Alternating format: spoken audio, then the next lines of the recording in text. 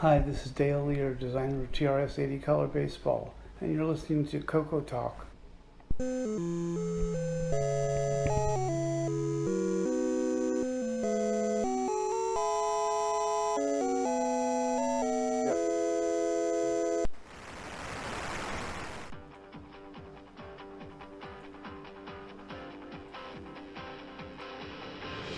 This is CoCoTALK, the world's leading live talk show featuring the Tandy Color computer. It's time to drop your socks, grab your real-time clocks, and let's rock.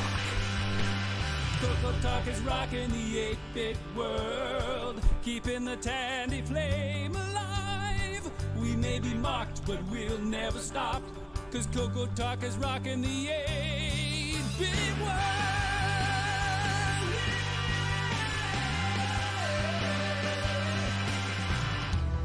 Welcome to CoCoTALK episode 277. Today's episode, we have an interview with Dave Dyes of Diecom Products and special guest Dave Dahlgren.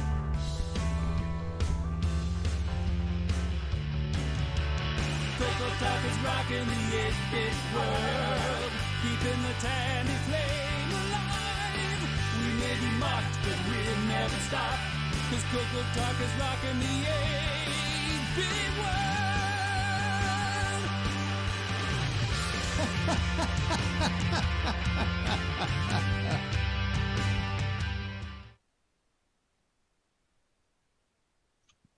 And on a footnote, that would be Glen Dahlgren. Just a couple of Daves here. Oh, and I even practiced that this morning. Oh, how's everybody doing today? Good. Good. It's doing great, sir. And how are you? Oh, apparently still tongue-tied again. So who wants to do the panel introductions? Because I'm definitely going to butcher that today. Well, we could say our names Hey, I didn't practice either. Somebody that has to easier? direct us, though. because we all know our names pretty well. Yeah, but we're like cats. Somebody's got to hurt us. Heard us? What's my name again? Well, let's start off in the upper left-hand corner. Let's see. The name I'm just all I can do is read the names off of Zoom here. Patrick Euland, how you doing? Yeah, hi, folks. I'm Dave. And next over we got Dave Delvaux. Dave Delvo, how you doing? Everybody's going to be Pretty Dave good. today. And yours truly, Dave B. And Dave Leedy. Hey, how's it going, everybody? All right, who's on the next row? It's me, and I'm actually Mark David, so I'm Mark Dave. Okay, sounds good. And then we have some guy called Mr. iPhone. Yeah, Tim Linder. quote Dave quote Linder. Hi everybody, good to be here. Kimbo. All right, and D. Curtis Boyle. Yeah, okay. Welcome, everyone. Not to be confused with D. Bruce Moore. And we have Glenn. Glenn How you Dave, doing? Dave Dahlgren. That's right. Glen Dahlgren. That's what we'll call him today. Okay. In bottom row, let's see. I usually do character turn line feed. Ken Waters, how you doing? I'm doing good. That was All right. Canadian Retro Dave. Canadian Retro Dave. Okay.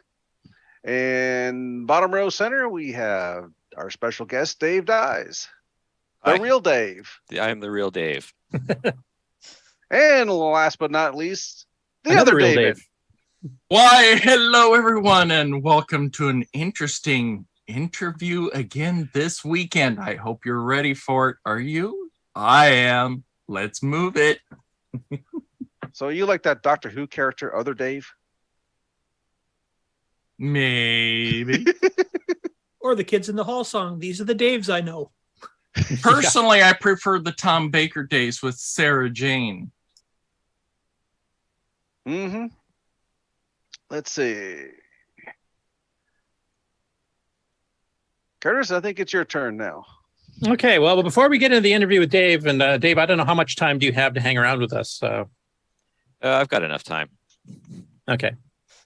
But Glenn actually came on both to help interview you because you guys have crossed paths numerous times in the gaming industry in the past, from the CoCo days onwards. And he's got a few announcements he wanted to throw in just before we get started the interview itself. So take it away, Glenn. Yeah, so thank you very much. As people who've been coming to the show for a while, you may have, getting sick of me because I've come on this is my third week talking to everybody. And one of the reasons I've been doing that is because I just launched a book, and that's House of Prophecy. I actually have a copy of it here. That is the third in my series. And just a few things. So the prizes that people have won on that big wheel that we spun last week, I just want to let everybody know I'm on top of it. However, if I haven't sent it to you, then it's because you probably have something else coming, like a book or something else. I'm waiting for all those books to come in. I'm going to ship everything out at the same time. So don't worry, it's getting there. Also, anyone who's interested in the audiobook, it did not come out on ship date, but I'm working on it. I'm about 24 chapters into it. I'm thinking it's going to come out in about 2 weeks. So you're still locked in the closet's what you're saying? No, I'm out of the closet. It's all editing. I mean, recording is one thing. It's a huge burst of activity, and then it's all editing and a lot of editing. Also, because House of Prophecy launched, I did this launch sale, which was the House of Prophecy for 99 cents, the ebook, and the other two for $2.99. That ends today. If anybody wants to pick up those books, now is the time to do it. You can get all of them for like $7, which is unheard of. And it will go away tomorrow. So get it today if you can.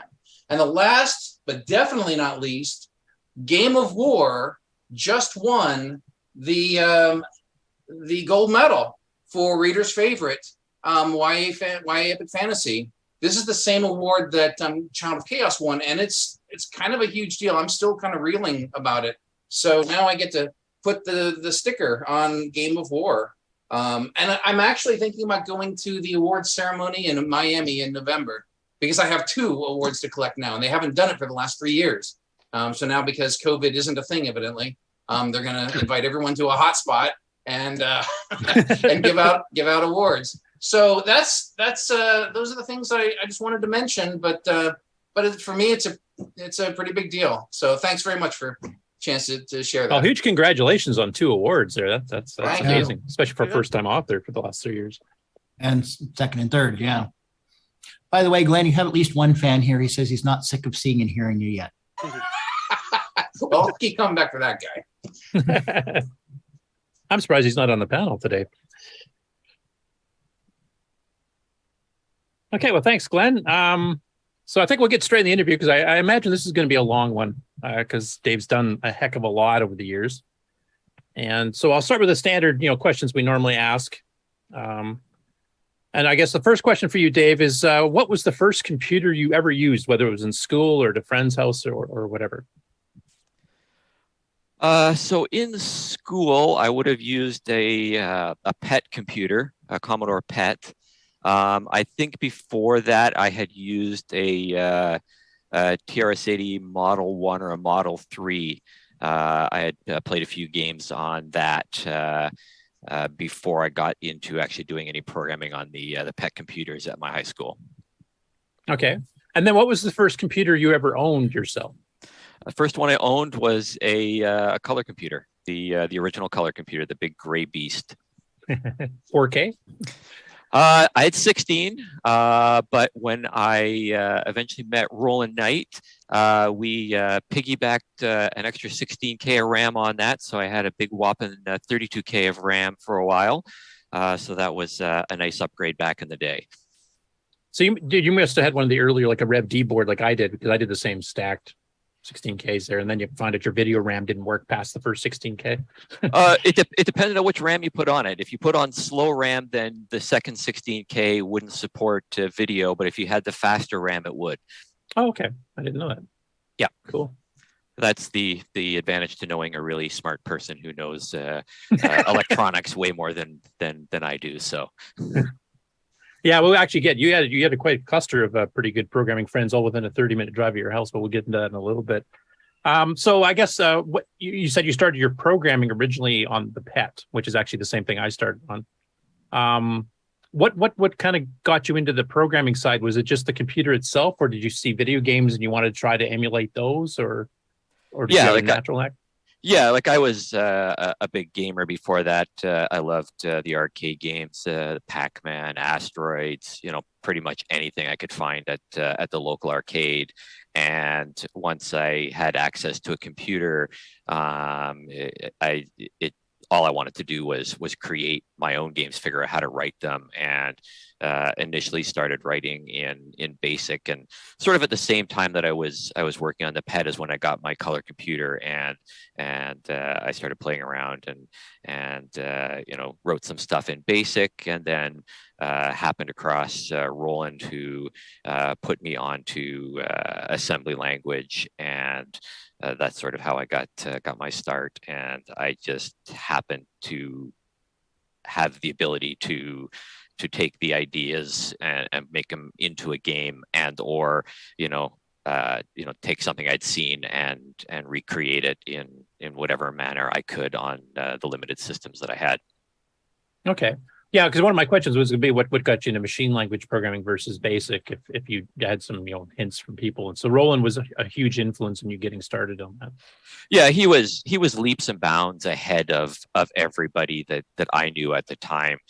He was already building robots and writing in assembly language, and new hardware in and out, new coding in and out, and BASIC being, especially at that time, like insanely slow.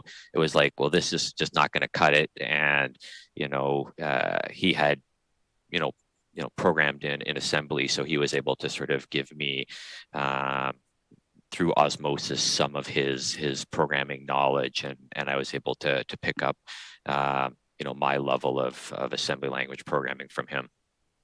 Now, was he like older than you and like college educated, or was he like a natural hobbyist type thing like you were? He sounds like a bit of a Renaissance guy who knew the hardware and the software. I do know a few people like that. I'm definitely not one of them. Yeah, he was just born really, really smart.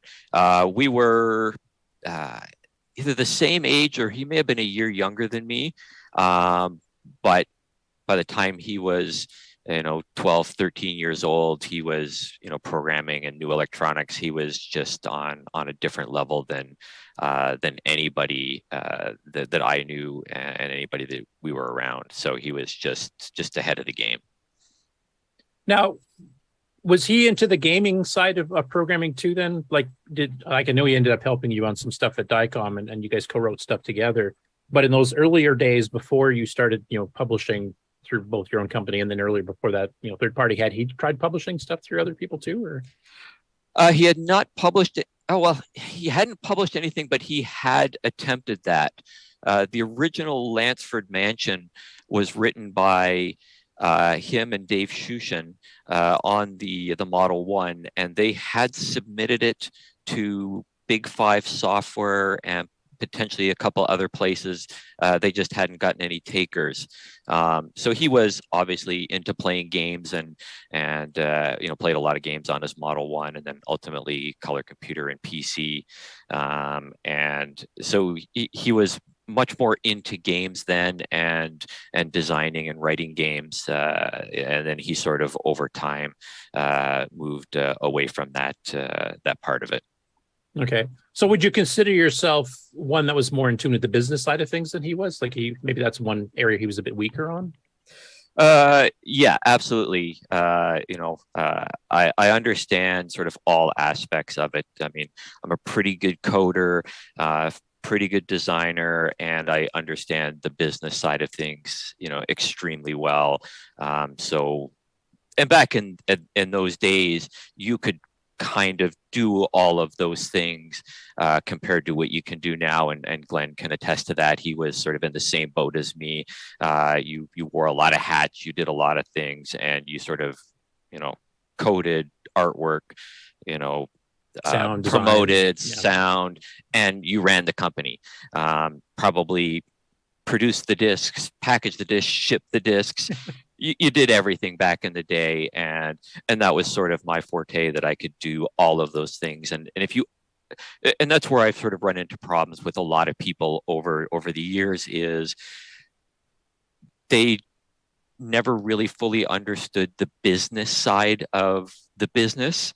And so if you bring in someone submits a game and you give them a royalty, they're like, well, why do I only get this percentage of it?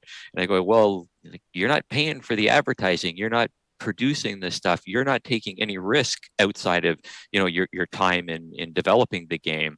And so, over time that just ultimately starts creating more and more rifts amongst, the company and coders. Yeah, because there's like shipping, there's returns and warranties, there's all kinds of things that go into that your average bedroom coder is not going to be concerned with whatsoever.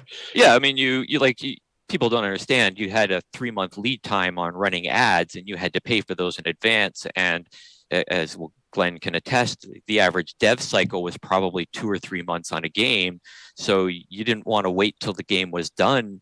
So you'd mock up some screenshots and maybe have some of the coding done, run the ad for it, work. And then the ad comes out in the magazine and the game has got to be ready, and you try to coordinate all that. And there's a whole cost involved in that. And, if you're just running, a half page or a full page ad, like there's costs associated with that, you've got to have up front before you've even made one sale. Yeah. Now, I do know some of the Coco developers, a lot of them came through publishing through magazines, first like Basic Listings, et cetera, through Rainbow or Hot Cocoa, Color Computer News, or the various color computer magazines we had. Did you do any of that or attempt to do any of that? Or did you go straight into submitting games to companies to actually sell before you started Diecom? Yeah. So because I had gotten into assembly language pretty early on, I was developing games that were a bit more commercially ready. And so I had obviously submitted stuff to Tom Mix Software, and they ended up selling a couple of my games. I had a couple other games that went through another company. Seguero? I'm not sure how to pronounce that, but I have no idea how to pronounce it either. But yes, I did run into them at one of the color computer shows, and they showed some interest. And one of the reasons that I did try a couple games through them at the time was the sales that I had through Tom Mix / Novasoft were non-existent. We sold like a few dozen games or something, maybe. And because they had put it into a second company, the budget company, Novasoft. Yeah, and so it just wasn't as well known, and arguably the games weren't the same as some of the stuff I did later, which was based off of much more well-known arcade games. So because of that, the sales were lower. I tried a second company. It basically had the same results. And that was sort of at the point where I decided that it seemed to make more sense to do this on my own, and run my own ads and collect the majority of the money and sort of be in control of what was going on. And Glenn, I think that paralleled you because you published through Mark Data and Prickly Pear and others too before you started Sundog. Yeah, I think I had a better experience working for other companies. Prickly Pear was kind of, I was their flagship product for a while, and so I saw some sales from them. I just my experience outside of Prickly Pear, so Mark Data, Saguaro, yeah, I kind of got burned a little bit through them and decided taking it, but I kind of wanted to do it on my own anyway. I just wanted to have the fun of running my own company too. So the success I had with Prickly Pear led me to believe that I might be successful on my own too. And Dave, did you have that as well? The same feeling that it would be more fun for you as well as the practicality of selling more copies, et cetera? I don't know about more fun. Just my. I mean, I had talked to another company before I had gone to Tom Mix, and looking back, I was probably really, really arrogant back then when I was dealing with this other local company that ended up publishing a couple of Roland and Dave's games, and there was no real rhyme or reason other than I thought I could make more money myself. It wasn't that it would be more fun. Over time, looking back, I now understand that I had a good sort of concept of how to run the business, and was able to make. I've always been able to make the hard decisions and not second guess myself. And that's sort of been one of the things that's sort of served me well over the years, especially looking back, is, you make decisions and, some of them go well, some of them don't. And you learn from the ones that don't go well, and you don't let it cripple yourself and not allow you to make the same type of hard decisions again when they do come up. So you had a good self-confidence, I guess. You could sell your own product being committed to it and really believing. Yeah, exactly. Yeah, and looking back, having control of your own products and being able to market, the ones that you thought were going to be good, and sort of make them the marquee products in your advertising and stuff like that. Those were all sort of business type decisions that were obviously a lot easier to make if it's you doing it. Arguably, if my products had initially been, front and center under Tom Mix's ads, probably would have sold more, just because Tom Mix was a bigger name then. Nobody knew that Novasoft was really part of Tom Mix in the grander scheme of things. I think they probably promoted it that way, but not in the same way that if your game was right there next to the King, the Donkey Kong clone, then people would have gone, oh, well, this is going to be really good. We'll buy this. And, at the end of the day, that's sort of how it went with a lot of my software. Even though, I was doing clones of all the top arcade games, we basically had a standing order from, a bunch of our customers that said, whenever a new game comes out, just charge my credit card and ship it to me, because we want everything you develop. And it didn't matter what it was. We want your stuff, because we know your stuff is always good, at least most of the time. Okay. Now, before we get into Diecom, I just want to kind of go through some of the stuff that you came up first. So which is the first one that you got published? From what I can tell, looking at Rainbow ads, it looks like Color Car Action was the first commercial product you had. Yeah, that was number one, followed by Gold Runner, and then Pump Man and Fighter Pilot through Saguaro Software. Okay. And was there any particular reason you picked those games to clone at first? Like, were they personal favorites of yours in the arcade, or ones that you thought had sales potential? Or as I've told most people, over the years, I have never started writing a game that I didn't love to play personally, because I was going to spend 2 months playing that game as I was coding it, like day in, day out. I was going to be playing that. And if I didn't like it when I started, then it was going to be really difficult. And I've also said that by the time I was done developing any game, I probably never played it again, because I had played so much of it. So everything that I work on, generally speaking, was something that I enjoyed playing in the arcade or somewhere else. And it was just, for me, it was always a necessity to enjoy the game before I started developing it, or it was just going to drive me nuts. Okay. So I just decided to go through a couple of these old ads here, just to kind of show people what we're talking about, especially if people are newer to the Coco community and just got into retro recently type thing, and maybe never had a Coco in the old days, just to kind of show what you were publishing at the time and through who, and what the ads looked like. So this is a full page ad from Novasoft, the first appearance of Color Car Action from December 1984 Rainbow. And this is Novasoft's first ad, if I remember correctly. And basically, Novasoft was, as you can see, it's a Tom Mix company in smaller print. Now, Tom Mix is one of the premier, publishers, as you mentioned before, and they usually had like the inside front cover in full color ads for stuff like Trapfall and Donkey King and Sailor Man and some of the others, P-51. So Novasoft being their bargain thing, kind of like some of the pocket money software stuff we've seen in the UK for the Dragon, is basically about $10 cheaper than your average game was at the time, or maybe a little bit more than that, but cheaper for sure. And I don't know, was that something that Tom Mix told you that they were doing, that they wanted to sell it as a quote unquote bargain versus a regularly priced game? Or is that just like, how did that happen? No, that was all done without my knowledge. The first time I picked up a magazine knowing that the game was going to be advertised in it, this is what I saw. I had no idea it was going to happen. Okay. Because this is with like a black and white ad, unlike the inside front cover ones that they did for the big quote unquote titles.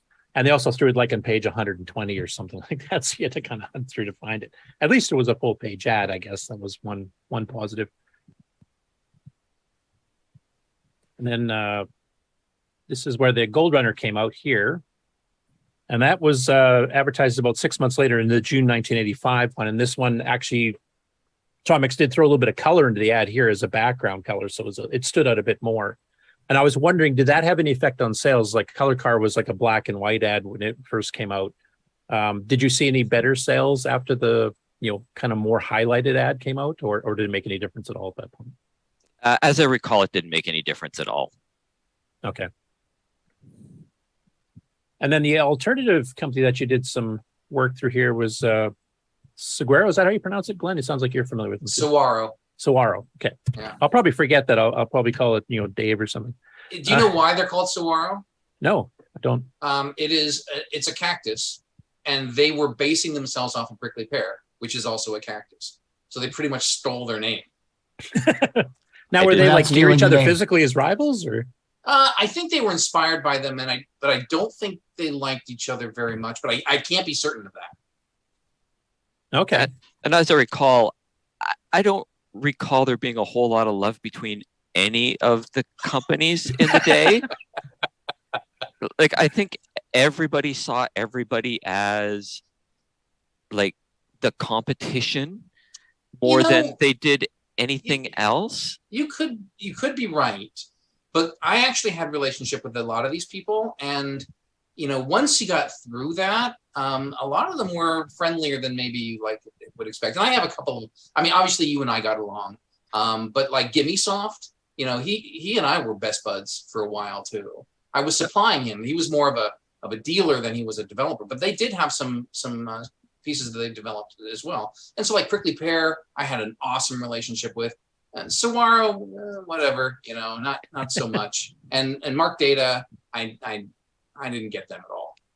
But at the end of the day, you and I were also the coders as well as the business owners. Right. So we interacted on a different level. I think you'll find in the grander scheme of things, coders tend to talk to each other like coders more so than we do as business rivals.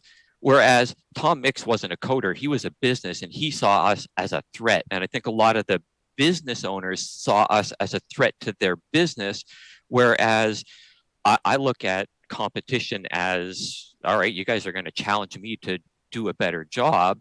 And we also, and I talked to Steve Bjork a little bit back in the day, sure. and we got along fine from a standpoint that, we would, talk a little bit about coding and developing and stuff like that, the same way you and I did.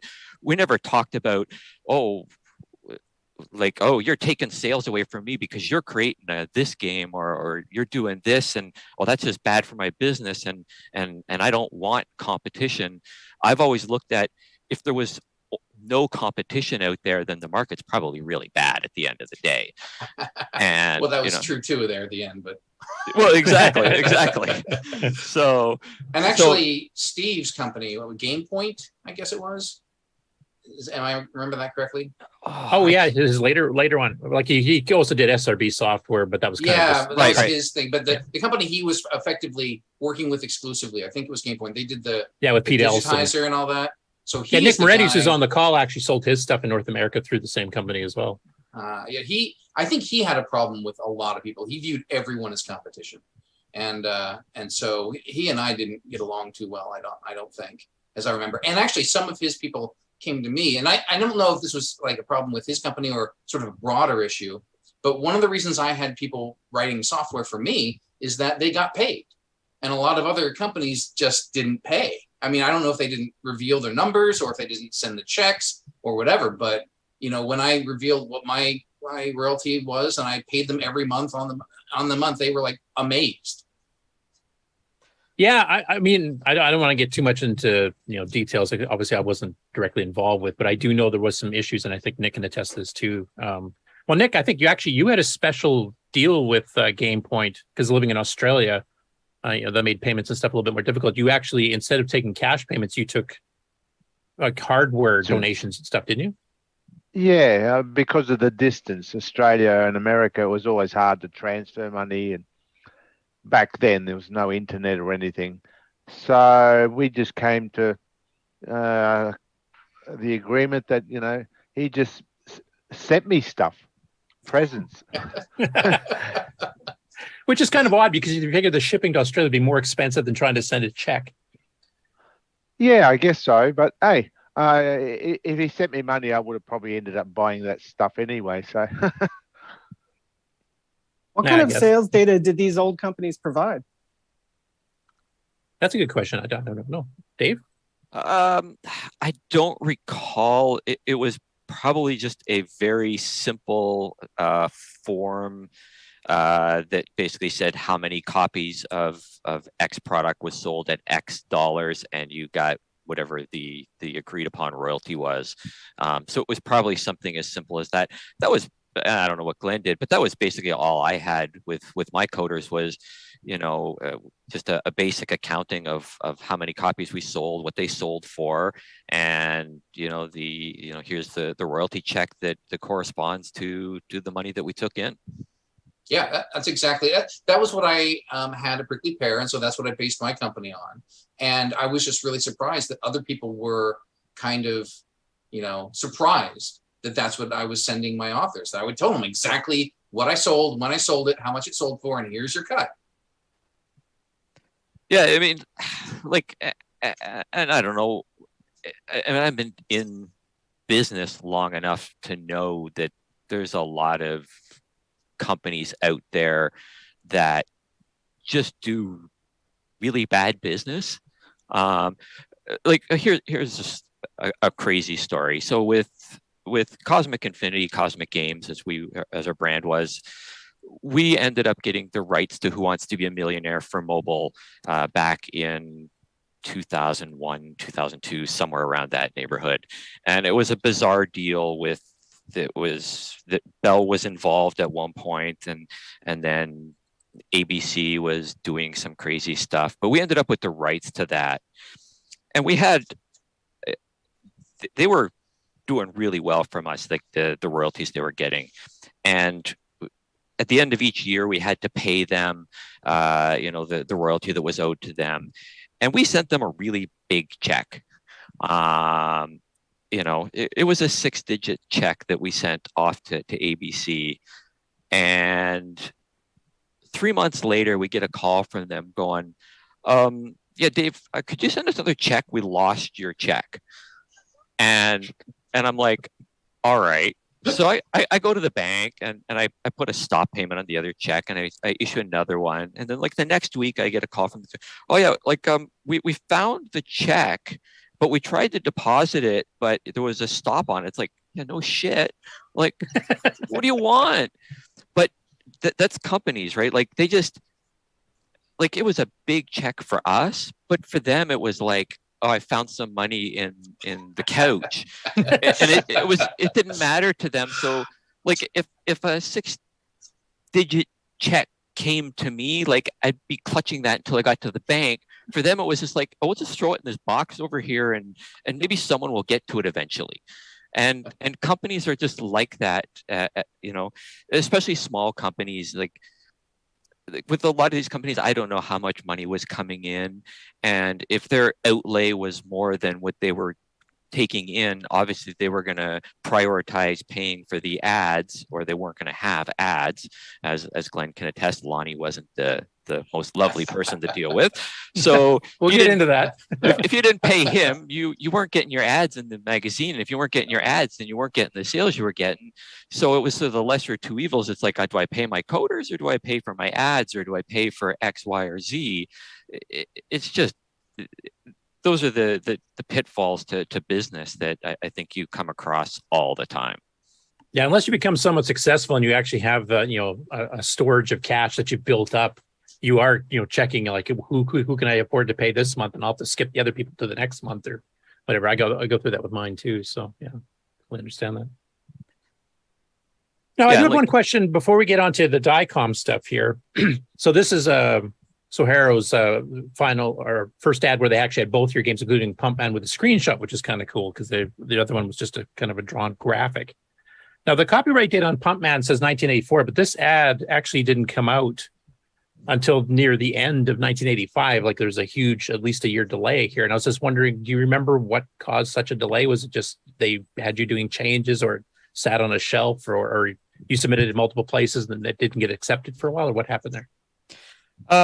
Yeah, it was probably done and just waiting for me to make decisions. I probably, had both of these done. I know Fighter Pilot I had submitted to Tandy, and they passed on it.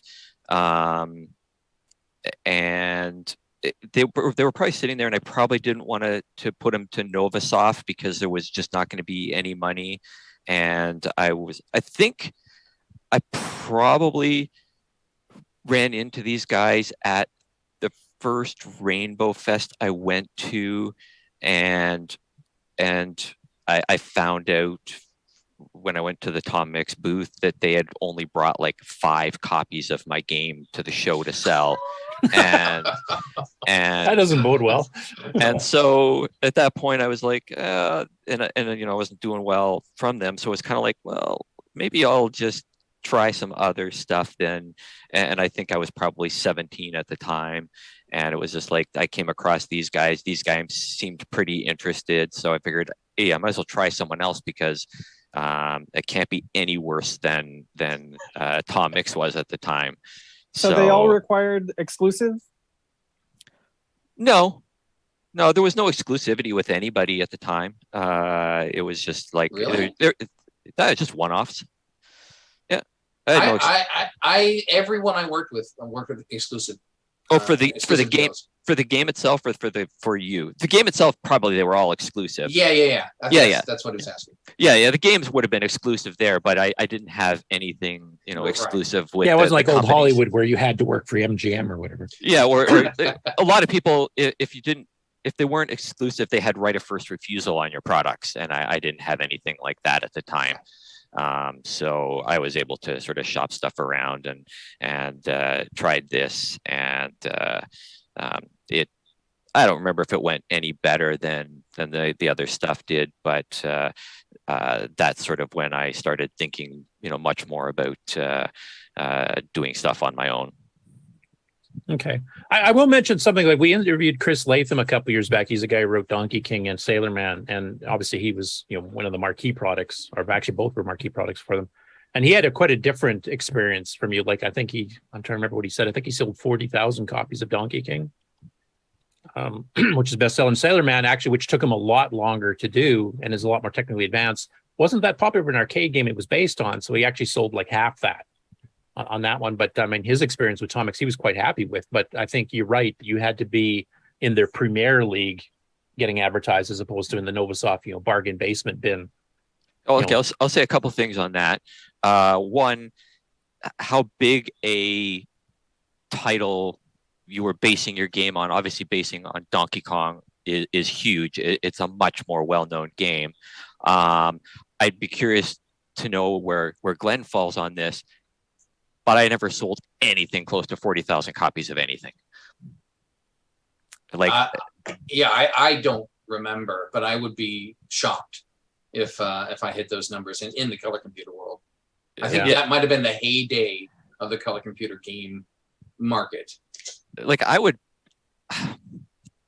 argue that if Tandy sold 40,000 copies of something, that would have been there's pretty more good. Than that. But like, the color computer didn't have the biggest distribution of the computers at the time. If you compare that to Apple and Commodore and things like that. Like, if we sold 1,000 or 2,000 copies of a game, that was probably really good. For us in the day. If they sold 40,000, all the power to them. That would have been really nice. I'd have retired much earlier if I'd been selling that many copies of my stuff back then. Well, I think Glenn hit on it. Basically, like 82 to 84, I think, was the heyday of the CoCo. And that's when the third-party ones, that's when we had 5 different magazines devoted to the CoCo itself, briefly during that one summer in 83. And I think that's why the sales really took off. And like you said, Tandy, I mean, the highest sales I've heard of anybody from Tandy, we've talked to like Rick Adams and Dale Lear and a few others, and they sold like 5, 10, 20,000 of some of their games. I know Steve Bjork's kind of hinted he's had a few up in the 6 figures. The highest I've heard is Super Bust Out, Glenn Soggy at Image Producers. He went through and kind of looked at it, and he sold over 250,000 of that cartridge. And that, honestly, that wasn't one of the best games, but it was one of the initial first 6 releases that Tandy ever put out. So of course it was something everybody at the beginning bought because there was nothing else to buy. And so if you sold through Tandy, you were on a whole different level, I think. So the 40,000 for Donkey King is rare in the third-party community. And as you said, Tandy didn't distribute third-party products. They only distributed stuff they kind of did themselves or directly, latched into type thing. So they didn't carry anything. Like the Apple dealers and the Commodore dealers all sold stuff from every other party, that you could. So you had much better distribution for third-party. You guys were basically dependent on magazine ad sales. There wasn't any storefronts per se carrying your stuff on the shelf. No, absolutely. Yeah. Totally different marketplaces. There's no doubt about that. Like even my foray into the Atari Lynx didn't even come close to those numbers. Okay. So basically around the same time, in fact, I think your first ad for Diecom actually showed up almost the same time as the first Pump Mat ad that we're looking at here. So that one got delayed for quite a while, and ironically, it got released the same time you were starting your own with Diecom. So I guess what was it? Just the fact that you were not selling enough that really prompted you to do it? And how much research did you do into running your own company? Like you said, you've got a kind of a natural knack for business. Did you have to go talk with a bunch of other business people to kind of get an idea of what you were doing, or talk to the bank or whatever? Like, how did you get the business started? So the decision to start the company was just, based out of the fact that it seemed to make sense to do it myself. And the way I got it started was I didn't talk to people. I didn't really do a lot of number crunching. I just saw that companies were successful, and I figured I can try that myself. When I turned 18, I went to the bank, and they had a youth venture program that you could get a loan from to start a business. And I fortunately, they accepted me, and from there just used the money to run the first ads, and it just took off from there. Now, since you got the start with the youth venture program, are you still using that same bank? Because that's a pretty nice jump they took on your behalf. You don't have to say who it is or anything, but yeah, no, not with that bank anymore. Had some issues with the bank at some point. It's something that ticked me off. But yeah, no, it was again. Like a lot of businesses, banks cycle through managers pretty quickly. If there's a manager, anybody who's successful gets promoted and moves to another place. So, the people that I had dealt with early on all ended up leaving. I started with a $5,000 loan, and I had fully paid that back by the end of the first year, and was doing really well, and so I never had to borrow money for anything after that. So okay, now the first 2 games which were showing on the first half page ad, you took out the October 1985 Rainbow, Marble Maze, based on Marble Madness, of course, and Knockout from Punch Out. Were these games that, like, when you went to apply for the bank loan and decided to start your own company, did you already have these games in the bag, or is this also where you were kind of doing mock-up screenshots at the time to get the ad going, but the game wasn't quite done yet, timeline-wise? No, the games had not been started. I probably had not even decided what games I was working on. Gaming was non-existent back then. From a banking standpoint, they had no clue, and the manager who ultimately gave me the loan, it was a special a joint venture between the government and the banks. So the banks were basically, if they loaned the money out, they were guaranteed that the government was going to pay them back if it was ultimately defaulted on. And so the manager said, look, if it's my money, I wouldn't be giving it to you, but hey, all your paperwork on paper, it looks good, but it's not something that the bank was going to touch. It'd be like if you went to the bank now and said, I want to open up a restaurant, they're just going to laugh you out the door because it's just not a business that they'll touch. And back then, computer games, nobody knew what computer games were. If they'd even heard of Pac-Man, you'd be lucky. But to think you could actually make money doing this would have been just unheard of. So, even being a programmer, wasn't really a thing back in the day. You were, basically hippies doing crazy stuff that nobody thought was going to amount to anything, down the road. So, I had cash flows that, I did a cash flow and it looked really good on paper, and we scaled it back because it seemed to look too good, presented all this stuff and answered all the questions from the bank. And that's how we got started. Were they surprised that you paid it off in a year? Probably. I don't know if they specifically had any comments on that, but they were definitely happy that it got paid off quickly. I don't think most of the loans got paid off as fast as mine did. And was this a provincial government program or a federal government program or both? You remember? I don't recall. I don't recall. It was so long ago, and I don't remember all the details. I just remember being that there was this youth venture loan at the bank that we had heard about, and I applied and I got it. So now was Diecom Products? I'm assuming you're obviously the principal, but were you totally alone, like you were the sole proprietorship type thing, or did you have some other people involved, maybe even later on, or was it always yours? Or it was always mine. It was everything, all the decisions, everything. I was responsible for everything. Okay. Because Glenn, I know you had a bit of a partnership with your brother, at least helping at the booth at Rainbow Fest. I remember meeting him a few times, but was he involved at all with Sundog? No, not really. I mean, occasionally, yeah, he came in and he did a little bit of coding on soundtracks. He's my brother. So he helped me out at I don't even know if I paid him anything for helping me out at the booth. I felt really bad after, actually. I mean, I figured if we were selling his product, he was getting some money, but I really should have paid him. But you paid for his hotel room, right? No, you made him pay. Oh, that's just and I think he drove us too, which is even worse.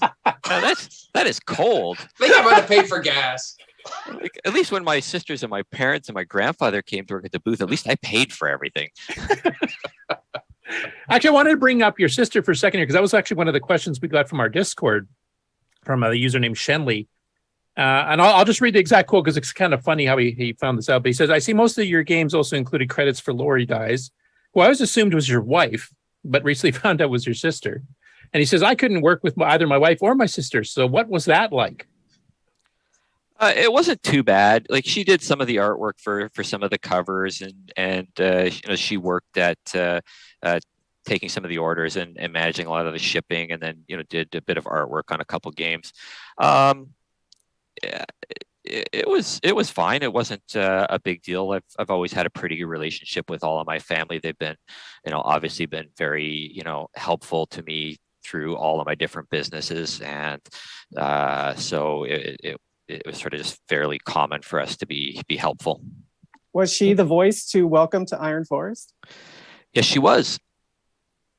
Yeah, that was taken and run through our digitizer, and but yeah, she did do the recording. And I see Glenn has a cat behind him. I am fortunate. I closed the door, but I didn't. We've got 5 cats here, and one of our cats knows how to open the door to my office. So I'm surprised and when he comes, he brings them all with him. So I'm lucky. Well, cats showing up at random on our show is actually kind of a thing, because a lot of the people on the panel have cats, and they always just wander in and jump on the desk or whatever. So it's tradition. And damn, our 2 most recent cats look just like that one. Oh yeah, tuxedo cats. Pardon me? Yeah, tuxedo cats. Yeah, they were. My wife rescued a barn cat late last year, and it turned out to be pregnant. And bonus cats. A week later, when she wasn't home, it started popping out little ones, and it was just like, and we ended up keeping two and finding homes for the mother and two of the little ones. So, but we added them to our brood of Siamese cats. So. And just one other last question about your sister, which I actually wanted to ask, because she was doing the artwork for, like you said, the game covers, and also like she did some artwork for Medieval Madness. She's actually credited on the credit screen for that one in particular. Is that something that she was doing or is still doing? Like, is artwork her thing, or was that just something she just helped with? At the time, it was something she helped with. She is very artistic. She's very much into photography and things like that. Okay, so she's kind of stayed in that realm, I guess. Yes. Okay. Now, just to go back to your ad here, so we got the two games. At this point, you mentioned before that you were playing games that you really like to play. So Marble Maze and Knockout, I'm assuming you really like Punch Out and Marble Madness. But at this point, had you started to figure that you wanted to try to cover games that are more popular in the arcades to see if that boosts sales? As you were mentioning, like some of the other ones you've done earlier were fun ones for you, but maybe not the most popular arcade games. Yeah, I don't know if I ever made overly conscious decisions to pick more popular games. I think I just ended up to some degree falling into picking games or sort of falling in love with games in the arcade that ended up being more popular at various times. Because we had varying success with different ones. You know, I will say that both of these games, you know, did really, really well for us. I wouldn't exactly say Marble Madness was like the most popular arcade game, because it was very, very hard, and there's been a lot of articles written about it and the guy who created it and his sort of fascination with making games that are really, really hard, and always being a bit of a problem with the publishers that the games were a bit too hard for the average person in the arcade. But you know, both of them had sort of interesting visual hooks and you know, varying degrees of popularity in the arcade, and that sort of served us well. I'm just looking at the ad here, and it says that the first 5 people to solve all the levels and identify the message win a free game from Diecom Products. Did somebody win that? Oh, absolutely. All right. Oh, they won that real fast. Well, I think I'm pretty sure a couple of them figured out how to get the message out of the game and not actually solve them.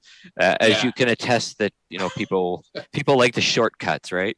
I just got an email from someone from my my website who was playing Whitefire of Eternity and discovered the message that I put in for people scanning the disc for clues and saying, you're pathetic if you're looking through the disc for clues.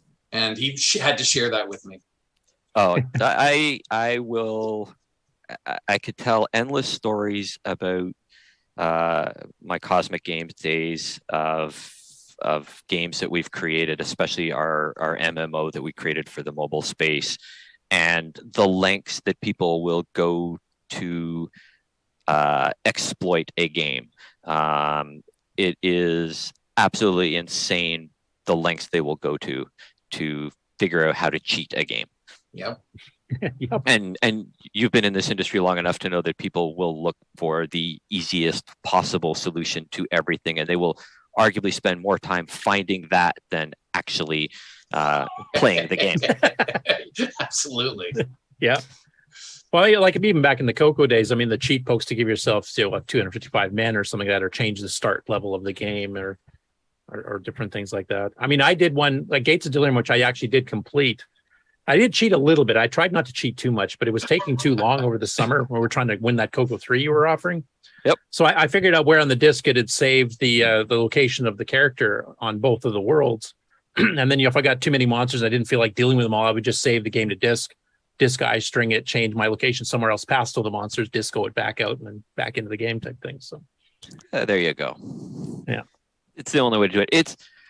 And I don't know if Glenn has sort of followed games and sort of the philosophy behind gaming now, but we've gone into a whole new area with the how games are created now, and that everything has to be, you start it, you play it to the end, and there's no roadblocks. You never go backwards. It's basically like a playable thing that you have to do in one sitting. Otherwise, people won't play the games anymore. And companies have adopted this new philosophy that games almost come in God mode format, because that's the only way people will play through games anymore. That's interesting. I have not encountered that. What I've encountered is games as service. Companies won't even consider a game unless they think that somebody can play that for 10 years or more. And they can continue to get subscription revenue and microtransactions, and they want a customer that's going to be around forever. Yeah, there's two aspects, right? Like, because games like Call of Duty, there's a new one every year, and they're banking on you buying the next one every year, plus the 50 DLCs that triple the cost of the game. But I've been reading articles over the last year about this new philosophy, and there's companies out there that basically publicize, if you have any trouble playing your game, here's the God mode cheat code so that you can just play through the game from start to finish. And it's been a long time since I've seen a game that's anything like a Mario or anything like that, where you die, you marathon it through. Yeah, you die and you start the level over. It just doesn't exist nowadays. Even games where you can actually die, you basically just pick up from where you died nowadays.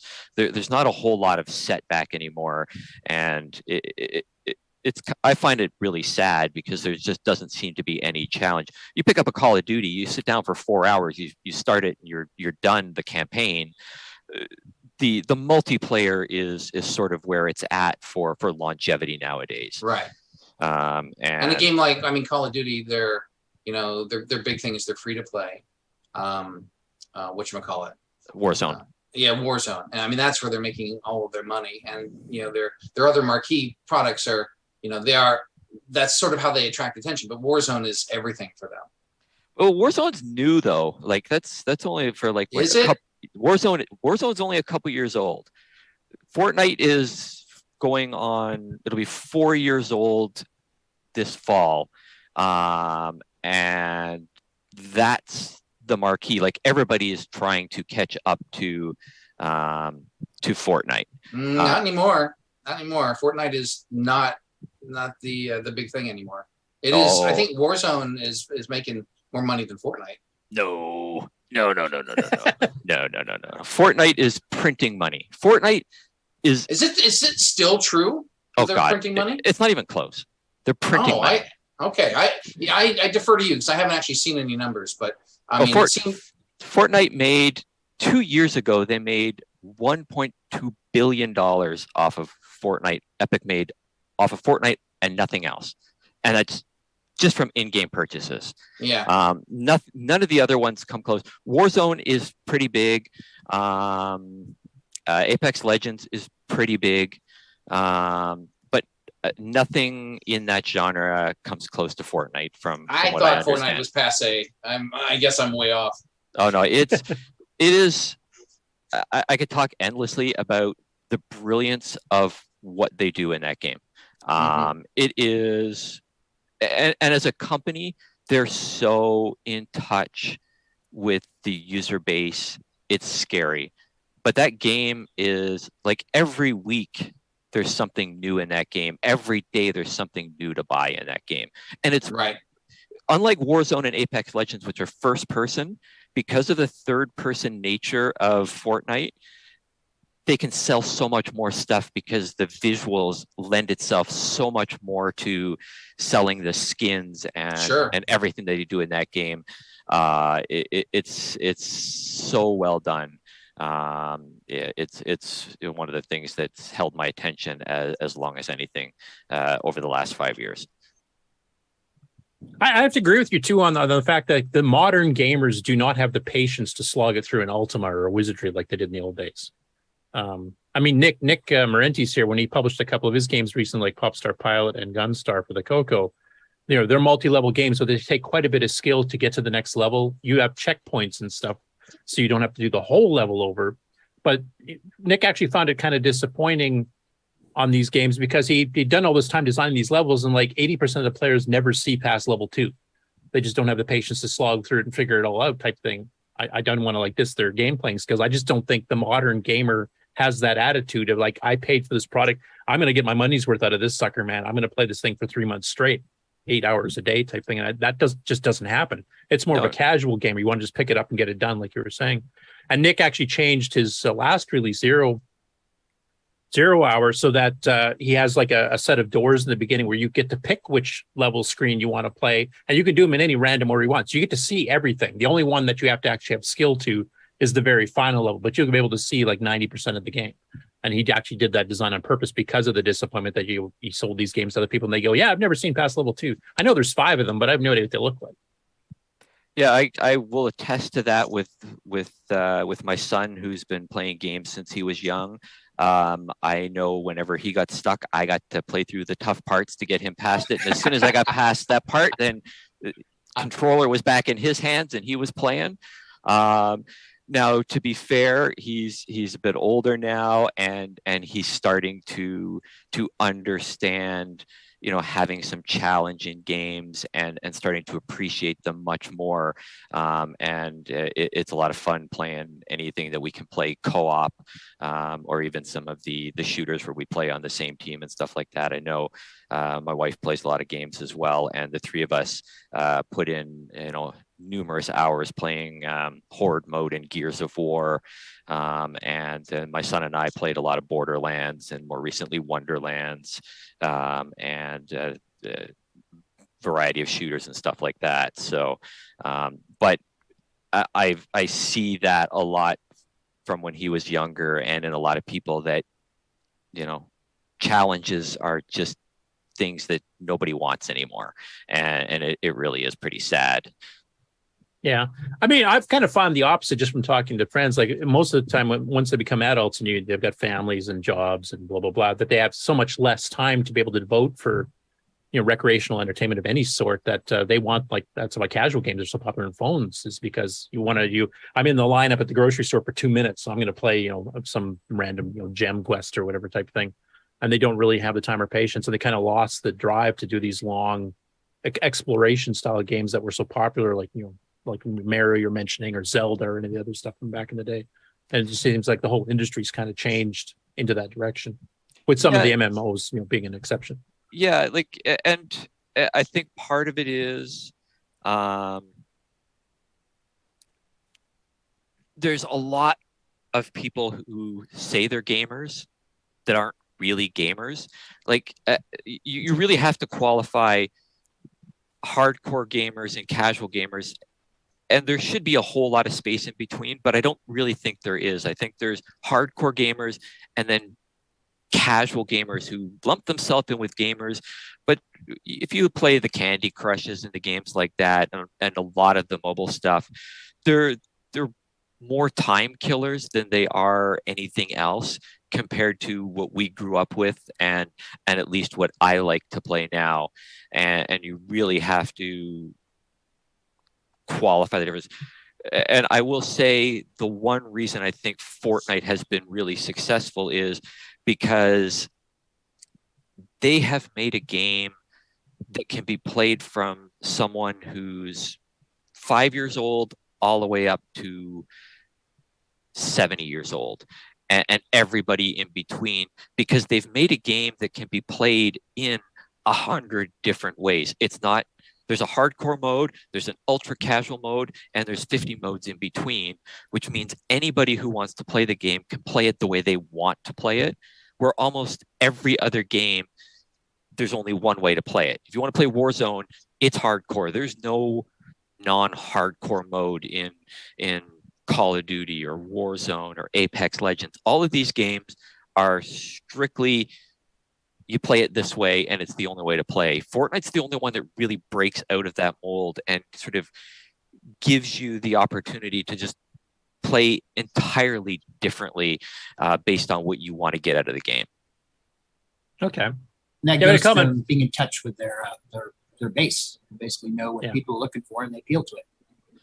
Yeah, and they continue to grow out and allow more and more to be done with the some of the creative mode stuff they put in there, where you can literally build your own game in the game and then invite your friends in to play it. They've really built something, you know, pretty stellar, and then they do a whole bunch of stuff in-house that gives you, you know, 20 different ways to play on top of the ability to create your own thing as well. Yeah. Alan Murphy in the chat actually kind of talks a little bit along those lines. He goes, old man voice on. Kids these days can't even solve Daggerath, grumble, grumble. Yet kids can memorize every Pokemon and solve those entire worlds. So it's, yeah, the gaming mentality has changed. Pokemon's more of an interactive multiplayer thing, though, too, in some ways. So I think that has something to do with it, because that has remained popular and people will stick with those for much longer periods of time. But the solo games, I don't think people have the patience just to sit there and, like, you know, locked up in the basement for 2 months straight, just playing the one game over and over until they solve it.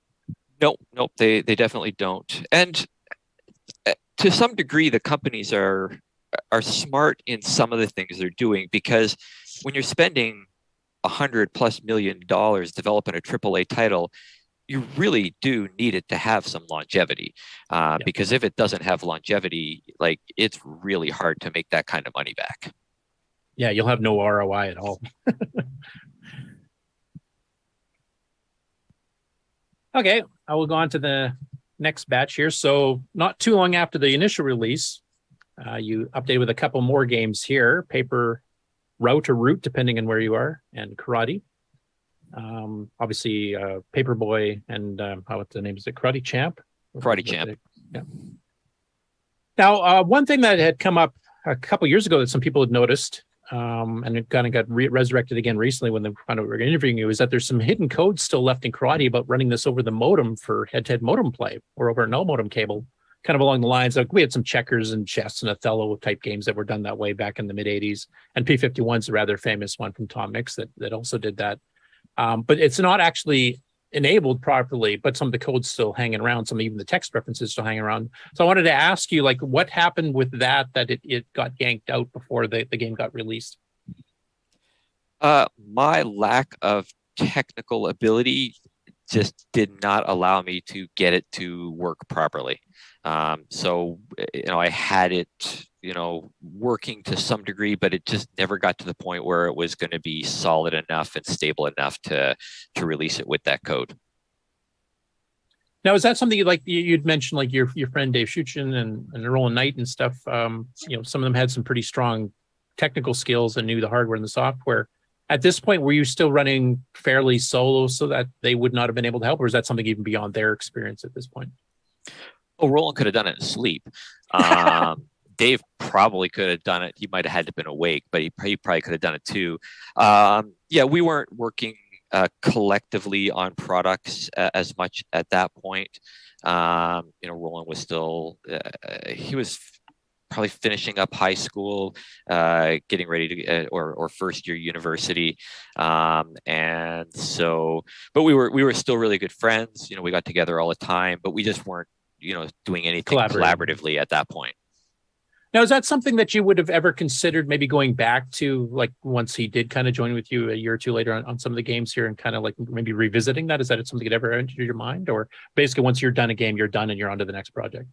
Yeah, there wouldn't have been a whole lot of value in going back. It's not like today where you could offer online updates or anything like that to the people that had it. So to re-release a game, you just wouldn't have got the revenue, and it wouldn't have been worth the time. So it just made more sense to keep putting out new products. Okay. Yeah, because obviously there's upgrade paths nowadays. You know, like you said, like the subscription models and stuff is like constant upgrades, basically. Like, here's a new map, here's some new characters type thing. But that hadn't really existed back in this time period. Oh yeah, nobody, like, it was way pre-internet. Most people didn't have modems, and you would have basically had to, you know, make a new disc and ship it out to everybody. It just wouldn't have been cost effective at the end of the day. And to release, other than doing a full on sequel, then it wouldn't have made sense. And Karate wouldn't have been one of the bigger sellers the way, Gauntlet was, and Marble and Knockout. So it just didn't really make any sense to revisit it. Okay. Type in patch, you put in a magazine. Wink, wink. Yeah, I mean, but you can't. It wouldn't have been easy to patch assembly language in those days. Like, if you recall, I forget which magazine had the big contest in and around 84, 85. They had a big gaming contest. They had a whole bunch of big prizes. Color Computer Magazine. The one that Bugs won. Yeah, it's Color Computer Magazine. Right? Like, they weren't expecting a full-blown assembly language game to win that contest. They were expecting something written in BASIC that they could publish in the magazine. They had to include it on the subscription cassette that you got, because there's no way you can publish. Yeah, you're not typing that sucker in. Well, yeah, you just can't print 16K of raw numbers in a magazine and expect someone to type the game in. So, there was just no way to do anything like that. And you would have, at the end of the day, you would have had like a full disc of numbers to type in to even do an update. So it just wouldn't have worked. I will mention too, and that we actually just discovered this with Glenn recently here, but his very first published work was in that same contest. Okay. I was on vacation, so I didn't get to write something for that one. and you know what? I still wasn't going to beat Bugs, and I will, to this day, I think Bugs was one of the best things that was ever written for the color computer. Wow. Yeah, that's a fun one. I mean, for something that you actually knew the guy who wrote it, and for where I was at that time, it was pretty awesome. It is like anything that Roland worked on. It is pretty stellar. Like his coding ability is just beyond anything that I know. And I know I told Curtis this story a couple weeks back, and I tell this story to a lot of people, and that is, if you're familiar with the so-called legend of John Carmack, rumor has it that the big graphics card companies back in the day, when Doom and Quake were coming out, they would look to what Carmack was writing in code to reproduce in the hardware of their next graphics cards. I don't know if it's true or not, but it certainly seems that way. I feel that if Roland had stayed in coding and in gaming, that he would have been on that level of pushing engines forward with his code. Like the last experience I had with Roland was he was working on a product for me, and he'd written a decent chunk of it, but for one reason or another he couldn't finish it, and we went back and we were going to try to utilize some of what he did, and we looked at the code, and I had 2 Waterloo grads, so like MIT grads for the Americans out there, and a couple of other programmers and myself. We looked at his code, and we could not for the life of us figure out what the hell it did, other than it was just the stupid fastest code we'd ever seen. But we didn't know what it did, and like that's where he was. Like he was just leaps and bounds beyond everybody. I remember we had a computer class together, and one of my computer teachers took me aside once, said, he's not as smart as he thinks he is. It's like, well, hindsight being 2020, nah, he's like 1,000 times smarter than any of us thought he was. Like just, his knowledge of hardware and coding just surpasses anything that I've seen. No offense, Glenn. I was in that competition, but I clearly wasn't going to win that one. Maybe you can send me some of your code snippets, and maybe they will confound me too. I don't know, but I've never decompiled any of your stuff to know that if you were that far beyond me too. So I was not. I remember actually you helped me out a couple of times, and I was very helpful. I was very thankful for some of the tools that Roland produced. Oh yeah. He did some great stuff. That was just him being bored, and it's like, well, let's write an assembler that's way better than everything that's out there. It's like, I know. Can you do that? I can't do that. I can't do that. I believe me, I'm not trying to compete. Well, I remember, Glenn, there was a blog posting that some of us found that actually it was one of your college mates, I think, that you guys were trying to figure out some of the IRQ sound graphic routines. I think it was for Chem Guy. And, doing stack blasting and stuff. And you had it, every time the FIRQ came through for the sound routine, would quickly put a blast of crap on the screen because that's where the stack pointer happened to be for the stack blasting. And you guys had to do it in reverse and stuff to figure out that basically it would instantly overwrite itself anyway. So it would work out okay. And that was one that got a lot of traction, I think, on Reddit or something like that at the time. So you guys came up with some pretty cool routines too. But yeah, that was Tom Mortel. He also was a really, really sharp guy. I really enjoyed working with him on our copy protection scheme and some other stuff. So it's always fun to have friends who are really good at this stuff. Yeah. It sure makes life easier when you don't have to be the creative person to come up with crazy stuff. Now, I'll ask Glenn this. Like, I know on my side, I know Roland was the first one to come up with it. The push-pull copy, where did you get that from? Because I know Roland came up with that for one of our projects at one point. And it was something that he didn't get it from anywhere else. So I don't know who was the first to do that. If people, decompiled some of our stuff and started using that, or if someone else had come up with that. Yeah, I did not get that from anywhere except maybe me and Tom sitting down, figuring out, how do we make this thing faster? Start unraveling loops. And I think we started using the push pull at that point. I'm pretty sure I didn't read that from anywhere, but it's long ago. I can say in my case, when Bill and I were at Rainbow Fest in Chicago in '86, Steve York's the one who told us about that because we'd never heard of it. Now, since going through and decompiling stuff, because I've done some optimizations for 609 and 609 on various things, including some of Dave's. I still haven't done any yours yet, Glenn, but I will.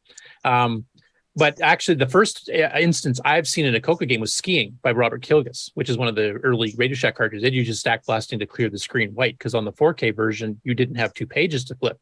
So you had to redraw the screen as quick as you could. So it flickered a bit, but he used stack blasting extensively, partly on roll too, to clear that screen as fast as humanly possible. So it definitely was known at least around 1980, 81 when Robert was doing it. But I don't know.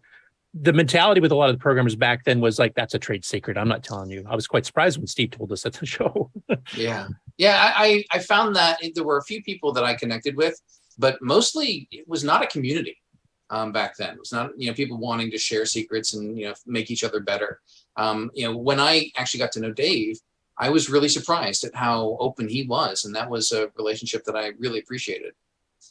Well, thanks. Yeah, I've always been one to share most of my knowledge. Later on is when I stopped being as forthcoming, and that was when I was doing some of my early mobile stuff with some of the first Java-based cell phones.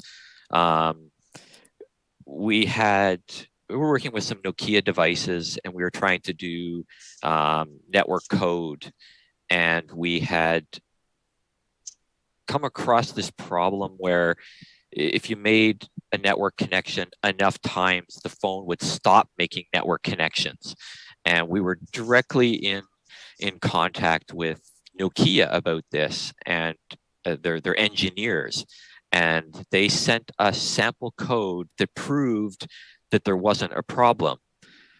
The only problem was their sample code made 10 connections and then stopped. And then you could push a button to do another 10 connections. And on the 6th connection, it was always 16 network connections. It would stop working.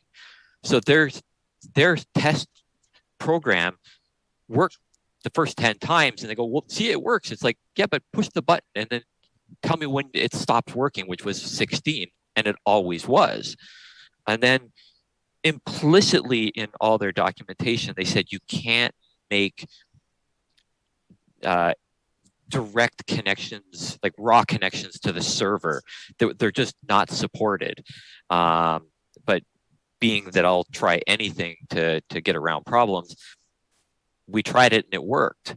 And every other mobile company was calling us up going, so you seem to have solved this problem, but nobody will tell us how. Like, and I'm not going to tell you either. And I had actually had a run-in with one of these companies, a few months earlier, where they had some knowledge base and they were dealing with another company, and that company said, well, we're under NDA with these guys and they won't let us share any code with anybody. And then they come to me and go, well, yeah, could you tell us? It's like, no, you won't share. Why am I going to share? So I became less inclined to share certain things over time, just because it becomes very, very one-sided when they have knowledge, but they need yours. So right, yeah. But generally speaking, as a coder, that's how I learned everything was talking with Roland and have been fairly open with talking about things that I've done and coding secrets and tools and stuff like that.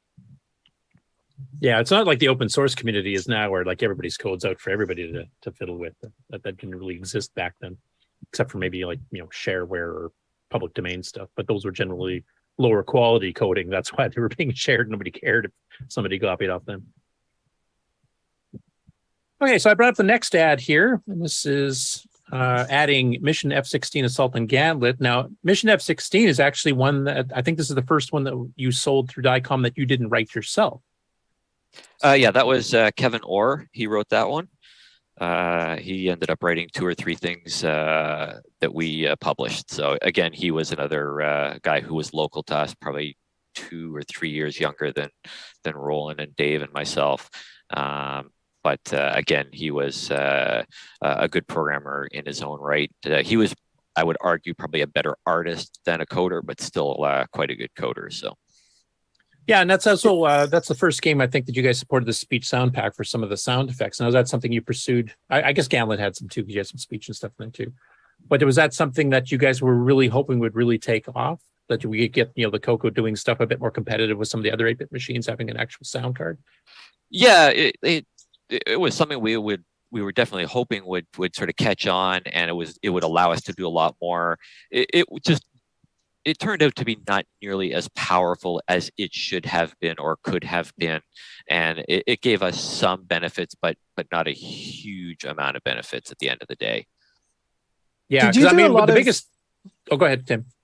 Did you do a lot of seeking out of local people who, for lack of a better word, groom into great programmers? Oh yeah, we're definitely grooming people. No, there just happened to be a small group of us. So Roland, Dave, and Kevin sort of knew each other before I met Roland. And then when I met Roland, when I was probably in grade 10, then it just we just sort of all started to work together at various points. And since they were writing games and I had the conduit to publish, that just sort of became the route that things went.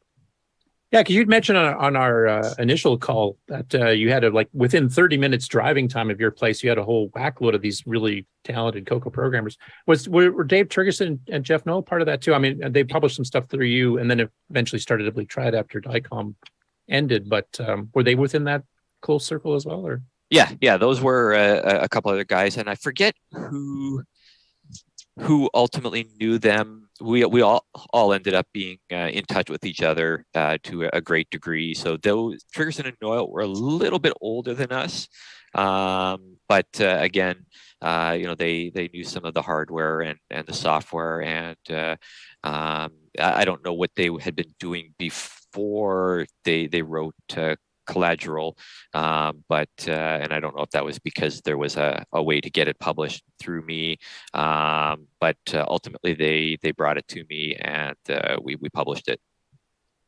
Okay. One thing I want to mention on Gantlet, besides being just a really fun game, is that as far as I remember, I think it's the first 3-player simultaneous CoCo game I can recall. There's some other ones later, like Steve Bjork's Rampage and a few others, and then we'll get into Gantlet 2, where you really went for broke. But was that something you kind of planned like right up front when you were first starting it, or were you originally planning it just making it a 2-joystick game like most other platforms did? No, we were trying to clone the arcade game as much as possible, and 3 seemed to be the best route. I mean, back in the day, joystick/keyboard were sort of interchangeable. So there were a lot of games that you played on keyboard back in the day compared to nowadays, where it's either a joystick game or a keyboard mouse. So there's only sort of one input system for whatever you're going for. But back in the day, you did have a lot of people who didn't have joysticks, so there was very few games that were joystick only, and so it just made sense that we could get the 3 going. And it wasn't until later on that we thought, okay, we can get the 4th one in there by putting 2 people on the keyboard. So yeah, I'm definitely going to be asking you about that when we get to that one. Yeah, actually, that was one nice thing about Galen, because if you picked up a CoCo brand new at Radio Shack and you didn't get joysticks with it because maybe your parents didn't want you just gaming all the time, you should actually learn something. Galen, at least you could play a 1-player one with the keyboard, and you can actually play the game without having to add any extra hardware for it. Right. Now, one thing I did want to check with you, when you were doing your stuff you did through third party before Diecom started, they were generally system requirements were a bit lower, 32K. I think everything you published through Diecom at least required 64K, and of course on the CoCo 3 more than that. Was that a design decision because you needed that RAM to, actually enable your vision to become reality? Or did you feel that the market was big enough on the 64K side that there wasn't that many 16 and 32K machines left to worry about? That I'm losing market share because I'm making these games all require 64? So yeah, it's a double-edged sword. Having the extra RAM was obviously advantageous for developing the games, and I think the hardware itself had caught up far enough that you could get away with developing for 64K only. So that's why we went down that road. It made things easier, but at the end of the day, I don't think we ended up losing too many sales because of that. I don't remember because the CoCo 2 was probably out by then, and I don't know if you could get a smaller version of that then, or if 64K became pretty much the de facto standard. I think it was pretty much. They did offer a 16K model for at least the first few years of the CoCo 2, for sure. In fact, I think they even offered standard basic instead of extended basic on some of those early ones. Later on, I think they all came with extended, and I think most were sold to 64K because the price difference at that point with RAM wasn't that much different. So it was 4 times as much RAM for $20 or something like that. So it wasn't really worth. Plus, they were trying to compete with everybody else at that time, and of course, everybody else had 64K at that point. Yeah. Okay, I'm just going to stop the share and switch to a different one. So this is the first color ad you guys took out.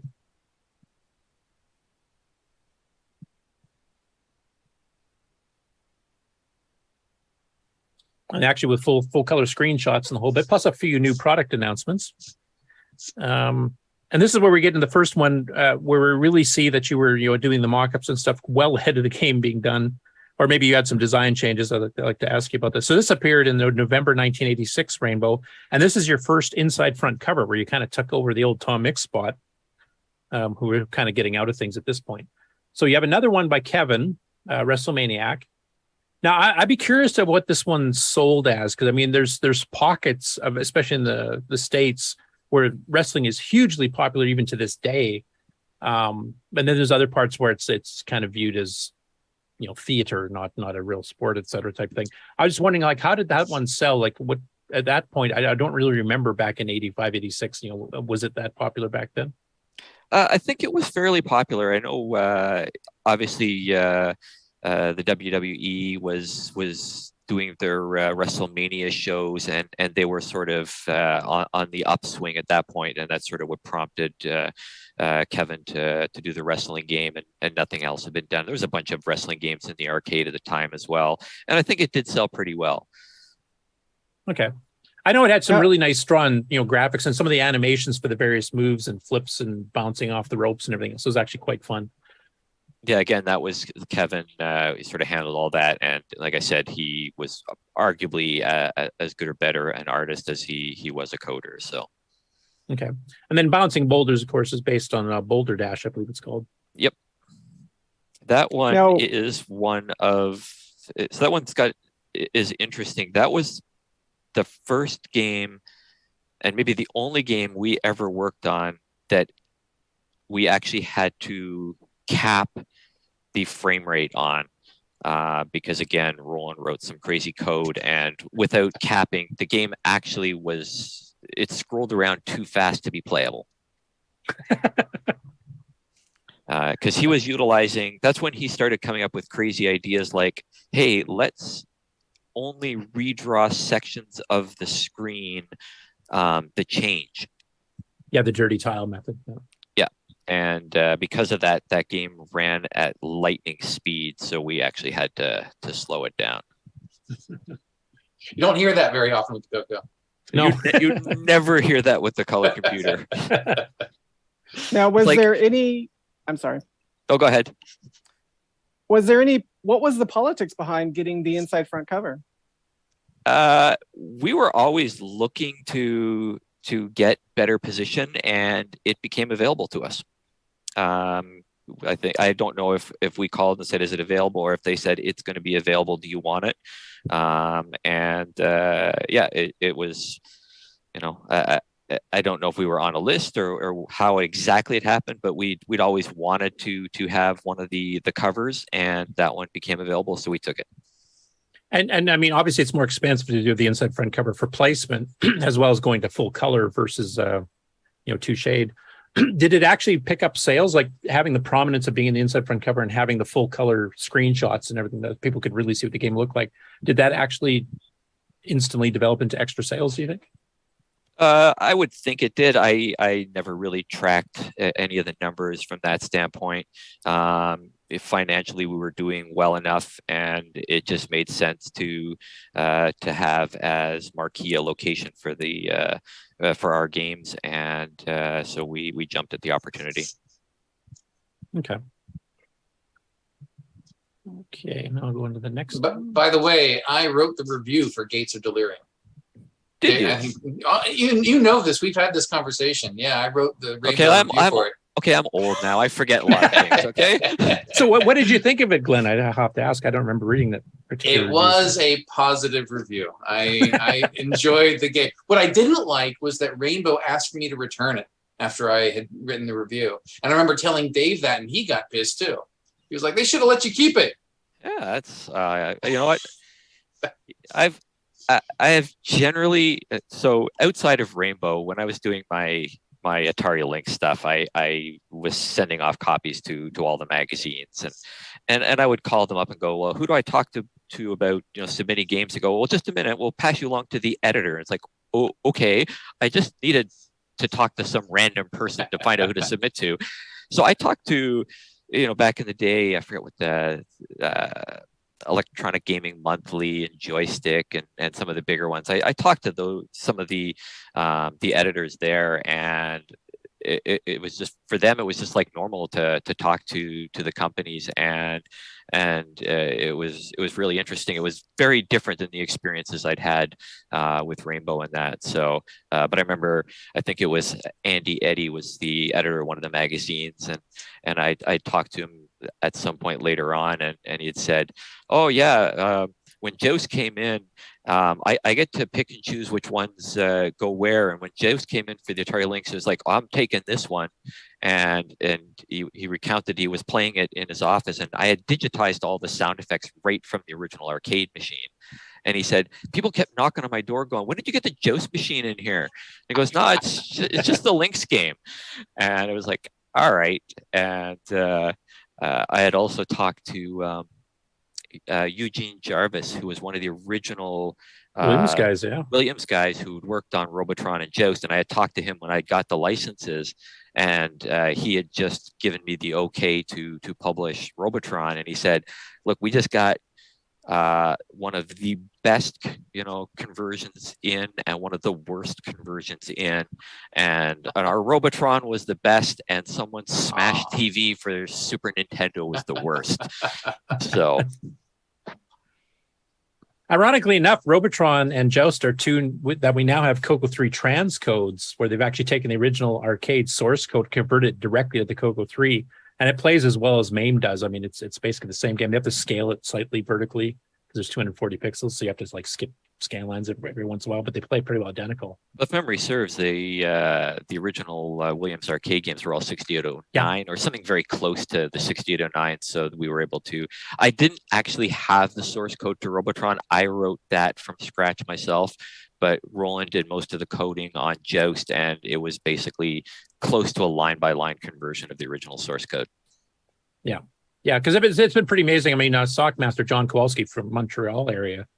I'm not sure if you're familiar with him or not. I think he came along a little bit after you're out of the Coco market, but he started the whole transcoding bit there when he converted Donkey Kong over.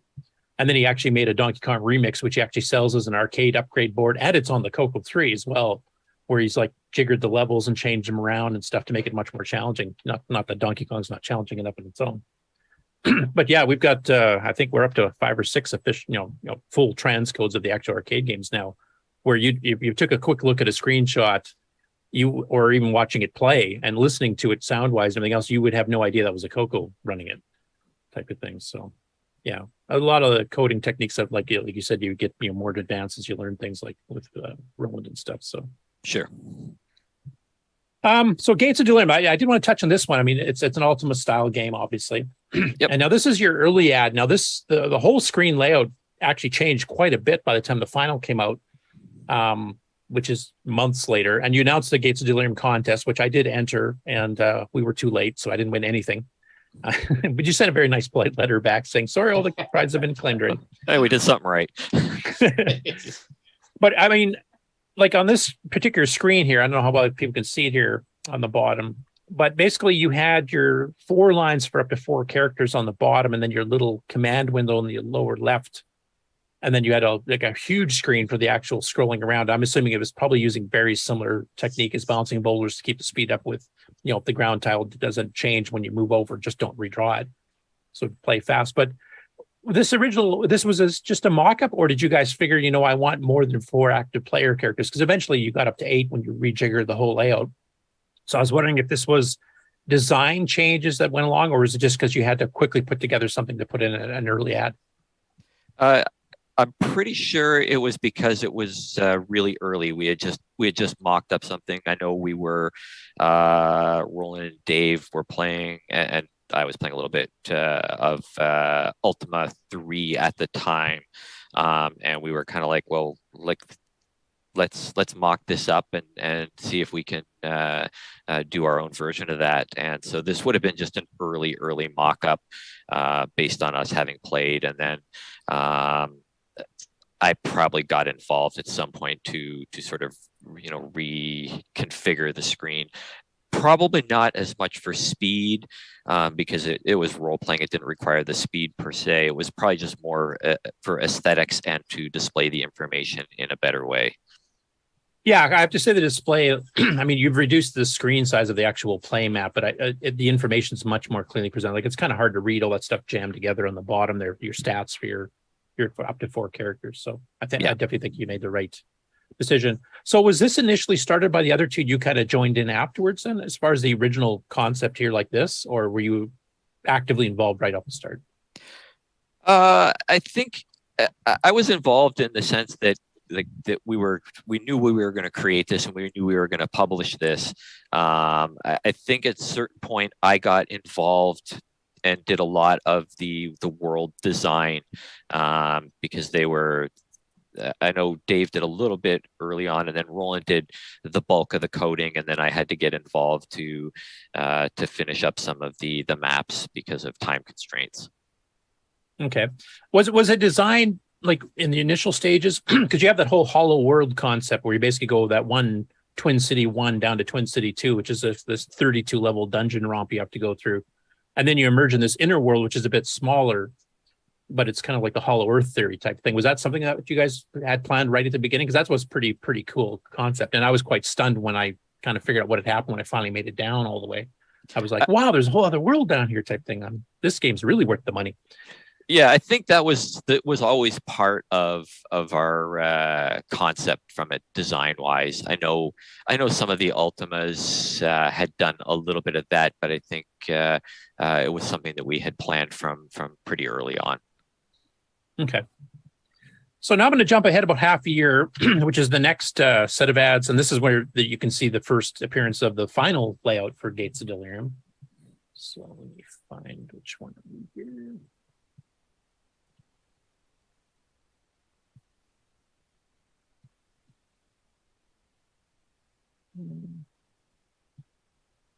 Actually, I'll do that. This is when you actually did two ads, 2 pages.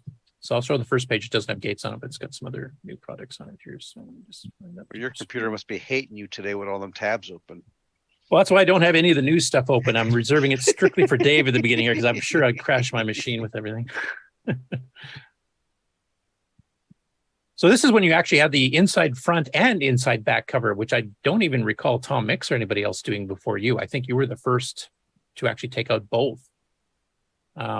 So I'm assuming sales must have been going rather well at this point, if you could afford that. Yeah, this would have been probably at our high point, and again, the second cover probably became available to us, and we also had a slightly better ad agency.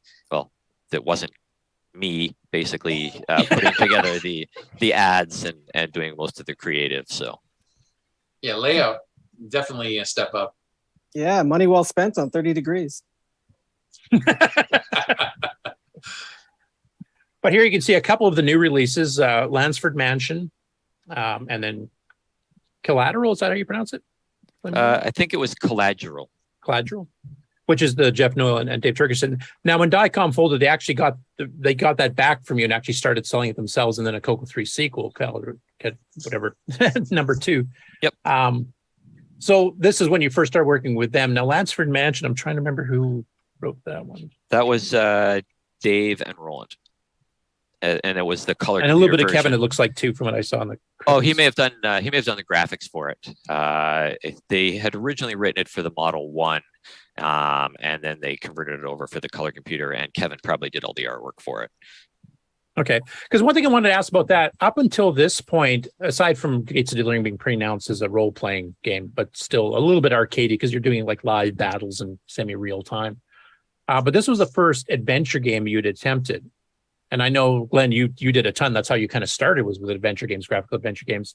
I was wondering, what were the sales like for that? Like, was this, from what I've heard from some people, Glenn, maybe you can confirm or deny in your particular case, but adventure games I don't think sold quite as well as arcade games because it was a bit more cerebral and, not a Twitch game that just somebody can just pick up and go in. Yeah, it wouldn't have sold as well. Both Lansford and Collateral didn't sell as well.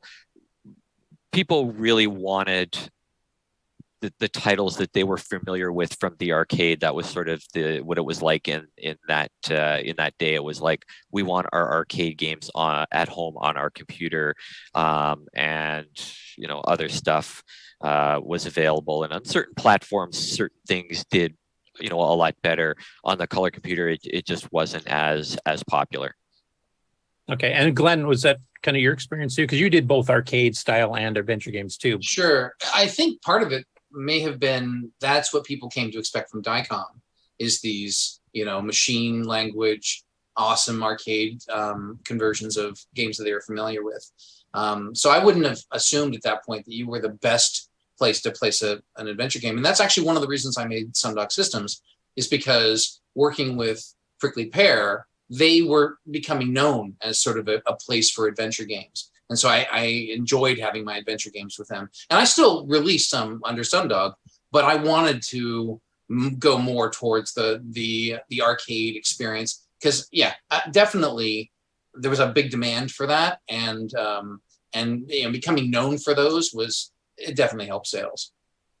Yeah, I wouldn't disagree with that. I know Scott Adams and Adventure International and different companies, Infocom. Glenn sort of has some bits of knowledge base working with some of the old Infocom guys, and certain companies were obviously known for certain types of products. Right. So I would tend to agree that was probably part of it. Okay. Yeah, I think there was a bigger market in the color computer space for those arcade games. The ones that made the most money were, but there were adventure game fans out there, definitely, because I sold a bunch of them. Yeah, and we had a couple adventure game newsletters for the Coco that were actually sold as a paid subscription service for playing all of them. And they have walkthroughs and tips and tricks. I think you even guested some articles for that Adventure Survivors one, if I remember correctly, Glenn. Or was it maybe just reviews of your games I'm thinking of? I did an article or a column in one of them, I think, but I'd have to dredge my memory to try to figure out. I had fun in doing something along those lines. I Caladro, that was one actually I quite liked because it was a bit more arcadey in the way it was done. It wasn't just typing in text commands. You actually used the arrow keys to run around and you'd hit an object to pick it up, and you'd still have the puzzle elements of an adventure game, but it wasn't like, go north, go west, go south. You would just right arrow key, run across until you got to a bridge or something interesting popped into your path and you'd have to, it would tell you what it was and you'd have to deal with it. So it had a nice presentation that was, I think, fairly unique for the time. Yeah, it was definitely a little bit different, and it did sort of incorporate a couple different sort of genre styles in the game, and that was one of the things that I liked about it. Now, on these two here, because they were essentially programmed and designed, I think, by other people, did you, like I know, Glenn, you became kind of a creative director at Sundog, so you would give suggestions to some of the programmers, like you should change this to make this more palatable for the general public or whatever. Did you get that kind of integration with your other teams there too, Dave, where you would give some suggestions, even if you weren't directly involved with the coding or anything on some of these games? Generally not. If I wasn't involved directly with the game, then it was basically I would look at it, and if I liked the product, then I usually saw them when they were done. So I would, it was either a yay or a nay on the product and go from there. And Collateral came to me as a fully complete project. And so it was like, all right, yeah, we'll take it. I had played the original Lansford Mansion, the Model 1 version, and liked the adventure itself. And they said, if we convert that over, will we publish it? And I said, sure. We just added the graphics to it, or actually better graphics than the Model 1 version had. So I have a question for you. How often did you get games that were pretty good but not good enough to sell? I don't recall. I'm going to say we didn't get a whole lot that we could publish. We probably got a decent number, but most of them were just, and we got some in BASIC and a few in assembly language. We got a decent number, but very few of them were just polished enough to really publish at the end of the day. I mean, and I've said this for years as well. Like, as much as I want to help and I like to support hobbyists and people who want to develop games and be in this industry, I try to be as amenable and try to support them and encourage them to do stuff. But at the end of the day, people who don't do this full time don't do it full time for a reason. And there's just, if you want to devote yourself to this, then you have to really become successful at it. If you're just doing it as a hobby, unfortunately, you're doing it as a hobby because you can't do it as a job. And I'm not trying to be mean or disrespectful, because on a certain level, I was a hobbyist when I started this, and I've turned it into to a full-time career for the last almost 40 years. But it's really, really hard to do. Okay. Yeah, because actually kind of going along those lines here, like if you go through everything that you sold through Diecom, almost all of them were that pocket of people in that 30-minute radius from your place. Yeah, and to be fair, on multiple levels, it gave us a lot of content. We couldn't have supported too many more products. Otherwise, we would have sort of diluted our own product line. If we were to release, if we released 4 games every month, it wouldn't have been as good as 2 games every couple months. You would have had to make a Novasoft. Well, we could have, but that proved to not be successful. So right. It wouldn't have made sense. Actually, that brings up a good question. I should have asked him about the Novasoft thing. the fact that it didn't last that long, do you think it was because the cheaper prices just made people think, oh, well, if it's $10 cheaper than everything else, they must not be that good of games? I don't know. There's probably an element to that. There is a psychological part. I just think the games weren't as mainstream. Like we had, the success rate of our games was all over the place depending on which game it was, right? Like some of them sold 100, 200, 300 copies, other ones sold a couple thousand. So I think a lot of it is product specific. If you pick up on something that is insanely popular in the arcades and more mainstream, it's going to do better than something that's lesser known. Okay. And then just to touch again on the Gates Delirium screenshot, you can see in the lower right corner there, this is the redesign layout where you've got enough room on the upper right for up to 8 characters in your party, whereas you only had 4 in the original concept. And then you've got your food and your gold kind of like highlighted at all times. And you've got a little window that's actually bigger than the original version, giving you room for that. And then you also have the phases of the moon gates, which is very critical at the game to teleporting to places you can't normally get to. And that Moongate concept, I'm trying to remember, was that part of one of the original Ultima 2 or 3s? Or was that No, we wouldn't have taken anything like that from another game. No, that was, and part of the evolution was probably going from Ultima 3 to Ultima 4, where I think they expanded the number of characters and redesigned the screen. The Moongates, yeah, they were obviously out of Ultima. It's a huge part of the Ultima games. Okay.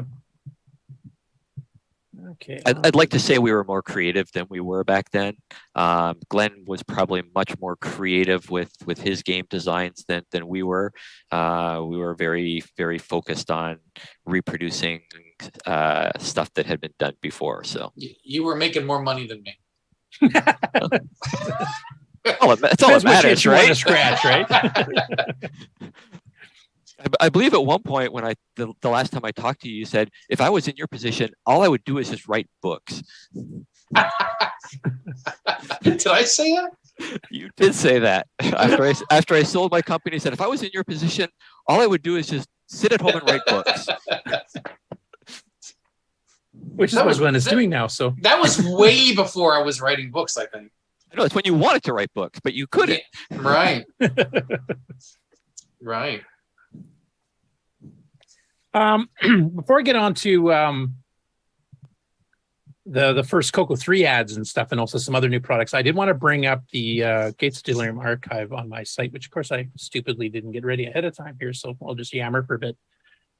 But this is actually something, Tim Linder, you can talk about, because you were actually involved in creating this archive project here with Andrew Ayers and Michael Crawford, John Riddle. Do you want to kind of explain how that whole thing started? Well, I had done some archiving in the past, and I had a little bit of a reputation in the community for helping archiving projects.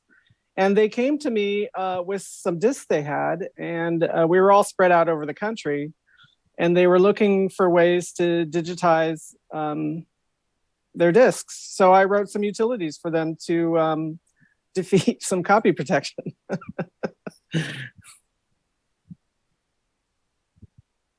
Who was the instigator of that, Tim? Was it you kind of joined in afterwards, or?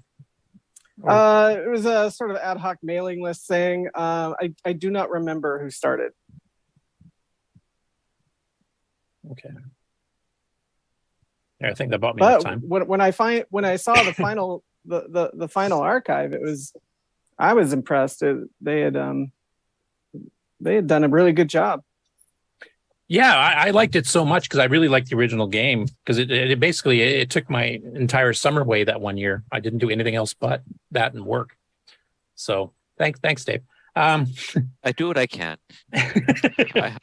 So one of the games that we created early on when we were doing our mobile stuff was a game called Shade, which was basically Ultima Online with Ultima 3 graphics very similar to this, that was played through WML web pages on the early cell phones. And it was basically an MMO version of this.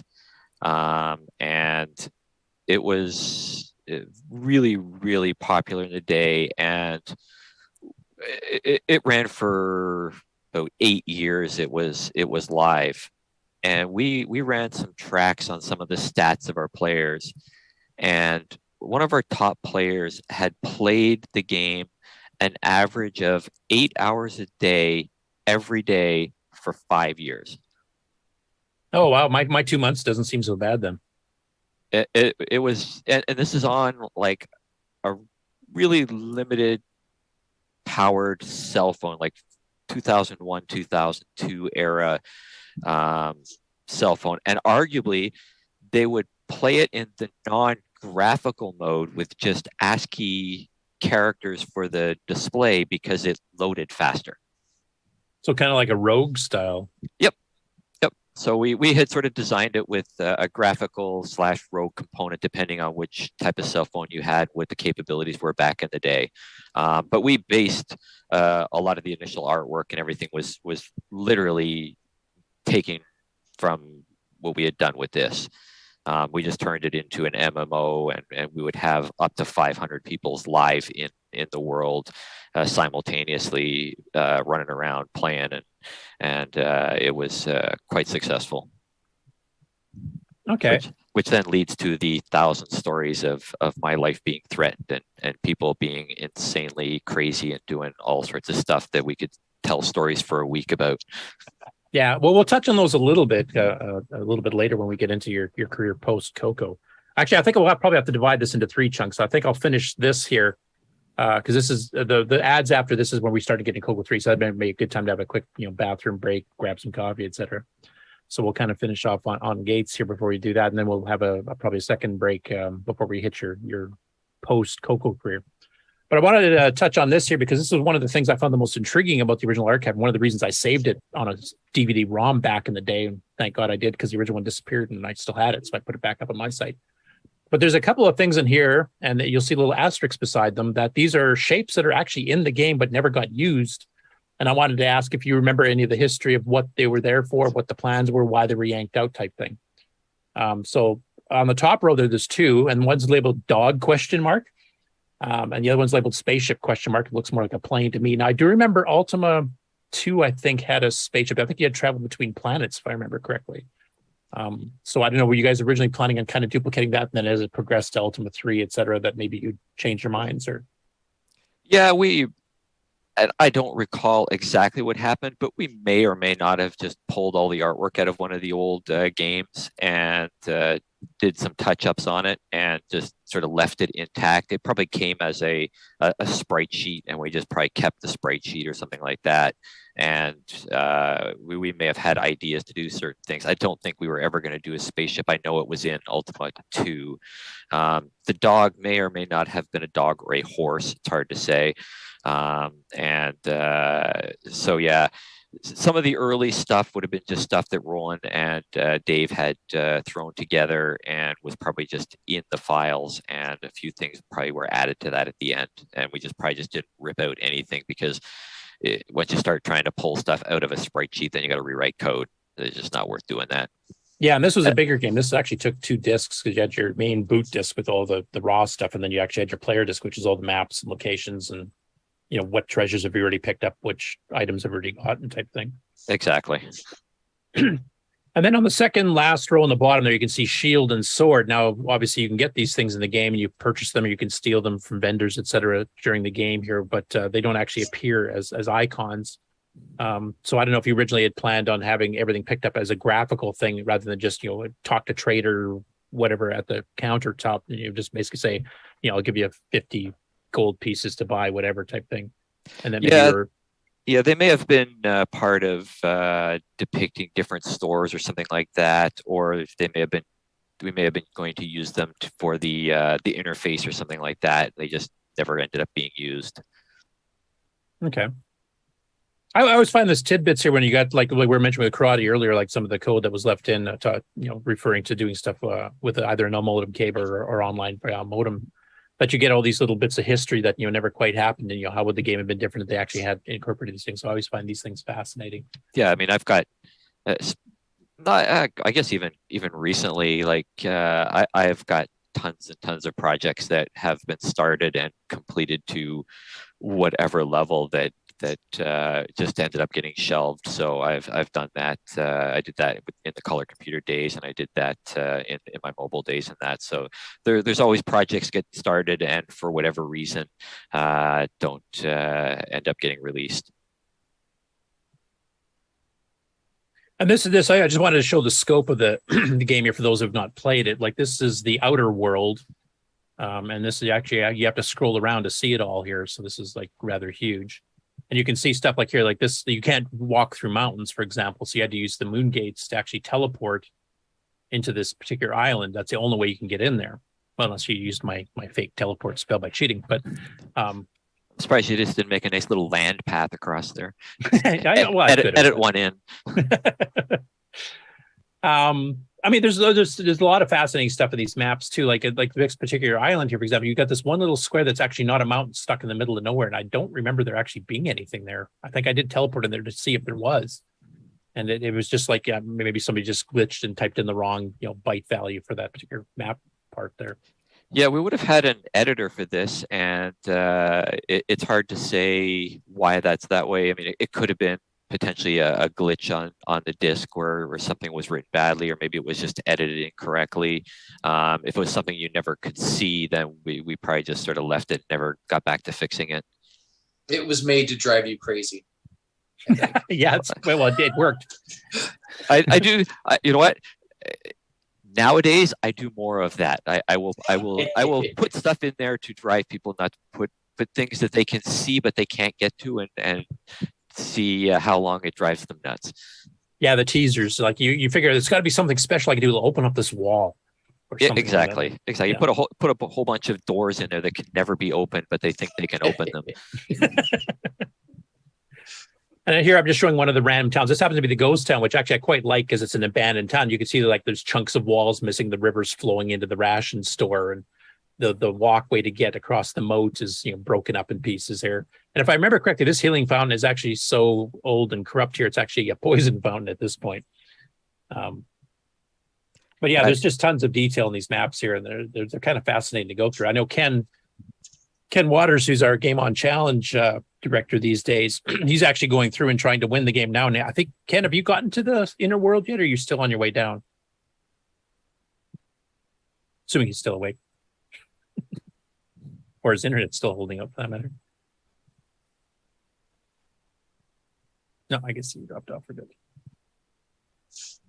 But anyway, it's a huge game. Like, it literally took me and another person locally here, lived 3 houses down from me, also had a CoCo. We were trading the disc.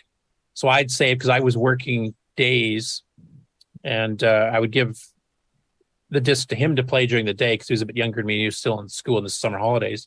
So he'd play the game and save the state, and he'd run over to my place when I got off work and give me the disc, and I'd play it till like midnight. And then I'd drop the disc off in the morning as I was going to work type thing. And we kind of tag teamed it all the way through and still didn't get it done in time to win anything. So I kind of sucked, but I feel bad that I was the guy who reviewed this and I didn't see hardly any of this content. Well, you had a game similar to this later on too. Paladin's Legacy is kind of an Ultimate style game too, isn't it? Yeah, that's true. Yeah, stuff like this it's really hard to review something like this,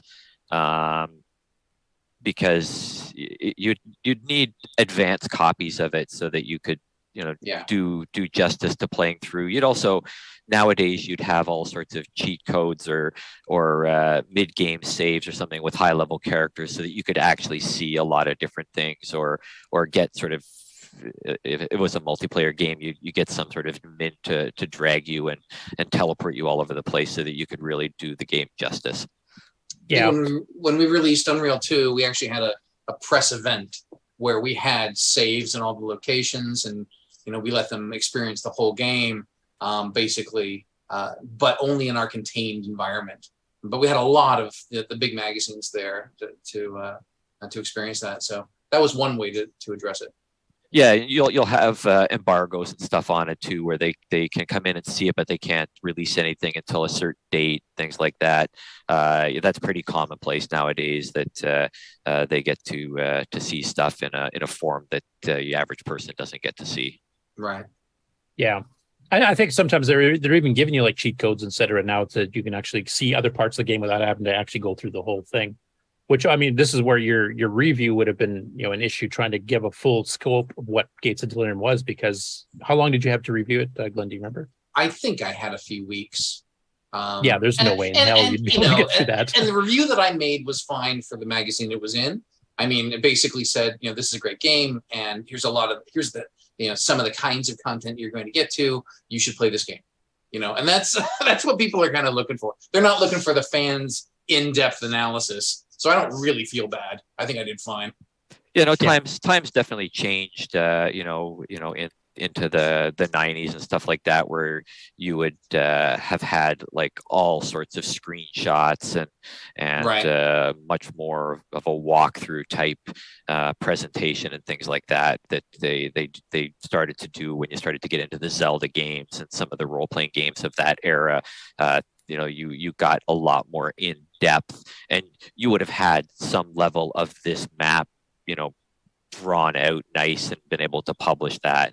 And yeah, that would have been a feature instead of the few column inches I got to write a review. Yeah, at this time, the gaming industry was still really in its infancy. Things changed a lot, in the years after the color computer. Yeah, but this is definitely one of the largest scale CoCo games I can think of. This, Paladin's Legacy, and I think Seventh Link, which is actually done by Jeff Noel and Dave Triggerson too, when they did Bleak Tribe, which is basically a CoCo 3 version of Ultima, which actually filled 3 discs, and you needed a 40-track drive to run it on top of it. But these are games that you definitely got your money's worth, because this literally would take you months. And as we were talking about earlier, that's not really the mindset of most gamers these days. They want to be able to jump in and out of games. And as Dave, as you mentioned, you want the game to be solvable fairly quickly. Otherwise, people just kind of lose their interest, except for a certain hardcore set. So these games, I don't think would be as successful these days as they were back in the day. No, they're definitely very, very limited marketplaces, right? They're very niche marketplaces. People who will play MMOs for like people who've been playing World of Warcraft for 20 years. There's not a huge market for those types of games anymore. Yeah. Not for the cost to make the game, and then the insanity of the user base. Like when World of Warcraft comes out with an expansion, like it's 24 hours before the expansion is been solved, right? Like there's just insanely hardcore people out there that just blast through content. It's been one of our problems, with our Shade game and stuff in the day, was like people would demand more, and you'd create a new dungeon and they'd be done the next day and be going, we want more content. It's like, we can't make content that fast. It's so difficult. And with a lot of games, it's really hard to get that type of longevity, because you just can't create that much content. And it's one of the things, and I keep falling back on this, but Fortnite has been blasted for the fact that they work their employees pretty hard, because they're constantly creating content. And I get that, but I can also argue that it's one of the reasons why the game has stayed so fresh for so long, because there literally is something new every week. And if you have a game that doesn't change for 6 months or a year, like most games, they do stagnate. So it's sort of a double-edged sword. You can knock them for one thing, but at the same time, your user base is demanding it. It's a real hard thing to juggle nowadays. And the industry, and Glenn can talk to this as well, the industry is constantly knocked for crunch time when games are going to come out. From a business standpoint, a lot of businesses have a crunch time. They're just different than the one in the gaming industry. I'm sure when Kellogg's is launching a new breakfast cereal, the 6 month leading up to that is their crunch time, and they're putting the packaging, they're figuring out how to manufacture, they're figuring out how to ship it. They'll have a crunch time. It's just not as public as the gaming industry is, because the people behind the scenes there don't really have a voice the same way developers do, or testers, or different things. It's become very public in the gaming industry. You just don't hear about it in other industries, but it's there. And so, you know, Yeah, it's definitely in mine. I'm in the commercial ticketing industry for, like, you know, events and sports and stuff here, and they'll wait to the last second to design the artwork for tickets or whatever, and then they send it to us, and you've got like 4 weeks to produce, manufacture, ship out to every individual ticket holder, and you just got to blast it out. So we have what we call rush season. So I'm like, you know, 16-hour days, 7 days a week for like 3 months of the year. Yeah, And the rest of the time it's exactly, much more right. Casual. Yeah. Yeah. So it's just sort of the nature of the beast, and the gaming industry's gotten a bad rap for it. But you know, part of it's sometimes just bad planning, right? Like you set arbitrary deadlines to get stuff out, and you either can, when there's, the longer the lead time, the harder it is, and it's just sort of the nature of the beast. I actually think, I mean, this is a bigger conversation than we probably want to have right here, but I think it is, the problem is when game companies decide that it is a tool that they can leverage on every product that they do, so that they assume that they are going to get, you know, 16 hours of work out of somebody for an extended period of time in order to release this game out of their huge staff. And so you end up really burning people out. People leave the industry. They can't handle it anymore. It's like, and they assume that, you know, they build that in. They know they're going to be killing people making the games, and that's a problem. So yeah, you know, everybody has crunch time, but you need to be able to schedule to create a structure for your game that doesn't require people to die to make it. I don't disagree with you, and there's a lot of aspects, and like you said, we could have a whole conversation about this. You also factor in that, I mean, when I was with Capcom, like, we basically had 4 people doing the job of one, because nobody spends the time to figure out which one person is actually doing the job. If you actually had 4 people working, then it would be fine, but you only end up with one guy working, and he gets burnt out. And you and I both worked in an environment where we did all the work on our game, and it's become much more hire 10 people to do that. And if the person hiring the 10 people and monitoring the 10 people doesn't understand who's doing what, then you just keep 10 people doing the job because it's getting done, but you really don't need the 10. You could do it with a lot less if you actually knew who was working and you got rid of the dead weight. You know, one of the things I asked companies when I interviewed with them is, how many people here have children? Because I knew that if a company matured to the point, because early game companies, they were just guys, you know, guys who were in a room making a game, and they would work themselves to death and they would love it. But as soon as people started getting children, they started realizing that there was life outside of game development. And so whenever I'd ask, you know, how many of the people in power who are making those decisions have children, then I knew that they would be usually kind of reasonable about what they demanded from their development staff. Yeah, and that's actually brings up a comment that Karen, who's a Dragon developer in the UK, he says it's the difference between passion and abuse. Mm-hmm. Exactly. All right, I think this is a good place to stop for a quick break. Anybody needs to go to the washroom or grab a coffee or whatever here. Throw on a couple of commercials, and we'll come back and start talking about the Coco 3 stuff that Diecom brought out. Okay, sounds good.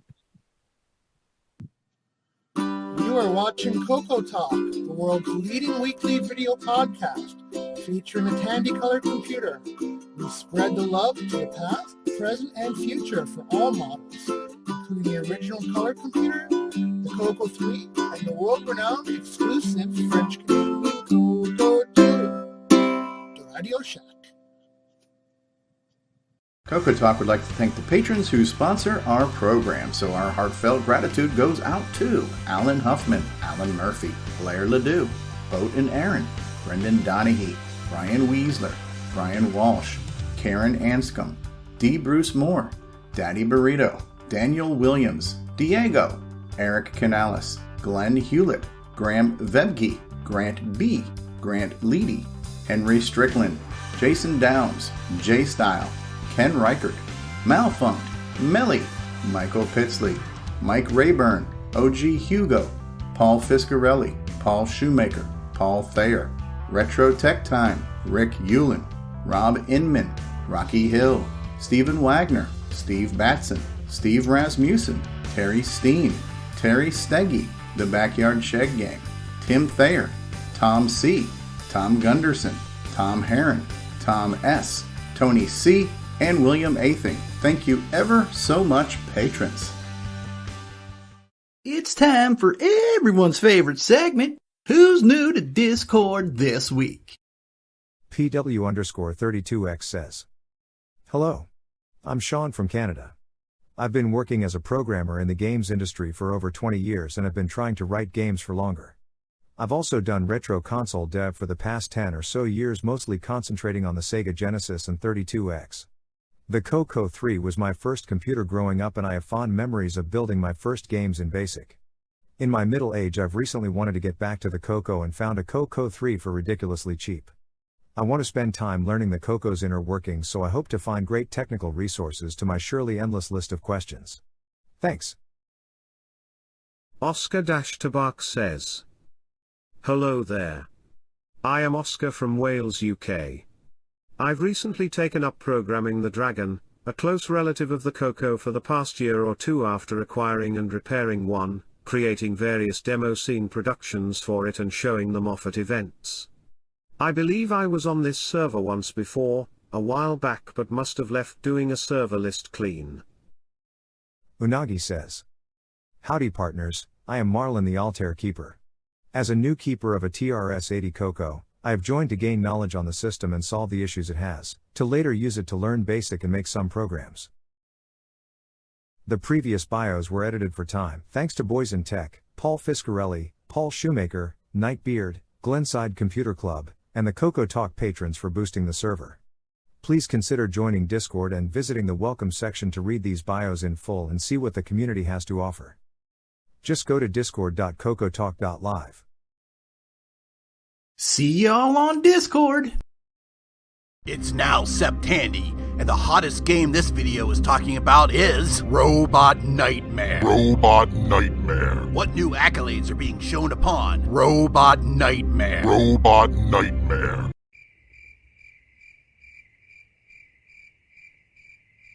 Celebrate Septandy by getting your copy of Robot Nightmare. Robot Nightmare. Get it today at kenscococorner.itch.io. Good morning, Cocoland. This is Brian Schubring with Music Man here at the Coco Fest. Having fun, fixing issues, and making things roll, and making lots of sound. Have a great day, guys. The music is back.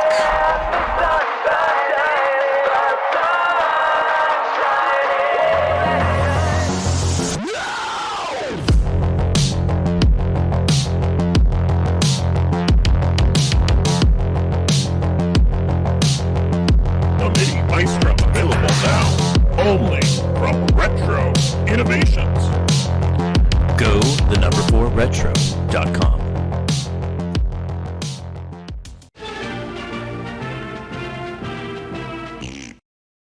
As you're enjoying CoCoTALK, we also want to remind you about the Coco Discord server. This is a place where people come to connect, to ask questions, to provide answers, to share information, and to socialize. So when you're done, why don't you head on over to the Coco Discord server and we'll continue the conversation there. The easy to remember link is discord.cocotalk.live. See you on Discord. Let the Radio Shack TRS-80 put the world of color computing into your home. Instant loading program packs turn any color TV into an exciting game arcade. And there's more. The color computer is an educational aid, a home management tool, and up-to-the-minute electronic information service. The programmable, expandable TRS-80 color computer from $399 only at Radio Shack, the biggest name in little computers. At Gsoft, we make games for the TRS-80 color computer, TRS-80 MC10, and Dragon computers. Our basic games cover the range of genres from arcade, to text adventures, to simulations, to 3D dungeon crawls. This is our latest puzzle game from Japan, Fruit Panic. So come on and drop by our website and download our latest games.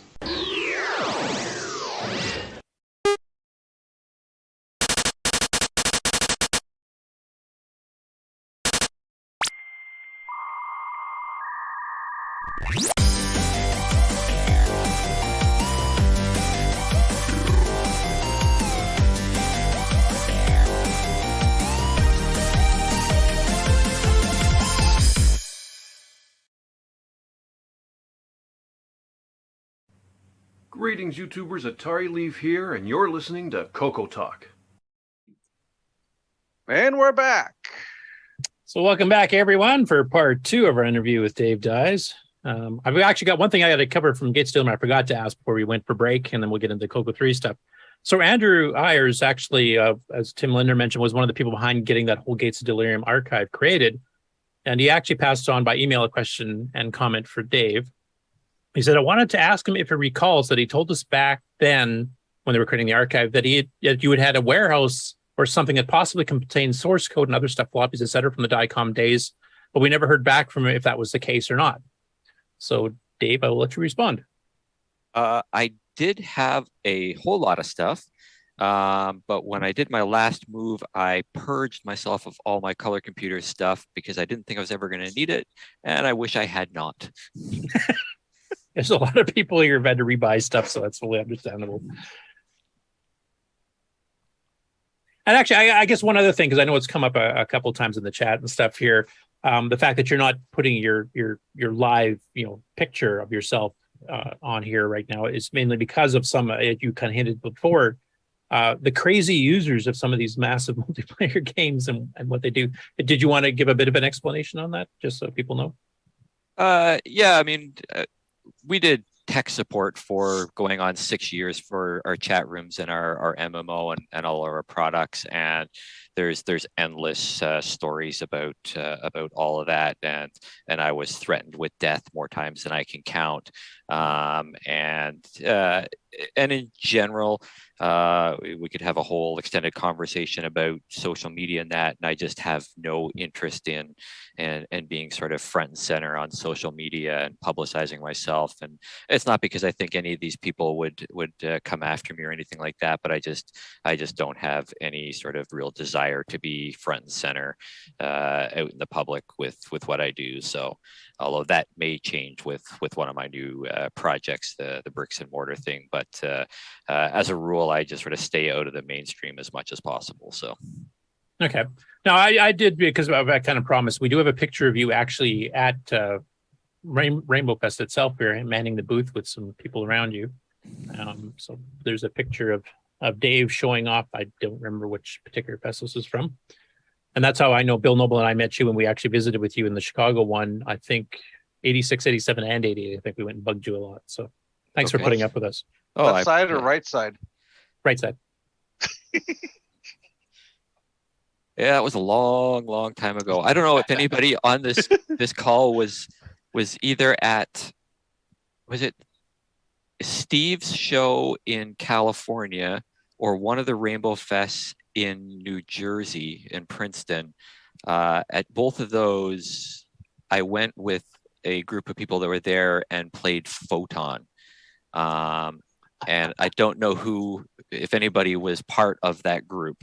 But we did it in California. I know Steve Bjork was there at that one, and I know for some unknown reason I got in a car with someone who was at the Princeton show, and we went to play Photon. So, and just to be clear, you're not talking about the Photon color computer game. You're talking about like the Qzar kind of shooting at each other event.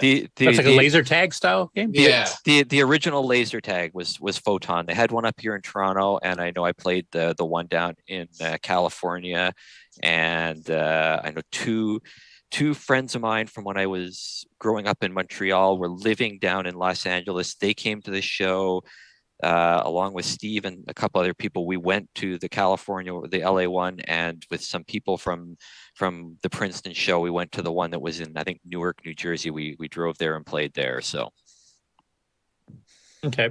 So in this picture here, which I think's from 85, 86, 87, somewhere around that time period, how roughly old would you have been at this point? Probably 18 or 19. It would probably been one of my first shows. If I don't have a corner booth, it was my first show. Because we demanded a corner booth every show after that. Yeah, I don't know if they're behind the camera here, like the person that's taking the picture, if that would have been. And I know I have pictures of Glenn from the shows back then. I don't know. I wasn't really taking photos the first couple Rainbow Fests I went to. Don't ask me why. I don't think I had a corner booth. Anyway, but for the people who've never been to a Rainbow Fest or have been to a CoCo Fest, you can kind of tell the crowds are much thicker here than they are nowadays, though they have been picking up. I mean, after falling down to around 60, 65 attendees 5, 6, 7 years ago, now we're back up to like almost 130 now. So, the market's actually expanding, which is kind of amazing considering how old the computer is. Now, Grant, I believe, because that's kind of on topic, talking about fests and stuff here, I think you had a question probably both for Glenn and Dave. If you're still hanging around your mic there, Grant Leedy. What do you think that is sitting there on the table? A hard drive? Or? Those monitors, I think he's showing something on the monitor. There's two monitors. There's probably a hard drive in the middle between them, hooked up to the far computer. Actually, I see 2 hard drives, 3 monitors. Looks like it'd be an FD 500 or 501 or 502 drive. Yeah. Actually, one thing I wanted to ask you, you actually had some extra merch because that was actually part of your prizes, was like, baseball caps and stuff like that. How well did those sell, just out of curiosity? Not too bad. Not too bad. Like, was it something you consider a profit center, or was it more just for promotion? It was more for promotion. Okay. Okay, stop that share. I'll get into the CoCo 3 era, which actually has some more CoCo 1 and 2 games. So.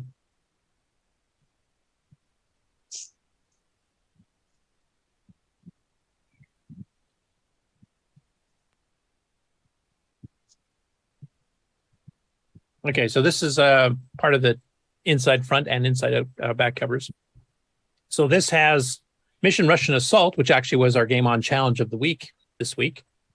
So I don't know if Ken wants to mention anything about that in brief before we actually get to his segment later on, but that's the game. And Grand Prix Challenge, which is kind of a super sprint style game. And I believe that's one you did solo, right, Dave? Yes, it was. With a ton of tracks in it. So Russian Assault is one we talked about a bit during our setup calls for this interview. And you'd mentioned that this game actually ended up being drastically different from what you originally had planned. So I was wondering if you can kind of give a history of where you originally were planning on going, where it ended up, and then why it ended up that way.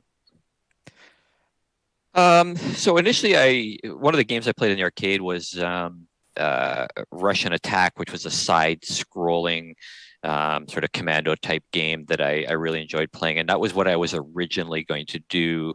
I think it switched to this because I'd also started playing, I'd played Commando and I'd played Atari Warriors, and it just seemed to be a more interesting way to go. And I think we'd been playing around with more vertical scrollers when we did F-16 Assault and that. So I think that's why we landed here. Okay. And then also the other question I had about it, both F-16 and Russian Assault were both called Mission : etc. Was that because that was kind of a series that were kind of supposed to be linked in some way, like some sort of a themed topic that you were planning on expanding with other games later on, or was that just kind of coincidence? No, we were, the next game was going to be some sort of future assault game, sort of a space, more of a space version of F-16 Assault that Kevin was going to work on.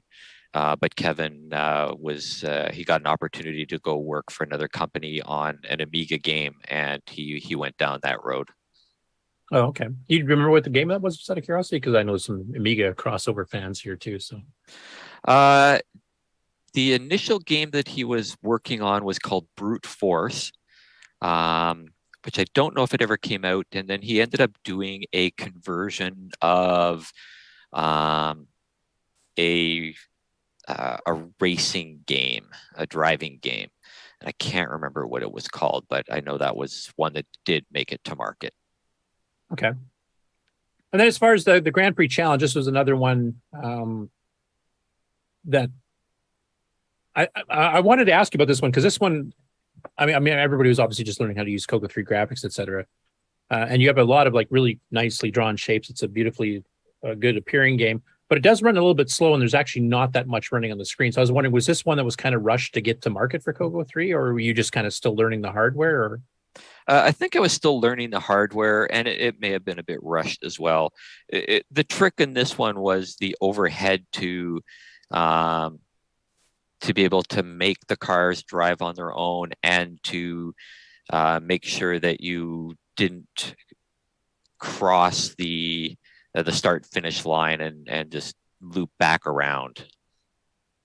Yeah, So and then there's- also you also had like levels, like the one screenshot here where you have to go underneath a a bridge type thing, so you have to keep track of what plane you're on. Okay, and then I'll switch over to the other one from the same month.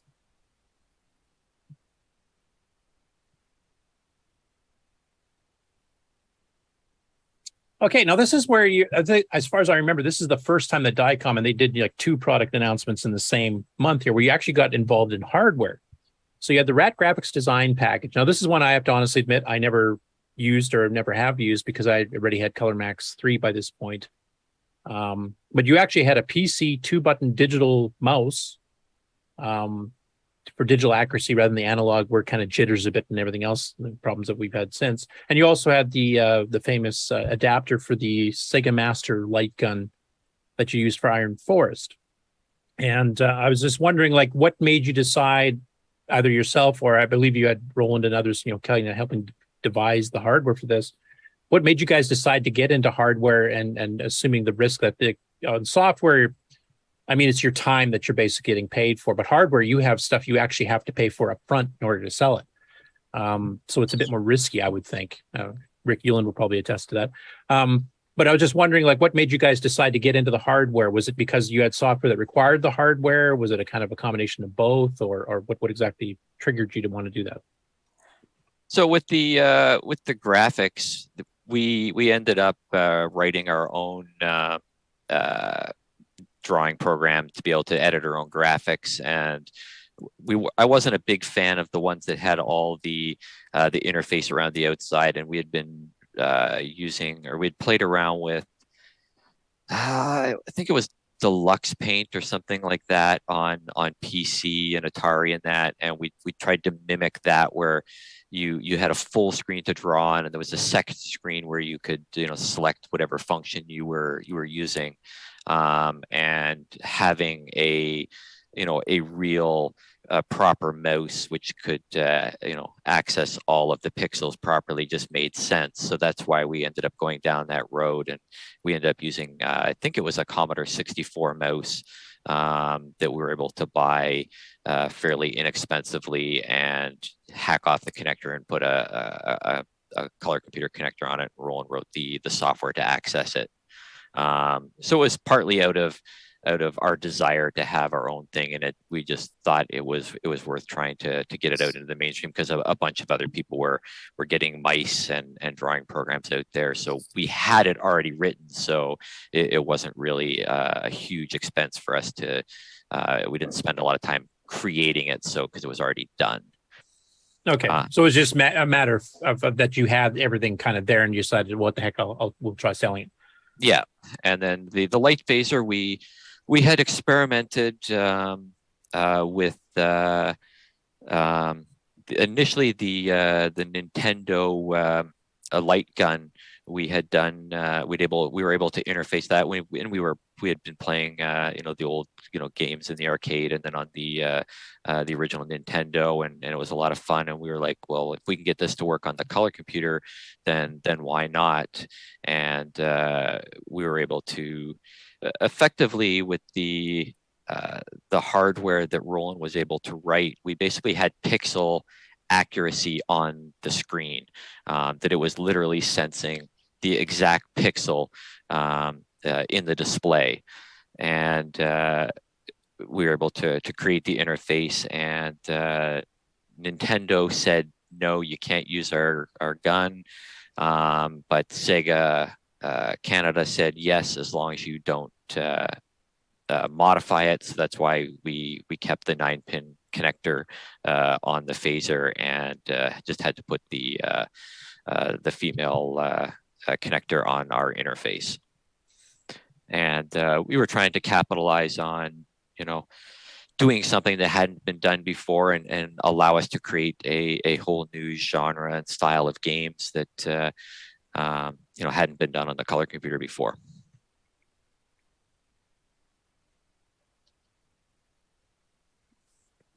Okay, I'm just gonna switch to the camera here because I've actually got my Sega light gun interface that I bought from you back in the day.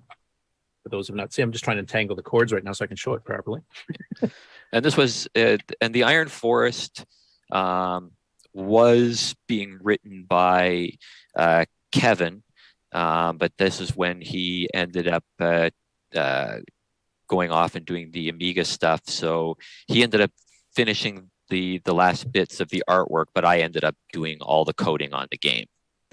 And that's also the original demos that most people saw, at least at the LA show, and possibly another one, would have been a Western themed game. And that was all artwork that Kevin had mocked up for us to show off the gun and to see what kind of interest we would get from it.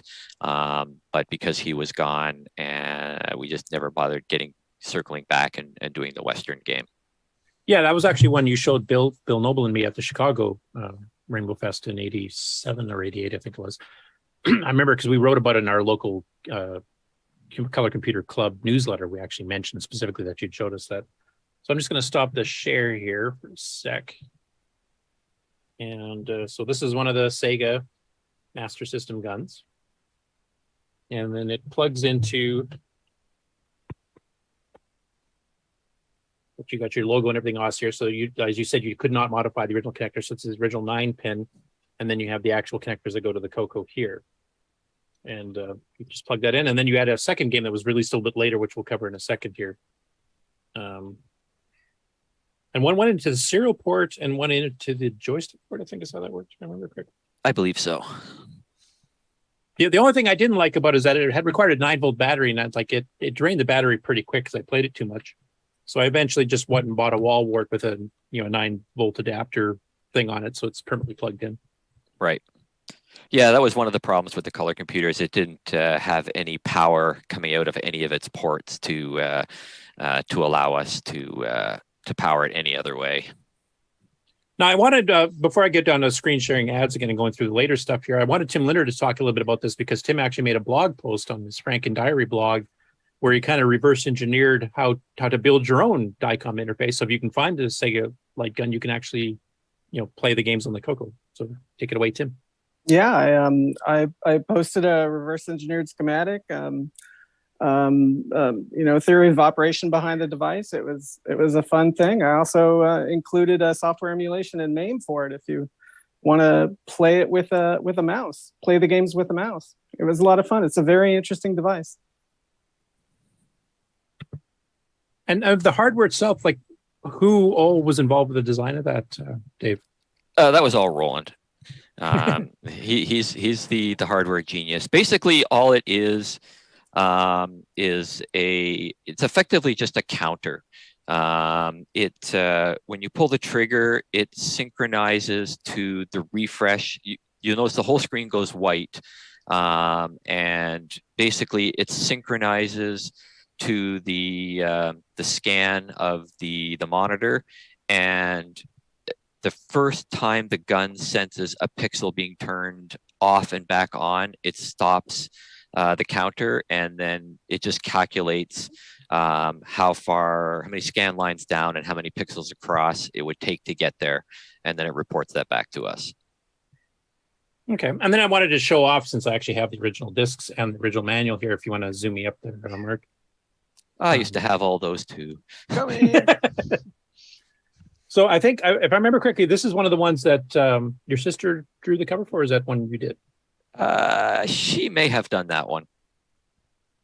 And then the discs. Who came up with the Diecom logo? Because actually, that's kind of an interesting graphic too, though. I'm assuming it's a vicious wolf with rabies or something. It's a very Japanese-ish dragon, and I believe my sister did come up with that. And over the years, we actually reutilized that a few times. We chopped it down and used only the head for Shadowsoft, I believe, and then we actually ended up with a version of it, which is just the claw wrapped around a world that we ended up using for cosmic games. Okay. Yeah, I always liked your logo. It was quite unique in the CoCo world. Most people just did like stylized wording of the wording of their company, like Spectral had that kind of inverted 3D where one came out towards you, one went into the distance, and Tomix did the big TM connected, but you actually had a full logo and everything else, which was a bit more rare back in those days.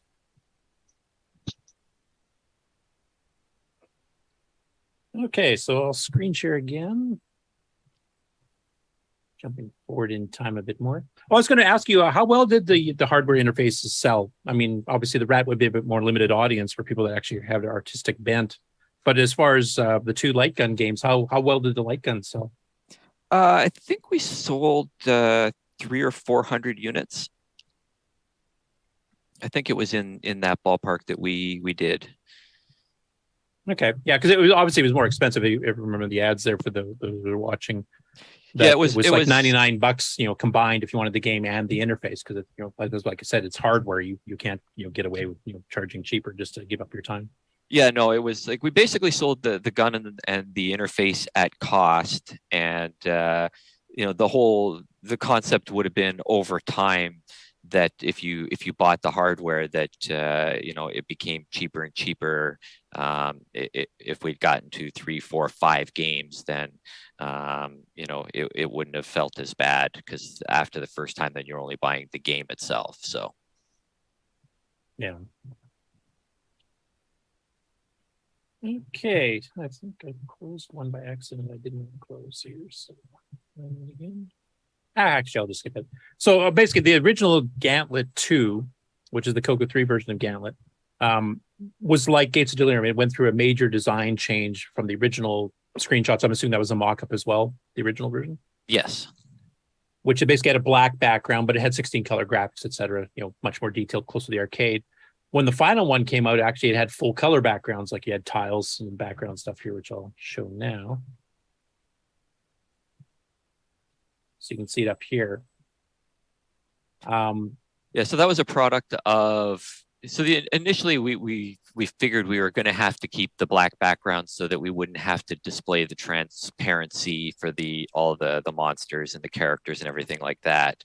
But again, through the brilliance of Roland coming up with crazy ideas, if you look really closely, you'll notice that all of the monsters and characters have they're all broken down into 4x4 blocks, and anything that isn't colored has brown that matches the bulk of the background color.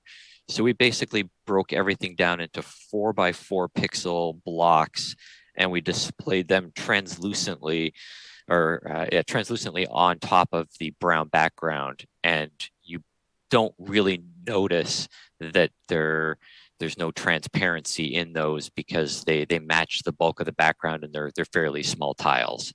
And again, we only did the redraw of tiles that changed. Yeah, because this is one actually I did attempt to optimize for 639. I did manage to get it because we have the 32-bit Q register. So instead of doing 2 load D, store Ds, from your tile shape to the screen, I just did load Q, store Q, which is faster because it's a single instruction for each. But this one is actually frame locked, so it didn't actually make that much of a difference, which is why I haven't released it. I think it does make it a bit smoother if the screen gets really busy with a lot of ghosts or something on it. There's a very slight ripple effect when the screen's full and you're moving, and it is changing a lot of tiles. And it did smooth it out slightly, but it didn't actually increase the speed of the game pretty well at all. And most of the optimizations I've been trying to do is because some people want the game to run a bit faster. So That's one I've not released yet. But yeah, that one had much tighter coding. That's something else I want to touch on. Like I've done some optimizations on a few of your games like Marble Madness and Gauntlet. Russian Assault's another one. And you can see the progression of your coding techniques because you're doing like a load A story loop, and then you do load E story D the next game, and then you eventually get to stack blasting and all kinds of stuff. So you obviously were learning as you went and getting much better as you went too. So Yeah, no, exactly. And the best ones will be the ones that Roland did, and Gauntlet was one, or Gauntlet 2 was one that Roland did all the coding on, and he was just a superior programmer to me, so his stuff was always going to be better than what I had done. And I tried to learn as much as I could from him over time. Now this is also the one that I wanted to touch on and we mentioned before, because Gauntlet was the first 3-player game that I remember anyway. 3 simultaneous players in the CoCo. This is the first by a long shot that has 4. Karen in the chat here has actually done Dungeons, a port of a Spectrum game, which actually has up to 4 players as well, too, for the Dragon and the CoCo. But were you concerned at all about how cramped it was getting on the keyboard, having 2 people sharing the keyboard at the same time, plus the fact that the way you have to read the PIAs to view the roll column, strobing to figure out all the keys, there's only certain key combos that would really work reliably. Like how much time did you guys have to spend on that? Did you ever kind of think like maybe we shouldn't try to do that, just stick with the 3 players like you did in the original Gauntlet, or were you just going for it no matter what?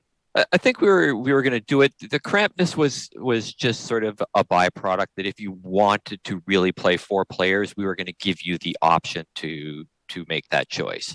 So it was, we never really worried too much about the rest of that. It was like, if we can get 4 players, let's get 4 players. And if people choose to do it, it's a choice. It's not like we were forcing it on the players or anything like that. It was like, hey, if we can get 4, let's get all 4. Yeah. And one other thing you did, which I mean, it's kind of somewhat based on the arcade game too. Like the original Gauntlet, whatever position around the arcade game you were that character. You're the warrior, you're the Valkyrie, whatever. Same with the original Gauntlet. If you pick keyboard, you were playing the wizard, type thing. Controllers were locked to a certain character, but like Gauntlet 2 in the arcade, you guys did it in here too, where you can basically pick, if I want to be the red player, I get to pick which player it is, which type, but you also get to pick which control you want to use. Like you can assign, I want to be the right keyboard or the full size keyboard for a 3-player, or just keyboard, or whichever joystick. So yeah, again, it just the evolution of design and the game. It was, we tried to mimic what the arcade did, and we just tried to make the game, more user friendly and give you more options. Yeah. Now, I believe this is not too long before the big fiasco with Rainbow, which we'll get into shortly. So this is from September of 1988, Rainbow Magazine, and I think Gauntlet 2 is the last one that Roland worked on, isn't it? I believe it was. Yeah, and of course, you also you did a Christmas-themed rad ad. Yep. And an edition update as well. And then you came out the second light gun game. Now this one's actually got some pretty cool digitized sound effects, like that barking dog thing, and a bit more sophistication to the graphics. And you have like the dragon's heart you got to kill at the end and stuff like that. I was going to ask you on the 2 light gun games, because I'm not super familiar with light gun games in the arcade, but were those clones, each of these clones of arcade games, or were they semi-original or fully original concepts? They were both basically original titles. We didn't really copy off of anything. There was one.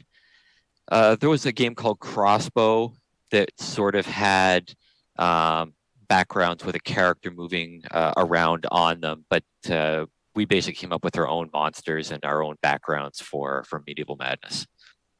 Okay, because Medieval Madness has a much more of a plot line you're following. You have to like rescue the princess from the dragon type things. So you're progressing towards a goal. Whereas Iron Force is basically just, protect your little bird and shoot everything else that moves type thing. Exactly. And then this is a rarity, Xenon, which actually was our Game On Challenge of the Week recently. And we were hoping to interview Michael Duncan, but he's kind of disappeared after we'd already gotten everything set up. So I'm hoping he's okay and nothing physically has happened to him, because he hasn't responded to emails from Nick or I now in close to a month, I think. But this is actually, I think, one of the rare ones that was not part of your lives within 30 minutes of Dave Dye's circle to get published. And this is actually from Australia. So I was wondering, how do you remember from your side of things, like how did that connection happen?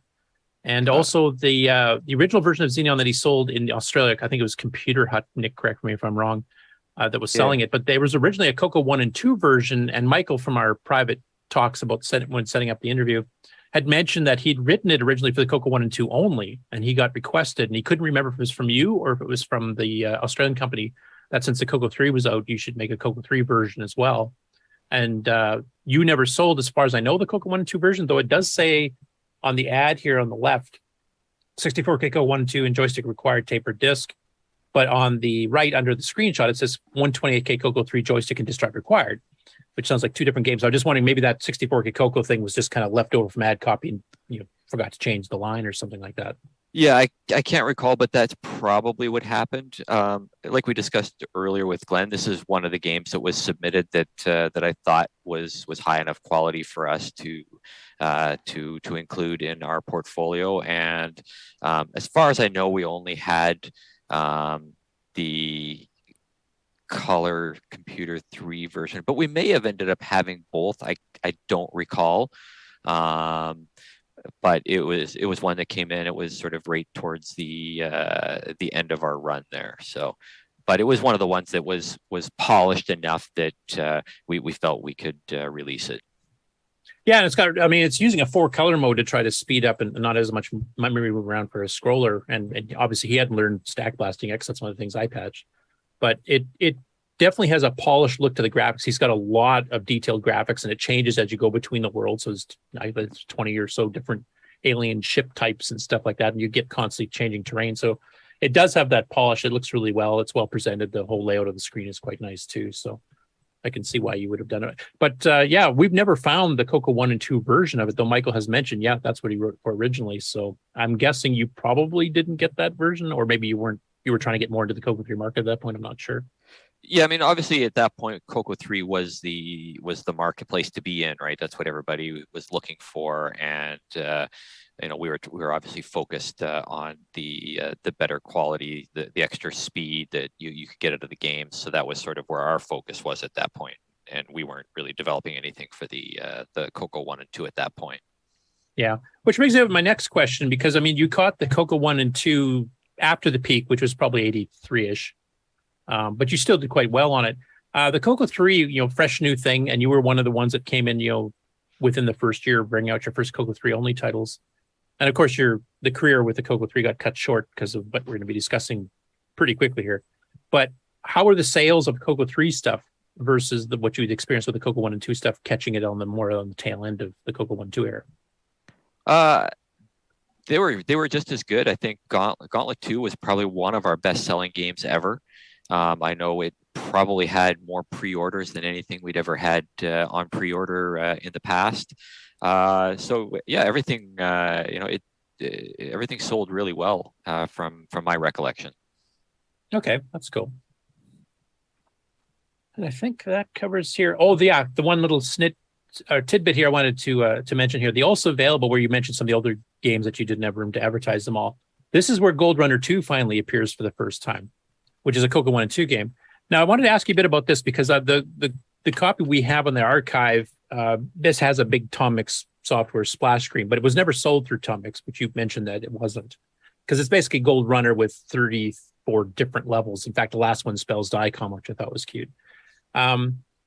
But I don't recall seeing it advertised even under the also available on anything earlier than this issue of Rainbow in September of '88. So was that something you had made and just kind of forgot about and then thought, we might as well throw it out there? Or was it something that you designed at this point just to see if you could get a little bit more of whatever was left of the Coco 1 2 market? Yeah, I think we had a bunch of levels floating around, and we sort of played around. So we just knocked up a bunch of levels. I think we probably had inquiries about buying it, and it just made more sense to create a new one and throw a bunch of new levels in it. And I know we took it down, and we probably promoted it more heavily when we were at the computer shows than the magazines did in the magazine. So it may have been that it was coming at some point to our ads, but as the story goes, that didn't happen. So yeah. One other thing on Gauntlet 2 before we go on, or Gauntlet 2.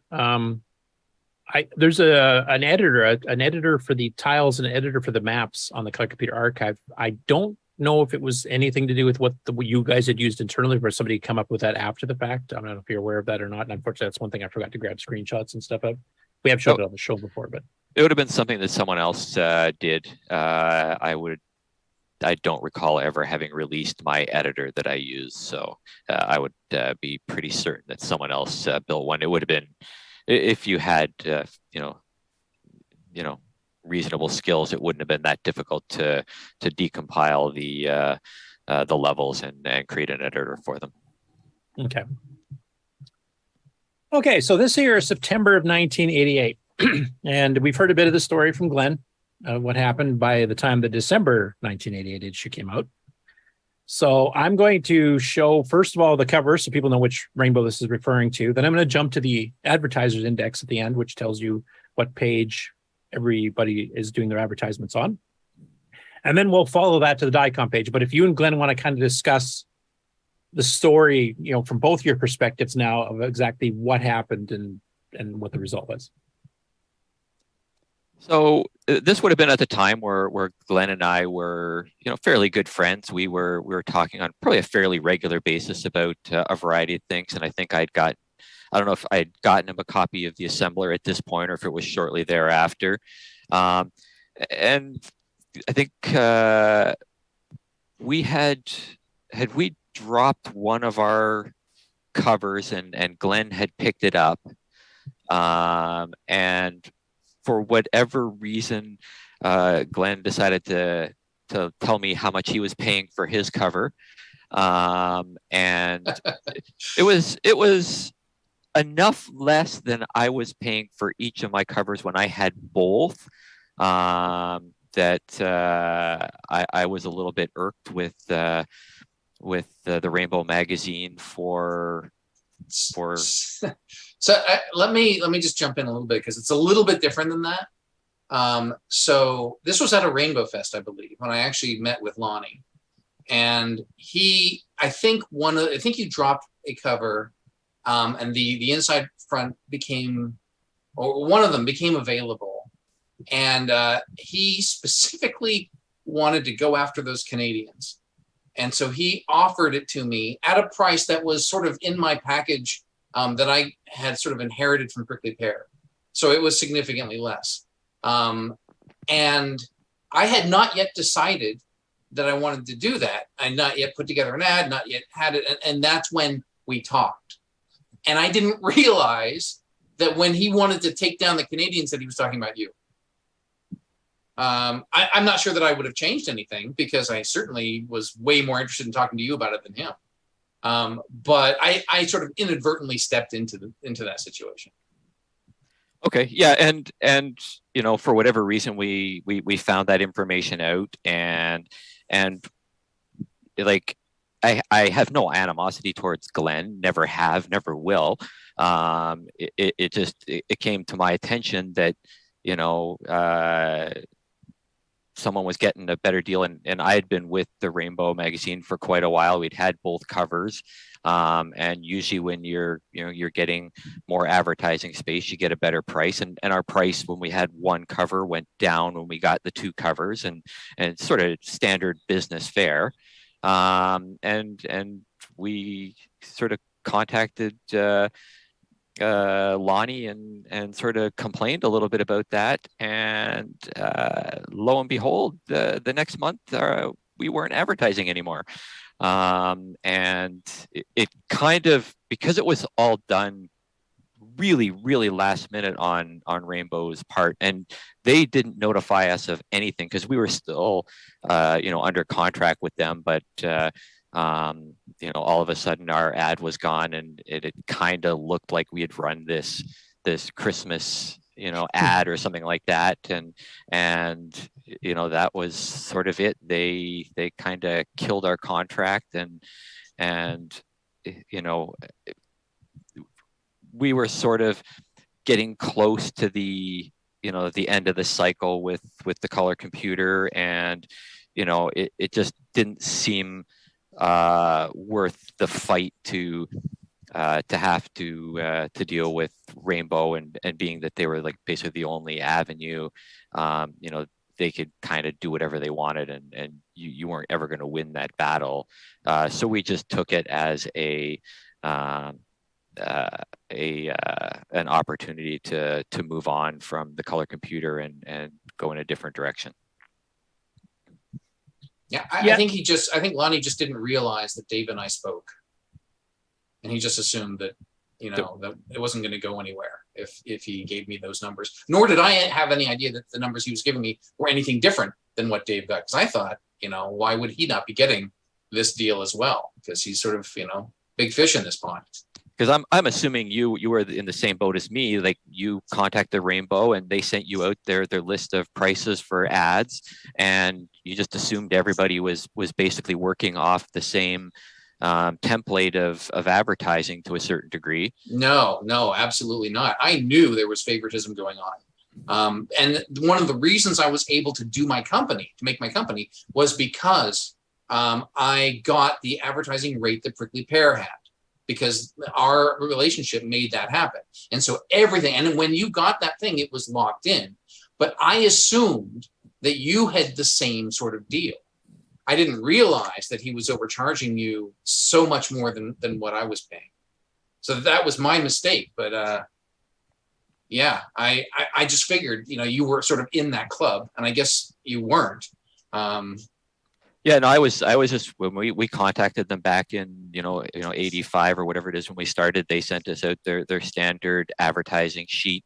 And, you know, I know at a certain point, I know when we had the multiple covers, we had negotiated a better price than was listed on there because we were getting 2 covers, and, you know, it just, you know, everything seemed, you know, pretty above board business wise. I didn't think anything of it. I just, you know, anything I had done it, and, you know, I was still, you know, fairly fresh to being in business, and you know, never really thought that, you know, some of this was going on. And I had no idea that they had any animosity towards me being a Canadian company. I have no idea where that came from. I don't think, see, that's the question that I always had that I never really understood. Was it against your company? Was it against you? I don't think it was against you being Canadian. I just think he thought that I would know what he meant without him actually saying your name. Yeah, and like, again, I have no idea why he wouldn't have liked me or my company, or that we were Canadian. There was, like, at the end of the day, we had very little interaction with him. You know, I think the most, you know, push we ever had was when we were trying to book a corner booth at the show, because you got more visibility space there. You paid for a second table, but you got 2 tables instead of 1 facing the public, and it allowed us to show a lot more stuff. But at the end of the day, you know, it wasn't like we were, you know, making demands on them or anything. So yeah, like, it was just sort of came out of the blue that, you know, all that happened. And then when they just dropped us for no reason, obviously they wanted to get rid of us for some reason, because apparently our ad money wasn't good enough for them or something. I really don't know. Well, I know that. Go ahead. After all that happened, I saw some blowback too, because they tried to take my deal away. I think he was pissed at me for having spoken to Dave and giving him that information. But I think we were now sort of in the decline of the CoCo, and they needed people to take that space. So after telling him, you know, he gave me another deal that was much worse than the first one that he gave me. And I said, no, I'm not going to take that. I can't afford it, and I won't do it. And so eventually they came back to me with the original deal, and that's why I ended up in that place. Yeah, and it was such a sudden thing, like just showing this December Rainbow. The fact that they still had Diecom inside front cover listed in the the advertisers index, and then they pulled this. So one thing I want to ask you, because from what you said, Dave, you still had the contract for however long you had set up the ads for, and they cut it off on their end. So did you get money back for the part where they didn't fulfill their part of the contract, or did they just stip you for that too? Well, we were paying monthly, so we hadn't paid for this ad, so and none of the subsequent ads, so there was no money out of pocket for us. It just basically ended. So from that standpoint, no harm, no foul. Just bad stupid business. Yeah, just bad business at the end of the day to do that to one of your paying customers. Like, if we'd been running ads for 6 months and we came in and made some crazy demands, I could see them cutting you off. But we'd been nothing but a good partner for them. We'd been to all the Rainbow Fests. Maybe it was pissed off that I went to Steve's Coco Fest or something like that, or who knows? It just came out of nowhere that they cut us off. Like, they could have just said, well, you know what, we can offer prices to people whatever we want. Like, and that's the route I go down. Or they could have just gone, well, Glen's just blowing smoke up your ass. He's just being a dick, and then you call up Glen and go, hey Glen, stop talking about your rates. If you like your rates, just shut up and tell people you're paying full price. That's the route you go down from a business standpoint. You don't just chop a guy for no reason. No, especially as you mentioned before, this was when the Coco was starting to decline at this point. Like, sales from Rainbow were shrinking. They were losing advertisers already from companies that were just retiring from the Coco. I don't know if it had anything to do with rates specifically or not, or just the market shrinkage. But you guys were still going strong. You just brought out some brand new products just literally 3 months before. So why would you cut your nose to spite your face here as far as getting advertising review? I don't understand that at all. And I know Bill Noble and I, being Canadians, I mean, we talked to Lonnie a few times at the shows too, and he actually wanted us to write an article on our work Coco system, and he sounded pretty enthused by it. So I don't know if it was, animosity to Canada or Canadians in general. I think he, as Glenn said, I speculate the same thing, that he was referring to that, Canadian company because, you were the Canadian company that was advertising in Rainbow. Yeah, it could be. I don't. Again, I have no clue. It really doesn't make any sense to me. We just sort of use that as our, a way of getting out of the marketplace without having to make that decision ourselves. And we were still selling. For 6 months after that, we still had residual orders coming in. So, and then the market was sort of on a decline. So we just utilized that to. I took some time off after that. Well, actually not that much time, because I ended up writing something for Glenn. And then after that, took a little bit of a break, and then hopped into the Atari Lynx stuff. So. Yeah, and speaking of writing something for Glenn, so that was one thing I wanted to ask you. So Glenn finally revealed, which something that a few of us had suspected for years type thing, but there's never anything official, that you were the person behind Phantom Software doing Sinistar. Yeah, I don't know if Glenn approached me, if I approached him, if it was just something we came up with when we were chatting for whatever reason. I don't even remember the story behind why we did it, but I ended up writing one more game for the Coco 3, and Glenn marketed it, and all was good. Yeah, I was going to ask, had you started this before this, before Rainbow shut you down, or was this something that came totally afterwards? I don't recall having started it. Yeah, it was completely new, and I remember the conversation. I don't remember who broached it, but I do remember you saying, if I'm going to do anything, it's going to be 512K, because I just got no patience for anything else. And at that point, that was sort of a big leap. So I was like, okay, I think we can make that work. Go ahead, make a 512K game. We'll hope that there's a market for it. But if you'll notice, you mentioned that I occasionally helped out. There were at least 2 things in this game that I did. Do you know what they are? Do you remember, Dave? You did the voice for Sinistar. Right. I could be wrong, but I'm pretty sure I'm not. I think that I drew Sinistar. You probably did. I know the asteroids I had digitized. Yeah. Something I remember myself. Taking pictures of rocks. Yes, I rotated a rock and digitized it and edited in. But You're probably right. You probably did do Sinistar. I think I remember drawing that thing. And I'd assume you would digitize the sound effects from the arcade too, because the shots and picking up the mines and stuff is extremely close to the arcade game. Or did you just kind of come up with similar? Glenn may have done the sound effects. Do you remember? I remember I did the voice. I did the voice, but I don't remember if I did the sound effects or not. You may have. I didn't digitize them because when I did Robotron and Joust, I actually had the Robotron and Joust arcade machines in my office. So I was able to hook directly up to them and digitize them. So I didn't have a Sinistar machine. So I wouldn't have digitized those. I wouldn't be surprised if Glenn did those as well. That's a distinct possibility. Yeah, I can't pull and it. And I forgot about the 512K thing. That may have been one of the reasons we decided to try it, is to see if we could only do it. Yeah, you would only do it if it was 512K. I remember that. I think it's because it just needed to be, because of the scrolling. Well, you said it was just gonna be too hard. Yeah, you just didn't want to do it. Didn't want to, the pain of having to deal with it. Yeah, there was definitely some reason why I wanted to do the 512K, or it demanded it, because I've worked on a variety of things at different times where you just go, I can't do this without the memory, so I'm either not going to do it or I've got to roll a dice, and that was probably part of the reason why all the early games under Diecom went to 64K only. It was just like, yeah, I could do them the other way, but really, is there any reason to not just go that extra mile now?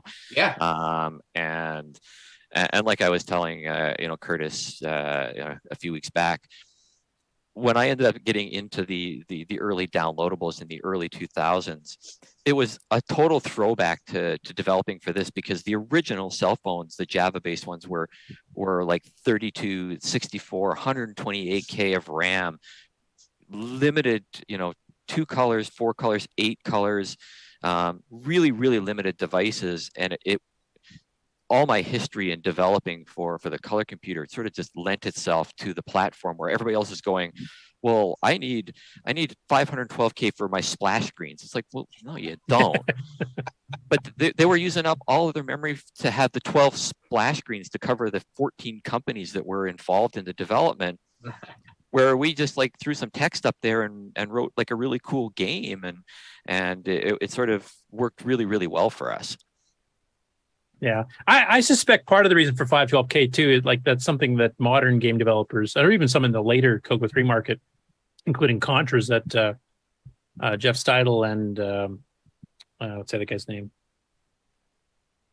Doug Maston did for Glenn, and then also stuff like Brian O'Neill's Pac Dude 3D Monster Maze and stuff, is that you either needed it for all the extra graphics you had, or quite more probably for digitized sound effects, because this is at the point where everybody was starting to learn how FIRQ sound effects could work really well, but they take a lot of RAM.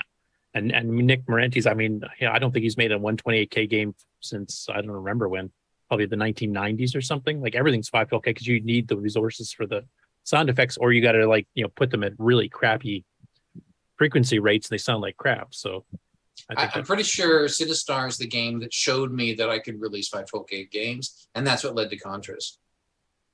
Yeah, actually, that was my next question, because this was the first 512K game you ever released too. And I think one of the very first 512K required games, period.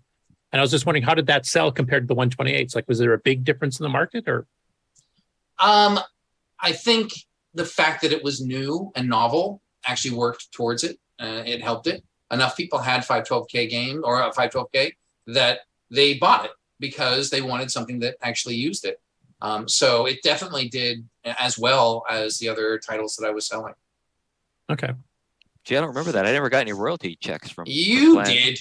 You got all of them. I got this report that said 0 copies sold, no royalties. Didn't he send you a Christmas ad, negative Dave? Copies sold at some point. I got a Christmas card. Yeah, it said compliments rainbow, and season's greetings from him.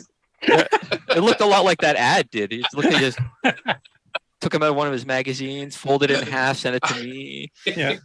Thanks, actually, Dave. I think he Xeroxed it and gave you a cheap black and white copy, didn't he? Yeah. Dave, how long were you selling Coco games after the whole ad fiasco? We probably had residuals for probably close to 6 months. Actually, just an aside, I sold his games inside Rainbow after that. I actually had to go to directly and ask him, can I do that? Can I advertise on Diecom Products? And they're like, really? I guess we can't tell you no. So that was fun for a while. An extra little finger in the eye.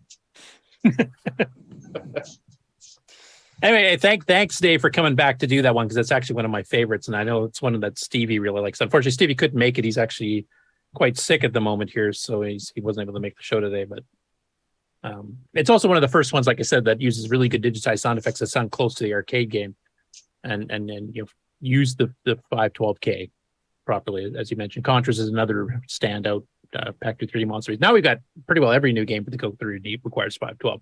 I'm still waiting for the first 1 and 2 Meg games now. Give me a C compiler and I can cross compile a ton of stuff for you. Oh yeah, no, we've got cross assemblers, cross compilers, all kinds of stuff now. So, yeah, well, that's sort of the catch-22 nowadays. Is it's become so easy to write code, and you get so lazy because there's so much memory available to you that you just cut and paste big, huge chunks of code, and you just don't care anymore. Everything runs so fast, and you want memory's not a requirement. They'll have 32 gig. Don't worry about it. It's just irrelevant nowadays that you don't even think about anything like that anymore. Code is just big, and like you develop with the Unity engine, and before you even push a button, you've already got 5 meg for just the core engine, and then you start writing a game on top of that. It's just like you just stop caring at a certain point.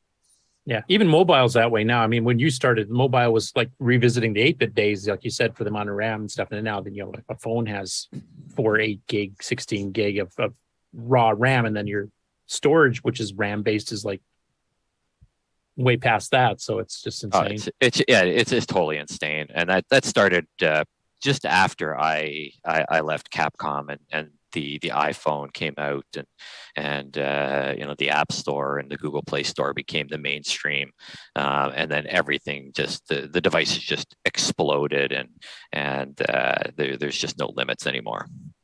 Yeah. No, I do have one question. The last one I have actually for the Coco stuff, and then we'll get on to your career past that point. The Phantom Software name and the Phantom Software logo and that cool effect where the face splits apart and spreads out to spell Phantom Software. Where did you come up with that, or did Glenn have any say in that, or how did that come about? I just wanted to come up with something that was a bit removed from Diecom, and that's sort of what I came up with. And just I don't think Glenn had any input in that. I think it was just something I came up with and just threw together to do it. My only recollection is that I thought it had something to do with you wanting to conceal your identity. That was the whole mask thing. But I could be wrong. That's probably a little too deep for me. And I guess one other question I just thought of, I'll add too. Some authors, especially like the Warren Robinette's famous for doing adventure because he wasn't allowed to have credits, and of course he wanted to kind of hide the things so that Lonnie wouldn't go yank Sundog ads on Glenn. But did you put any hidden clues in there that some of us had just never found that might have hinted the fact that you were the one that did it?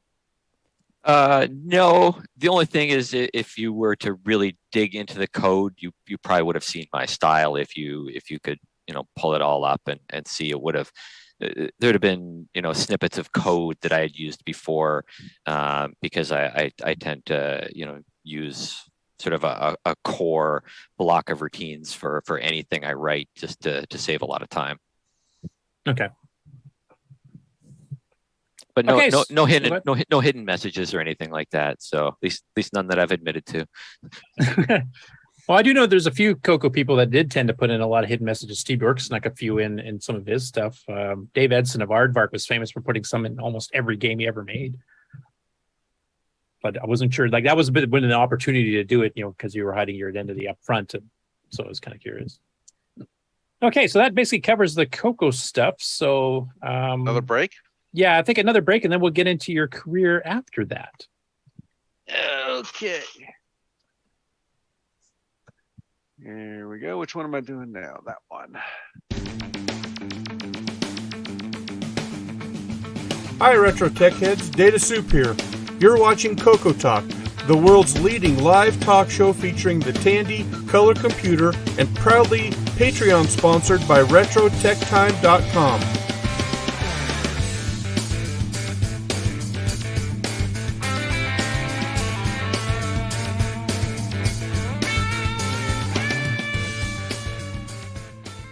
Hey guys, it's Stevie Strode. If you've been watching CoCoTALK for a while, hopefully you understand that everyone is welcome to join this show. You don't need an impressive resume to get on. You just need to enjoy the Coco and be willing to talk about it. There is no wrong way to Coco. There is no wrong way to be a fan of the Coco. There's no wrong way to be on CoCoTALK. You just have to want to talk Coco. So if you would like to join us, then reach out to us on our Discord server, which is discord.cocotalk.live, or send an email to cocotalk@cocotalk.live, and let's get you on the show and let's talk about the Coco.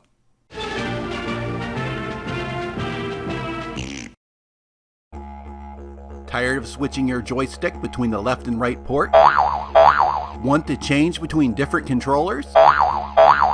Well, Joey has got you covered. The Joey Controller Switch. Take control of your controllers with the flip of 2 switches. Order today at cocoman.biz.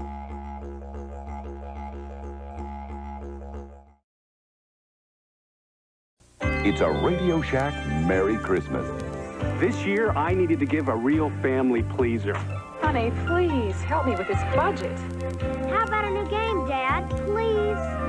And I found it. Radio Shack's Color Computer 2. On sale for just $99.95. It entertains, educates, manages. It's expandable and affordable. Now that really pleases me. The Color Computer 2. Sale priced for Christmas. Only at Radio Shack. Yeah. Hi, I'm Tim. Playing Daggerith like that idiot from the book. You're watching CoCoTALK.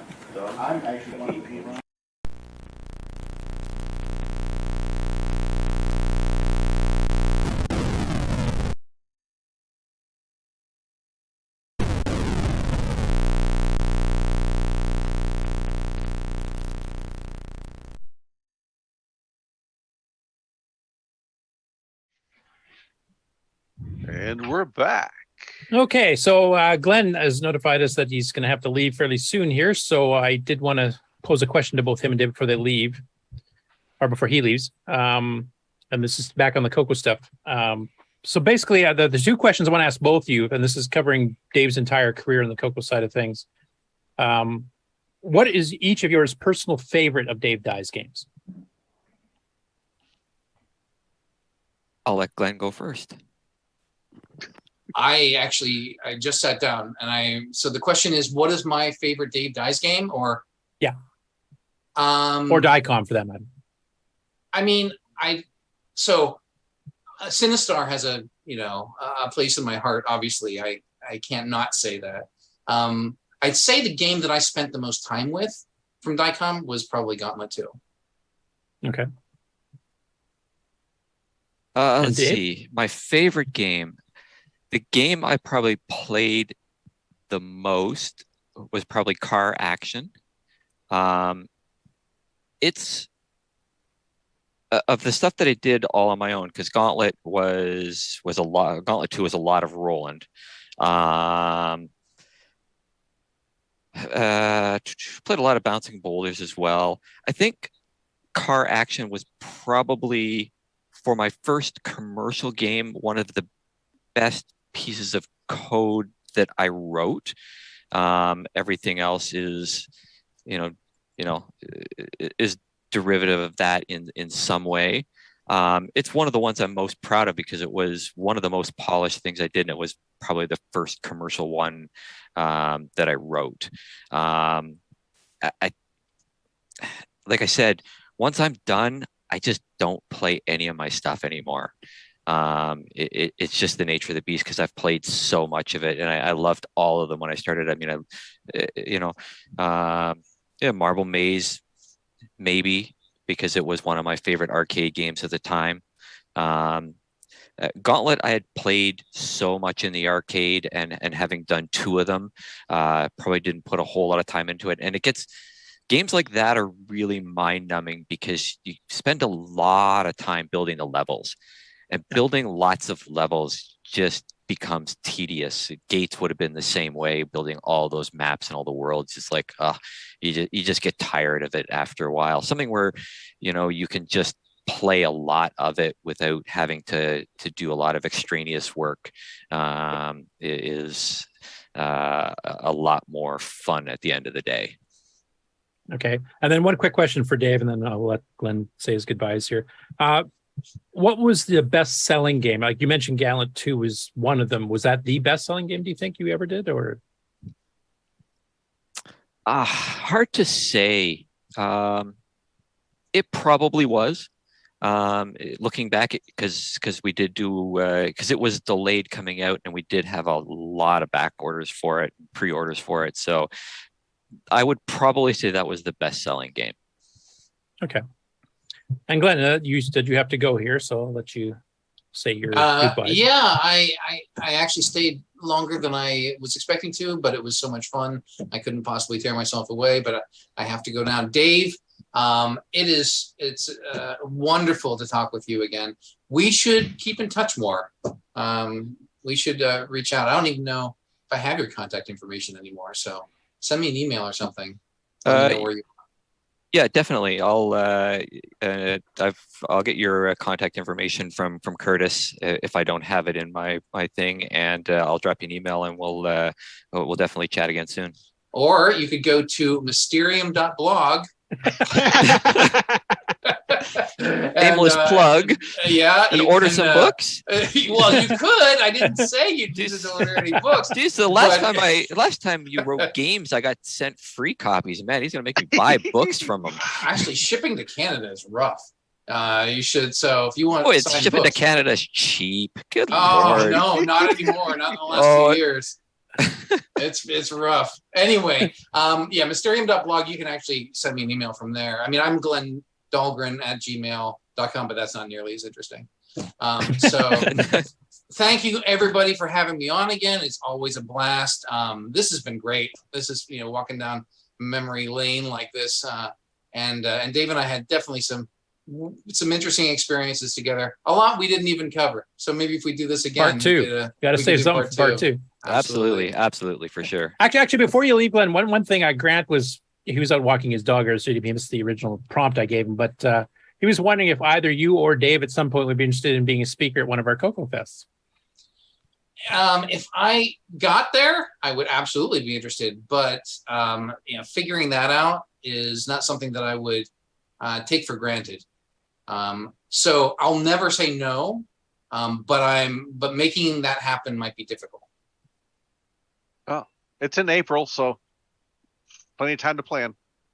Yeah, and we might be able to contribute something to help get one of you guys down there if you are interested. I mean, I don't want to force it on you or anything, but Dave. Just you'll keep me posted, and I'll see what I can do and schedule in. All we have to do is promise Dave that there'll be Photon, and he'll be there. Yeah. We'll set up a big Christmas booth for him, just on. Oh yeah.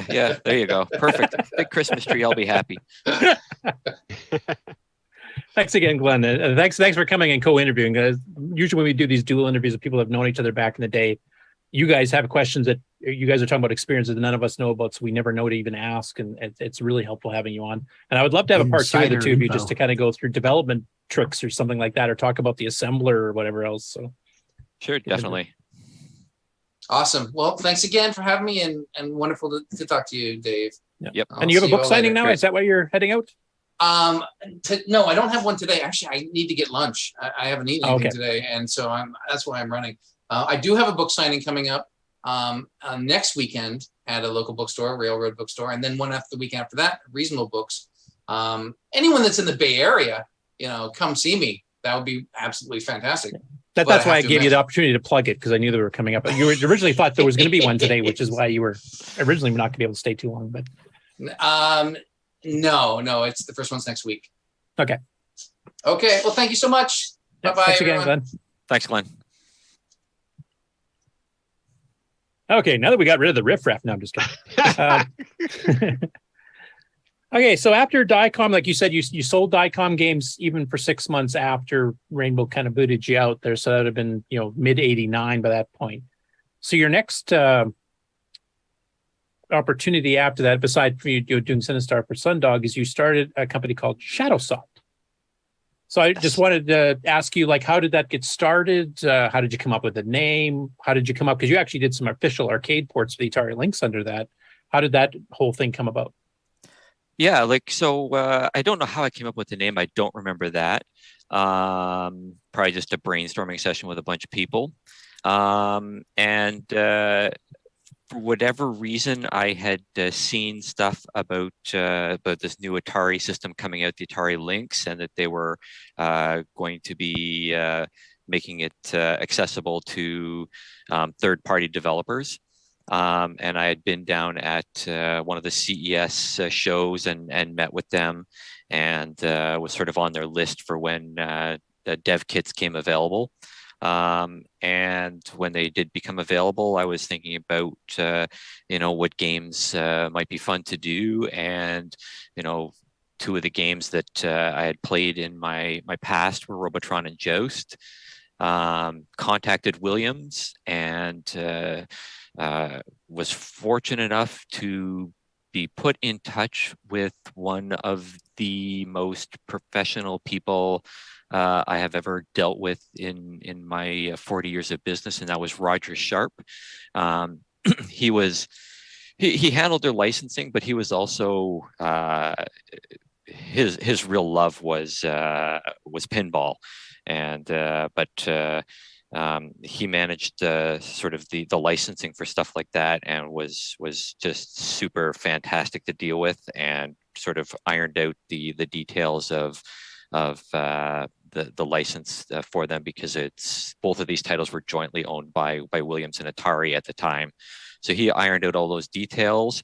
We got the rights and ended up developing both of them for the Atari Lynx.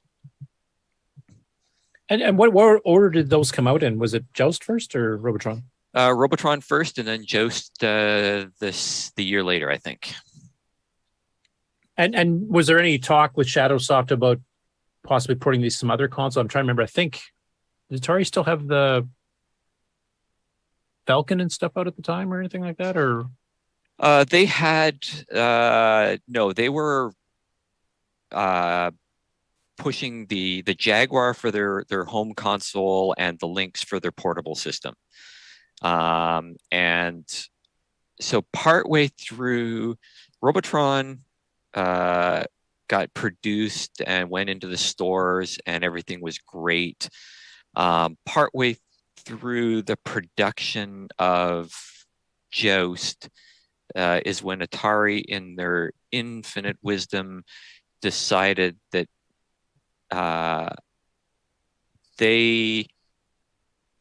so the standard practice was at the stores, you'd order in X amount of product. If it didn't sell, you could basically ship it back and get other product for another system, another game, whatever. And Atari decided that they were going to cancel that policy. And in the process, they lost Toys R Us and Child World, who were their biggest distributors of Lynx software. And they basically both said, well, if you're not going to keep that policy in place, then we're going to drop all your products. And that was the beginning of the end of the Jaguar and the Atari Lynx. Ouch. Yeah, it kind of sucked. Because it was going really well. We would have had other products that we would have developed, and the system was so much fun to develop for. I really loved it, but it just overnight it just went kaboom. And I remember talking to one of my contacts at Atari, and he was like saying, "Yep, all the rats are jumping ship." And so we ended up getting saddled with a whole lot of Joust cartridges that ended up in a warehouse somewhere that we could never sell. You probably could do it now. Retro's coming back. Yeah, Retro's coming back.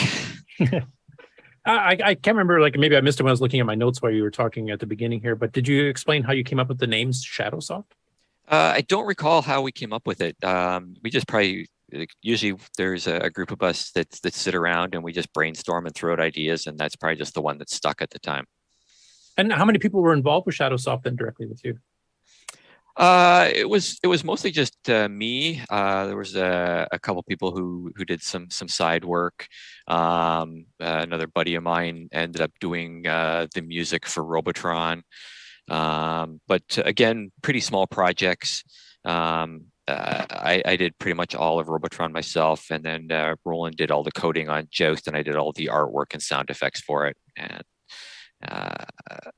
that was pretty much it for that. Again, fairly small projects in the grander scheme of things, since we were dealing with arcade conversions that we were pretty familiar with, and we had, at least with Joust, we had the full source code, and we had the a good contact with Eugene Jarvis and Roger Sharp at pretty Williams. Much all of so they were myself, able and to then provide us Roland with did all the coding on Joust, and I did all the artwork and sound effects for it. Now, how long did Shadowsoft end up lasting? That then? was that was Like pretty much it. years, 2 years, Again, something? probably a couple years projects in the grander scheme of things. And then since after we that, were I believe you dealing went to with Cosmic arcade Infinity, right? Like conversions that's when that you we were found pretty Cosmic familiar with, and Infinity. we had, at least with Joust, we had the full source code. I took a little bit of had break. I the, dabbled in some web development with Eugene Jarvis and Roger Java apps, all of they were myself. I also did Roland did all the coding on Joust, and I did all the artwork and sound effects for it. Now, how long did Shadowsoft end up lasting? Beforehand. That was pretty much years, again, probably a couple years projects in the grander scheme of and things. then after that, I believe you went to Cosmic Infinity, right? Like that's when you found Cosmic with, and we Infinity. had 1 or 2 games. At least we source code. The game I took a little bit of break. I dabbled in some Tiger web development, electronics, Roger Java app. It was a very not well known portable game system, and I ended up doing an official version of Centipede for that. And then after that, I did triple play 2K3 or 2K1 or 2K0. I can't remember, 2K1, I think, for the color Game Boy for THQ. And that the person I was doing that for had been contacted by, or was somehow in contact with TELUS Mobility here in Canada, and they were looking for people to develop for this new mobile platform, and he didn't want to sign a non-disclosure with them, and I ended up, after the triple play thing was done, ended up sort of breaking from working on that, and I ended up contacting TELUS and Bell and Rogers, and that's how we sort of got into developing for the mobile space. Okay. Is there a story behind the name Cosmic Infinity, or? Cosmic Infinity was the name that we were going to use. So back in my early CoCo days, Roland and I had discussed actually building our own photon. And we had gotten fairly far down the path with that. And Cosmic Infinity was going to be the name we were going to use for that. But nothing, we never sort of finished that out. And when I was trying to come up with a new name for the mobile company, that's sort of where I landed. And we sort of had the name and some stuff available. So we said, okay, let's just use that.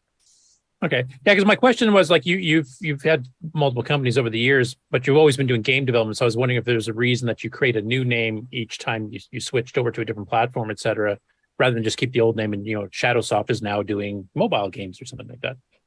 Yeah, so to a certain degree, we change names just to separate ourselves from any of the baggage that may or may not come along with that. Once I got into the Atari Lynx, I didn't want to be associated with all of the arcade clones I'd done, because once you get into a much more mainstream marketplace, they're a little bit more finicky about stuff like that, copyright infringements and stuff like that. The color computer market being what it was, you could get away with an awful lot. but once you got into the Atari Lynx and more mainstream stuff, you just couldn't do that. And I just wanted to make sure that I was separated enough from the past stuff that I'd done that wouldn't come back to bite me in the butt. So, okay. So I've got a list that I think you supplied me with here with some of the games that Cosmic Infinity did. So there was Shade in 2004. Now there was a later Shade 2 published in 2008. Were you involved with that at all, or?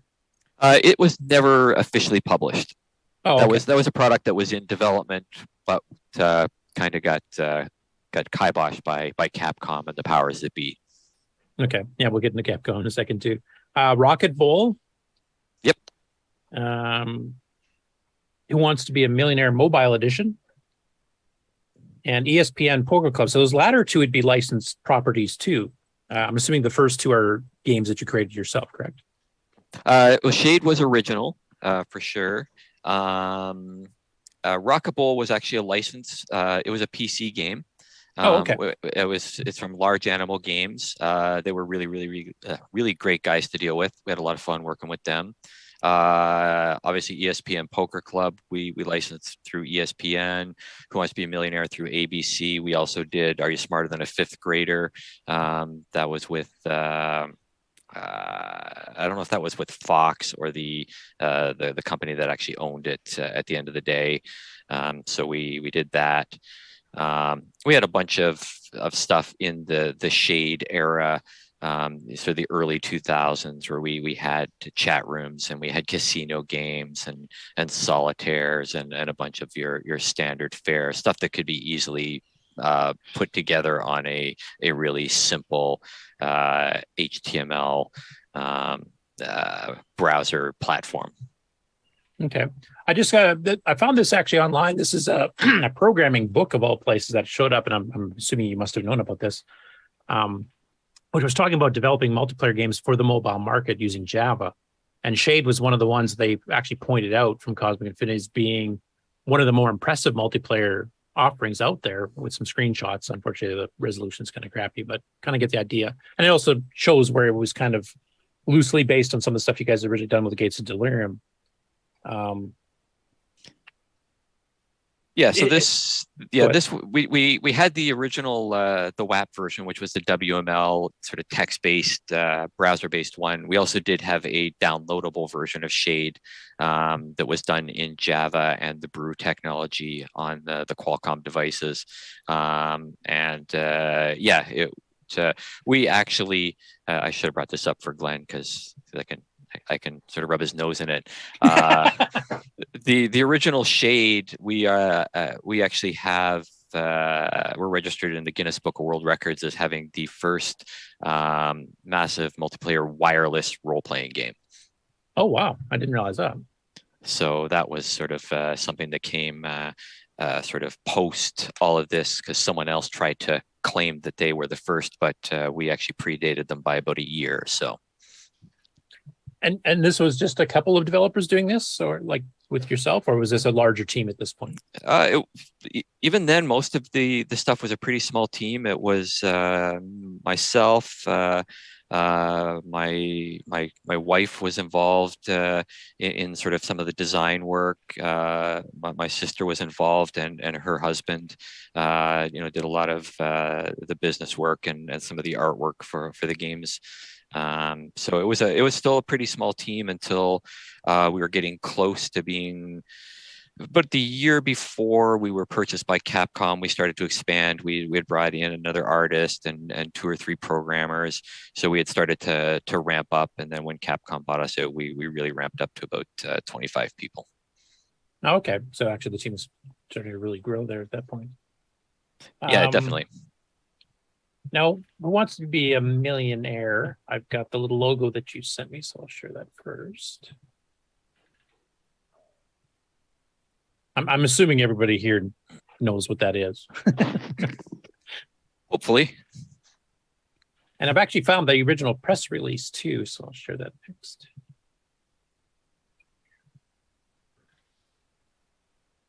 So this was announced August 4th, 2005, that Cosmic Infinity has entered into a licensing agreement with Buena Vista Television for Who Wants to Be a Millionaire mobile games.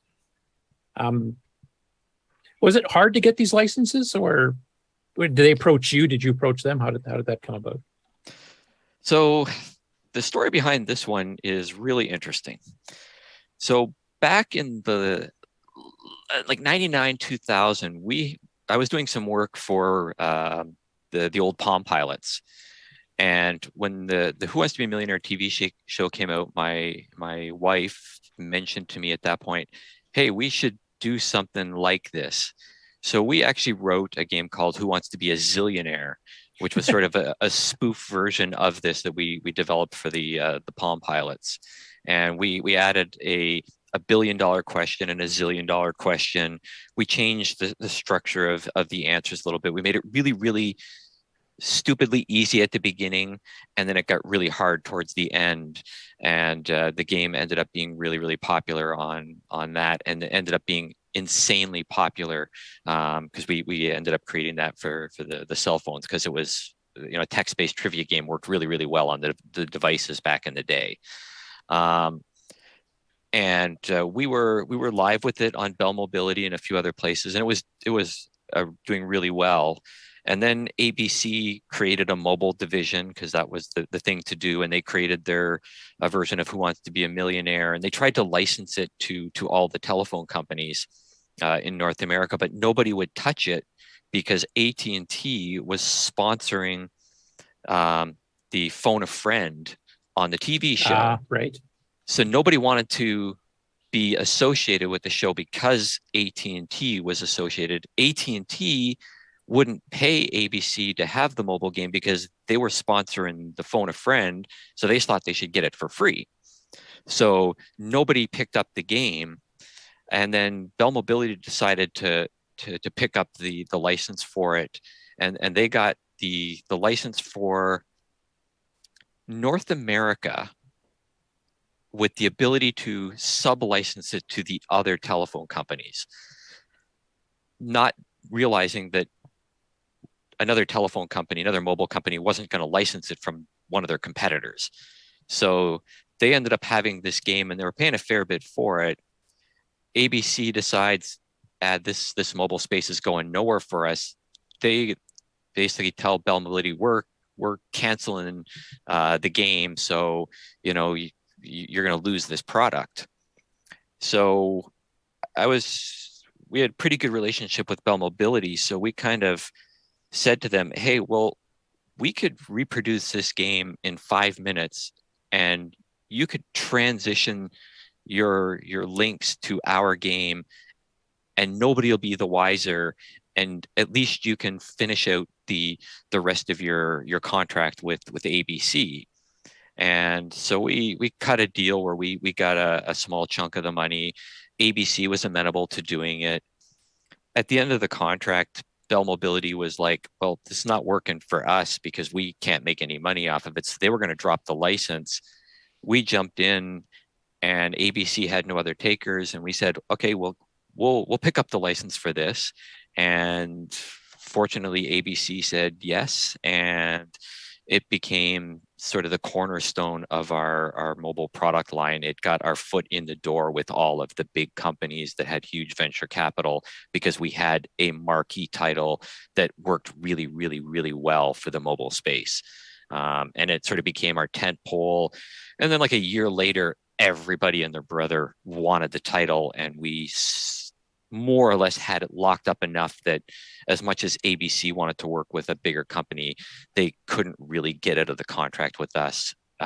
So we kind of were able to leverage that, and it ended up catapulting us up and putting us on the map. And it's ultimately one of the reasons that Capcom came in and bought us out. Yeah, well, we'll get to that shortly because that's a pretty big thing. So the other one I want to show you, because I actually found some screenshots and even some video of the gameplay, is Rocket Bowl. Now you said this was a licensed. Yep, I've not seen this in. Oh, okay, this is the PC version of Rocket Bowl. So how similar was this to the mobile version? Just the graphics are a bit more detailed, or?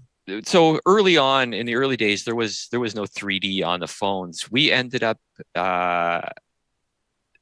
taking this, and we ended up doing it in a style very similar to what I did with Marble Madness. We did the isometric view. So we Oh, okay. basically ended up making this in ISO, and it ended up working out really, really well, and it was a whole lot of fun to play. Yeah, I don't think they have shots then of the mobile version. Yeah, they won't have it there. That would have been from IGN. If you dig deep, you can probably find them. I probably have some lying around, but it was a lot of fun to write. And it ended up mimicking this really, really well, and being a pretty fun game. One of the games I'm most proud that I developed in the mobile space, just because it's a pretty involved game, and we took something that was 3D and made it really playable in ISO. Okay. Yeah, because I mean, just looking at some of the screenshots here, because I've never played it on any platform, it looks like a kind of a cross between a mini golf course and bowling. It's exactly that, and there's basically rockets on the bowling ball, so you can fire them. So you can either make it move faster, you can make it jump up in the air, or you can make it go left and right. But you're basically right. It's basically like a miniature golf course with bowling pins on it, and you're trying to sort of And a rocket-powered bowling ball. And a rocket-powered bowling ball. So rocket-powered bowling balls become cannonballs. Pretty much. And there were different types of bowling balls you could get that had different features on them, and it was you unlocked them as you played, and it was a lot of fun. And then the ESPN, I didn't find anything on the ESPN Poker Club, but I'm assuming you guys came up with a contract with ESPN themselves. Did they approach you? You approach them? Same question I had about Who Wants to Be a Millionaire. Yeah, that was after Capcom had bought us, and the guy who was our marketing sales guy had contacts everywhere, and because of our involvement with Fifth Grader and Who Wants to Be a Millionaire, ESPN was really interested in us doing stuff, so we ended up doing a couple things for them. And that was back in the day when poker was really, really big on TV and everything like that. And so we ended up doing a multiplayer poker game for the cell phones. Okay, and then speaking of the Capcom acquisition here, so this is the actual copy of the press release for that from May 25th, 2006. Now, in this case, they described it as basically you guys were going to be operating independently, keeping your offices in Ontario and keeping your staff and everything else. It was going to be like a wholly owned subsidiary type thing. From what you kind of hinted, talking with Glenn earlier, it sounds like that's not exactly what happened. Well, it is. So there's sort of three entities of Capcom, or two entities of Capcom. There's Capcom, the game publisher that's out of Japan, Capcom Entertainment, the group that effectively bought us, was their mobile division, working out of the US. And they bought us out because they were just sort of floundering in the mobile space, and they needed our expertise in development, plus some of the titles that we had that were good revenue generators. So Capcom Entertainment continued to operate sort of their head office out of the LA office, and they did some of the deployment and behind the scenes management from there, and the sales, but all the mobile development stayed in the Cosmic Studio out of the Toronto area here. Okay. And it sounds like the original relationship was pretty good, but then you were kind of mentioning that they hired one particular guy who was supposed to be your wingman type thing that turned out to be like the Antichrist or something. Just kind of, I guess, go into a bit more deep, no names, obviously, but yeah. Like how long were you at Capcom before that suddenly happened on you? So I had a 2-year commitment with Capcom. It was probably about a year in when things started to go a little bit sideways in the office, and we brought in this the new person to be sort of the second in command and overseeing all of the projects. I was the studio head, so I was sort of in charge of everything, but on a day-to-day basis, watching over the projects. We had another guy. There was a bit of an issue there, and he ended up leaving, and that's when we brought in this other person. And on the surface, everything seemed fine and should have been fine, but I think behind the scenes, Capcom was moving towards getting rid of anybody that was sort of loyal to me or brought in by me from the initial from pre-acquisition, and they wanted to move to their people by the time my commitment was up, and that hopefully the expertise that had made us successful and made them not successful would have been in place by the time my commitment was up, and that they could just move on without me. And so there was a lot of stuff, I think, going on behind the scenes in them moving people around and really going in a direction that wasn't going to include me long term, as much as they were saying they still wanted me to be involved. It just didn't feel that way to me, and I was becoming more and more out of the loop on the decisions, and they were starting to listen less and less to my knowledge of the gaming industry and everything like that, and the direction we needed to go to live for the long haul. And they seemed to have their own idea of where that should go. Okay.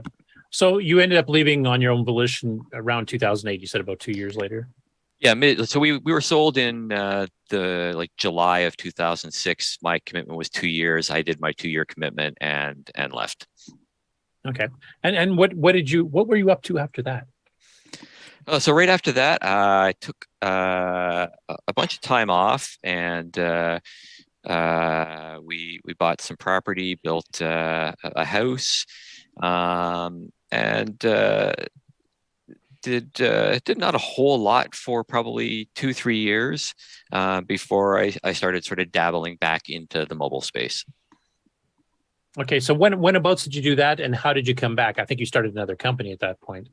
Yeah, so that's when I created Rigor and Mortis, and we started. I brought in another creative guy as well as an artist, and we started to develop some products for the mobile space.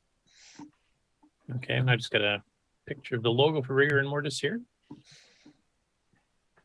Now, is this the creation of this name in particular? Is that based on the zombie craze that was kind of hitting at that time, or was that just something you came up separately? Oh, just some crazy idea that my wife and I had. So we tend to come up with some stuff that's sort of on the darker side sometimes, and a little bit edgy. So and lots of fun for us. So we just sort of came up with that as the logo, and that's it. We sort of came up with the idea, and then my artist came up with the sort of the coffin and the crossbones and stuff, and it worked out pretty well. And this is also a company that is also basically mobile games. Is that correct? Yes. So, once again, that brings up the question. Well, I guess you'd sold Cosmic Fantasy. You didn't have any rights to that name after Capcom bought it, so you couldn't have carried that on anyway. Yeah, we couldn't carry that one on. So.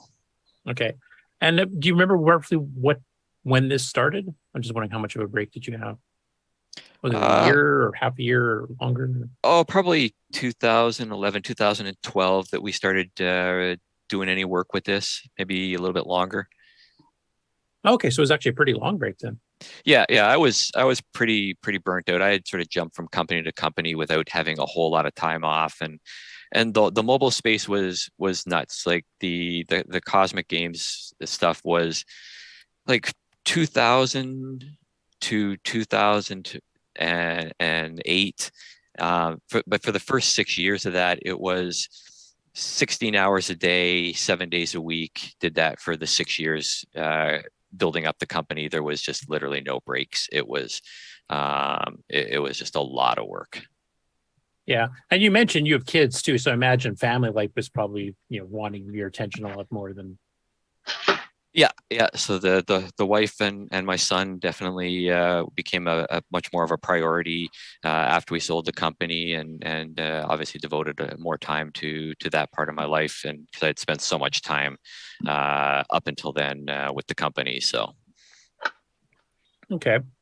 I'm presuming the time period between when you left Capcom, roughly the 2008 up until now, is basically when the whole app thing revolution came by, because that's when iOS was released and then Android shortly after. So the mobile market you returned to in 2011, 2012 would have been completely different than what you left, because you would have been doing a lot of Java stuff for a multitude of different phones. And I'm imagining now you're probably doing all iOS and Android, or just one of the two, or. Well, I use the Unity platform. So you basically write in C#, but it'll cross compile to both platforms. Most of the engines that you can use for mobile development will cross compile to both iOS and Android. So that part's pretty simple and straightforward. So it's nice. But the marketplace is vastly different. It is totally not what I expected it to be, and we just have not had a whole lot of success because it's just a crazy space to be in. Yeah, I mean, it's a lot more competitive. I mean, there's so many apps in the app stores for both platforms that just to try to get yourself noticed by anybody when there's thousands and thousands and thousands of apps.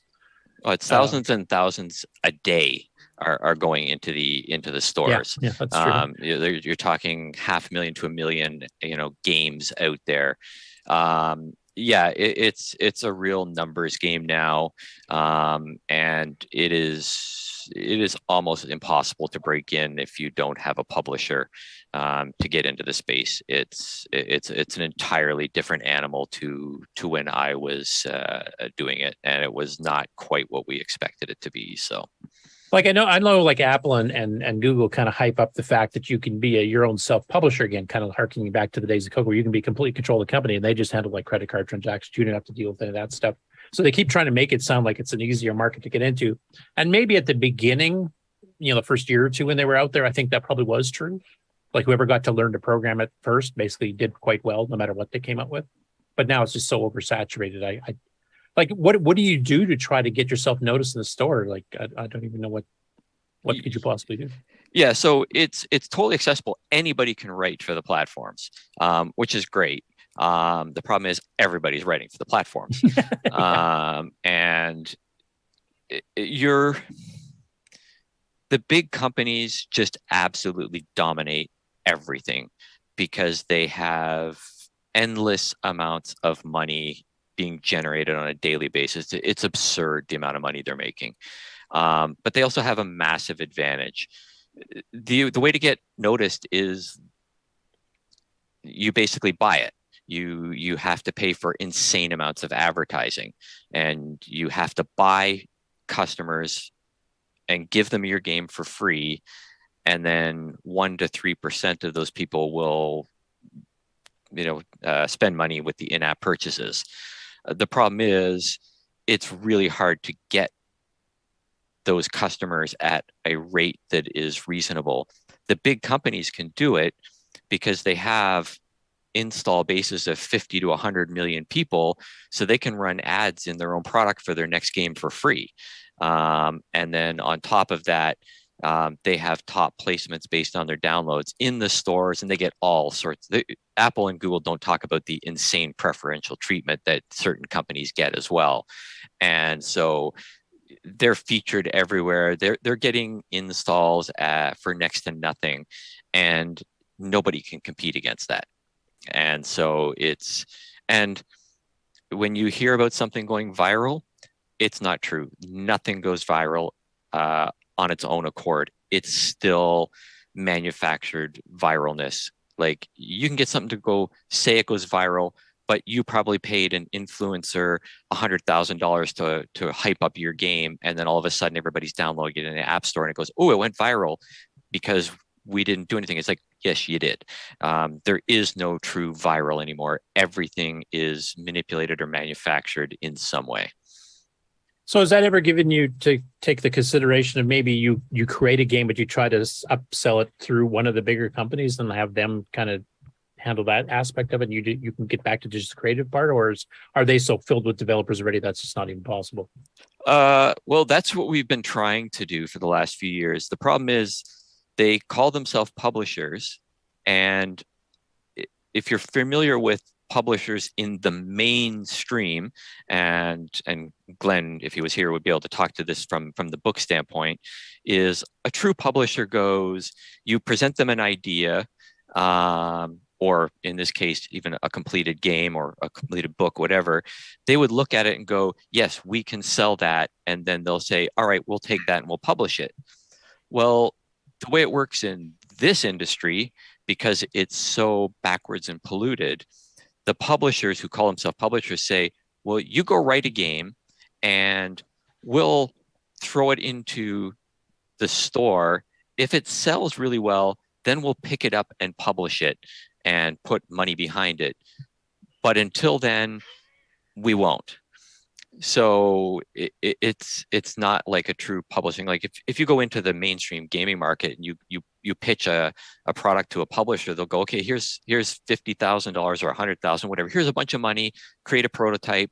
And then once the prototype's created, if we like it, okay, we'll fund the development of the project and then we'll publish it and you'll get your 10% of the revenue. These publishers don't work that way. They expect you to do all the work. And if the game isn't good, they just discard it and take the next game up. And so it's not really truly publishing.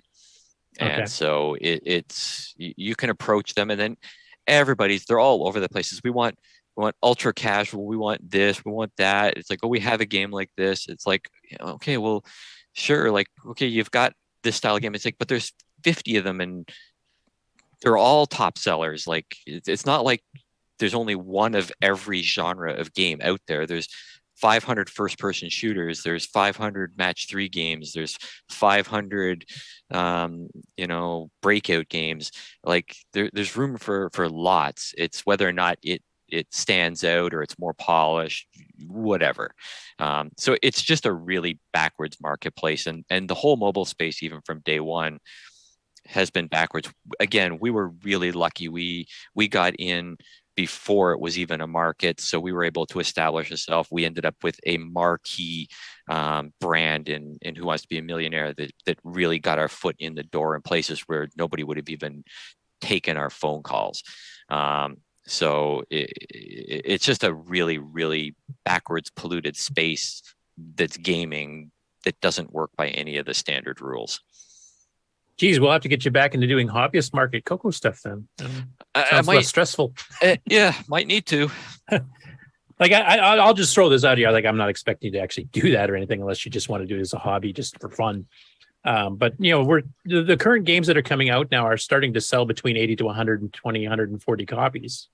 And you can just distribute them electronically, so there's no like having to ship anything. Though a lot of people do like the collector's boxes, so it's not enough to make a living or anything. But if you just wanted to do it for fun, you'd get something back for it, I guess. So I try to say. Yeah, I mean, I'm in the same boat with the mobile space. Like we will make some money. You just don't make it. It's like I look at things from a business perspective, and I'm looking to build a business. If I'm going to devote my time to something, I want to be able to build up something that can be sold off at the end. There's always a plan and an exit strategy now. Ever since the Atari Lynx, my business mind works in a very different way than it used to. So I look at things from a certain perspective now of the amount of time I have to put into things and what I'm going to get out of them. So, okay. Now you'd sent some screenshots here from a couple of games, which I'm assuming are all from Rigor Mortis. There was Dusk and Match Voodoo. So which one of those did you do first? The ones you're seeing there, Dusk or Match Voodoo was the first one that I did, and then Dusk was it's sort of a reimagined version of the Shade game, which is also a hybrid off of the old Gates. So, and they've been done for multiple platforms. The only one that's currently live, the Dusk one, is actually currently live in the Google Play Store right now, and we're looking at how we can sort of bump that up. Okay, so I'm showing some screenshots here from those are the from Match 3 Match game. Yep. Yeah, Match Voodoo. So obviously you've got a bit of a Voodoo Halloween theme here with the skull and the bat wings and stuff like that. Was this meant as a theme, like for a Halloween style game? Like, did you introduce it that time, or was that just happen to be a skin for a Match 3 game that you just randomly picked? Yeah, so we were looking to do a different games, and we decided to do something in the Match 3 space. If you look in the Match 3 space, almost everything is a derivative of Candy Crush, and they're all really geared towards a female audience. As much as it commands people, a pretty broad spectrum of people that play them, they really visually go after a certain audience. And if you talk to people, you'll go, most guys won't admit that they play Candy Crush, even if they play them. It's a well-devised game. It's just thematically, it's not something that you're going to run around and say, that's what I play. And we were trying to come up with a theme that would still be fun, but something where, the guys wouldn't be embarrassed. Everybody would go, yeah, I play that because it's kind of cool. It's not like these little gummy bears and little dolls and stuff that all the Match 3 games have. So we came up with this voodoo theme, and we've done a bunch of games with this style. We have a trivia game and a couple other more casual ones that all have this kind of fun voodoo theme. It's not hardcore voodoo. It's just very fun. Goofy characters, and we have a lot of fun with it, with spiders and poison bottles and skulls and stuff like that. It's just thematically, it's just a really fun area to work with. You can do a lot of stuff really creative with it, and it looks really neat. So, okay, and then I'll switch over to the other one here that we talked about, Dusk. And you said this one is still an active property. Yeah, this one's active in the Google Play Store right now. We haven't converted over to the Apple Store yet. I think I got the right one selected. So it's a full-blown MMO. You can go in, you can customize your avatar, you can build up your character in any way that you want. It's not class-driven. You get to do what you want. It's got a nice real-time drag and drop interface. And it's a throwback to our Shade game. It's been sort of expanded and enhanced and been made way more visual. So, but if you look at all of our history, you'll see some ties back to the Shade, and then ultimately back to Gates. Okay, yeah, this one looks pretty good. It's visually impressive. Really good use of color, etc. It's not done to be completely realistic, but no, it's a little definitely bit cartoony, but not excessively so. Yeah, we've gone with a very retro style with it, so it's more retro graphics than the super high detailed polished ones that you see in some games now. There's definitely a renaissance for retro style games in the mobile space. So, and you said this one is not out for iOS at this point, right? It's only out on Android. Yeah, not yet. We're moving towards that. Have you done other ones that are cross-platform where players play against each other on both platforms? Like, does that really add to the, like, I know a lot of friends even like hate, I'm a green bubble guy or whatever type thing. Yeah, pretty much. Everything we do, we try to do cross-platform. Yeah, okay, it just makes sense. There's no reason not to. Yeah, because you were mentioning like Unity and stuff here. It's not as much work to get it onto the other platform, or is it? Maybe I'm wrong. No, there's not a whole lot of work. The only it's just dealing with the submission processes and just a couple idiosyncrasies to the compile process. Basically, Unity spits out an Apple or an iOS project that you have to compile in Apple's proprietary environment, but it's not really that big a deal. Yeah, I know. And one thing you must be excited about, I mean, with all the problems with app stores and how mobile gaming is sold now, you must be pretty impressed with some of the hardware that you're getting to play with now. Like the capabilities of the newer phones is just insane. Oh yeah, the hardware is fantastic. The environments for development are just just incredible. Like they do all of the work for you. It's absolutely amazing. Like it's so easy to write anything nowadays. And again, like I said, you don't even have to try because you don't have to conserve memory for sound or artwork or code or everything is just assume so infinite, optimized. You're fine type thing. Yeah, everything is fully optimized. It's just like tell it to do this and it does that. You can drag and drop the whole outside interface to this is all drag and drop all of your artwork into the spots, save out the scene, and one line of code loads it in, displays it on the screen for you. Like it's just so easy, and then all the effects that you can do and add to it. It's sort of a dream. So yeah, that's what I've heard from a few people that actually are actively doing apps, particularly games, like the engines and stuff that are out there, and the hardware capabilities of the graphics chips and the CPUs on these phones is I mean, it's up to like, console level just a couple of years ago. Oh, absolutely. Yeah. Like it's just amazing. The bigger problem is creating something like a lot of people are trying to create console apps or console games as apps, and you can't, because the people who are playing them are effectively ultra casual, and the controls are all touch. So you have to design for an audience, and B, an input system that is vastly different from console games. So you have to understand your marketplace and your device when you're doing your development. It's one of the reasons we were so successful with the cell phones, because people were trying to write Tony Hawk on a cell phone. It's like, well, Tony Hawk is not going to work on a cell phone, and even a Twitch game like Tetris didn't work well on the early cell phones, because the inputs just weren't conducive to that, because you basically had like a dial pad, and it just didn't work. So you actually had to design games that Or would the new work. interface, Yeah, and that was one of the things that we did well, and it's really what's lacking in a lot of the mobile games right now. That, and it's just a rip-off marketplace. Someone writes Flappy Bird and there's 500 Flappy Birds. It's really hard to create something unique and then to ultimately actually stand out from the masses. Yeah, that's a huge, like, just from the sheer number of games there's going to be a ton of clones of each other. I mean, very slight differences. Yeah. I do know, like, there is a controller market for the mobile devices. They actually sell little things that you can stick your phone in to give you, like, joysticks and stuff on the sides. But I think that's very niche, and you probably shouldn't design a game for that unless you have like a working relationship to get it bundled with whoever's manufacturing the hardware or something. Yeah, it's super, super niche. It's really not worth it to try to build action games for the mobile devices. It just, like, you're talking about bringing your market from 1 billion people down to 1 million people.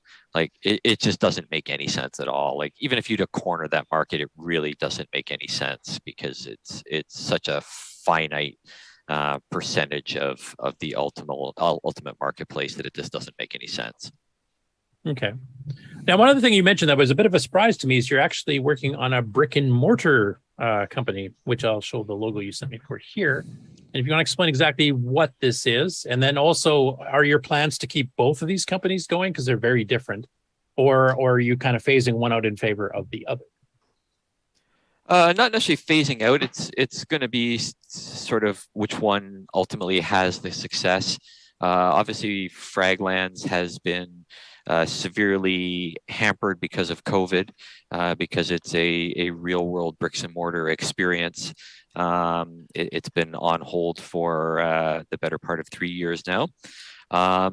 So it harkens back to what Cosmic Infinity was going to be, which was going to be a new version of laser tag or photon. It's something that I had looked at way back in the past doing. And I started thinking about it again about 3.5 years ago, and a whole lot of things all sort of clicked at the same time with the advancements in technology, my knowledge of gaming, as well as, and I keep bringing this up, but Fortnite opened my eyes to something that gave me a different perspective on gaming.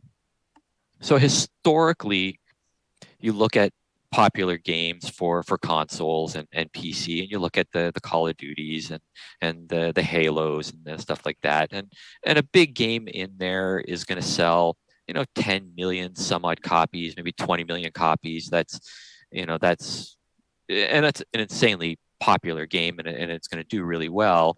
And you go, okay, well that's a good audience to go after. But when you look at a game like Fortnite that has 250 plus million people have played it, and you look at the hardcore games, that's 10 or 20 million people in the 14 to 25-year-old range. And then you look at Fortnite, which is the 5-year-olds up to the 70-year-old range. It's everybody. And it changed my perspective on reimagining laser tag, because you're not going after, initially you're thinking if you're going after the people who play first person shooters and that's your market, well, your market for that is now 250 million plus people, not 10 or 20 million people. And it's a much broader spectrum of people. With my gaming background, I can literally recreate any game mode from any video game that is being played now, including the battle royale that they play in Fortnite, which is either, a whole bunch of solo players, duos, trios, quads, any game mode that you see in Halo or Call of Duty, Capture the Flag, Guardian from Gears of War, zombie mode, or infection from Halo. I can reproduce that because of my gaming background. You combine that with new technology where I can put a chip on a person and track them in real time in a real world arena and display that for everybody. I can do hit checking on them in exactly the same way video games do, not the really simplistic way that laser tag has done it for the last 35 years with infrared LEDs. So I can basically do perfect hit checking, as well as I know where everybody is in the real world. And you can play every single video game that you love playing in the real world.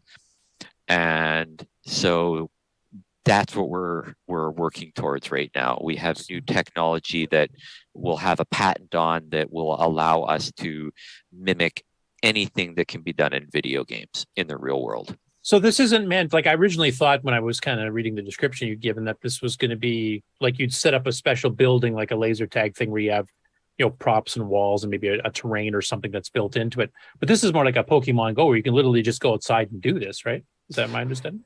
No, it's building a building. Like you could okay. you could extend it to other places, but no, it's to build like a destination where you go and there is a real interactive world that you go and you have battles in. That is what it is conceptually, and we just figure like we've got a lot of things going for us right now, because if you're parents now, kids are becoming more and more introverted. They spend more and more time at home playing video games or on their cell phones. And if you want your kids to go out, like you're not going to say, go outside and play football or baseball or hockey or anything like that. Like the kids aren't getting off the couch to do that.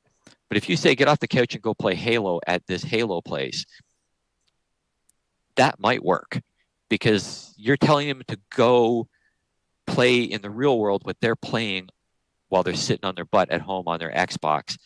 You've got at least a chance to convince them to get off their butts and go get some exercise. And you're gonna have to go drive them there first.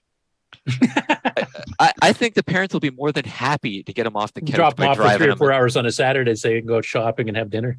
Exactly. Like that's sort of it conceptually is. This is you're selling them on something they love to do, but you get to do it in the real world in this crazy real environment. Well, you used to get a good workout at Photon. Absolutely. Yeah. And we're going after the same methodology. Like if you've gone to any of the laser tags now, you know that you have to have a party of 10 or 12 people. You have to book in advance. The game is 20 minutes long. And you play 2 games and then you're done, you go home. If you've ever went to Photon, you showed up, there were people there. It was more like a theme park. You got in line, the next block of people went in and played. The game was 6.5 minutes long. You came out, you were so excited that you wanted to go play again. If you play laser tag now, you play your 20 minutes. 10 minutes into it, you go, I am so done with this, and I still got to play for another 10 minutes. When you come out, you're going, I do not want to play this anymore. Every time I go back to laser tag now, I remember why I don't play, because it's just bad, right? You have to pre-book everything. You have to have a bunch of people. The old way that Photon did it just worked. And the whole psychology behind how you do it, the shorter game time, everything just worked better. And that's the psychology that we're adopting for building this is playing into all of that. And you don't have to pre-book. You can just show up with a couple of people or alone or 5 people. There's people there playing. You get thrown into Just a join game. the game. It's just a way better methodology. It's very much in tune to a theme park. And then you factor in that huge block of people who actually want something like this. Like, it's not just laser tag now is strictly a kid's birthday party business. That's all it's become. That's 90% of their business. This is making it a gaming destination. It's more of an entertainment thing where you can go and play and interact with people playing the games that you love to play at home. So for me, it kind of sounds like you're kind of trying to pick up a bit of the Wii vibe, where you have the interactivity and stuff. Like, obviously you're just waving a sensor stick around basically, but that kind of getting that interactiveness where the family can get together and battle each other in a sword fight or whatever type thing, or play tennis against each other, but on the laser tag with a lot more intense exercise. But you're trying to get that fun factor there and not having this very strict, you've got 20 minutes, use up your time type thing.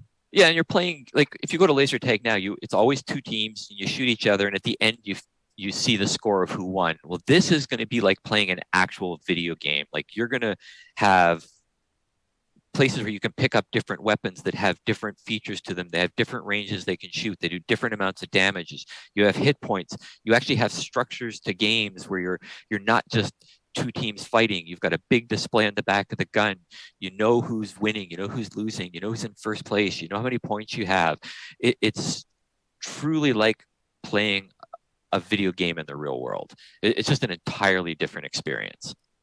Now, have you actually got one of these open, or are you guys still in the planning stage? Like, I know COVID would have really screwed things up for everybody. But yeah, we were very close to having a building just as COVID hit, and so we had to put the brakes on that. So we're just finalizing all of the hardware designs and the software designs now. And as soon as we feel that we can open this thing up without the fear of another lockdown coming, then we'll do it. So it's probably going to be sometime next year that we'll have our location and we'll be opening up the first one.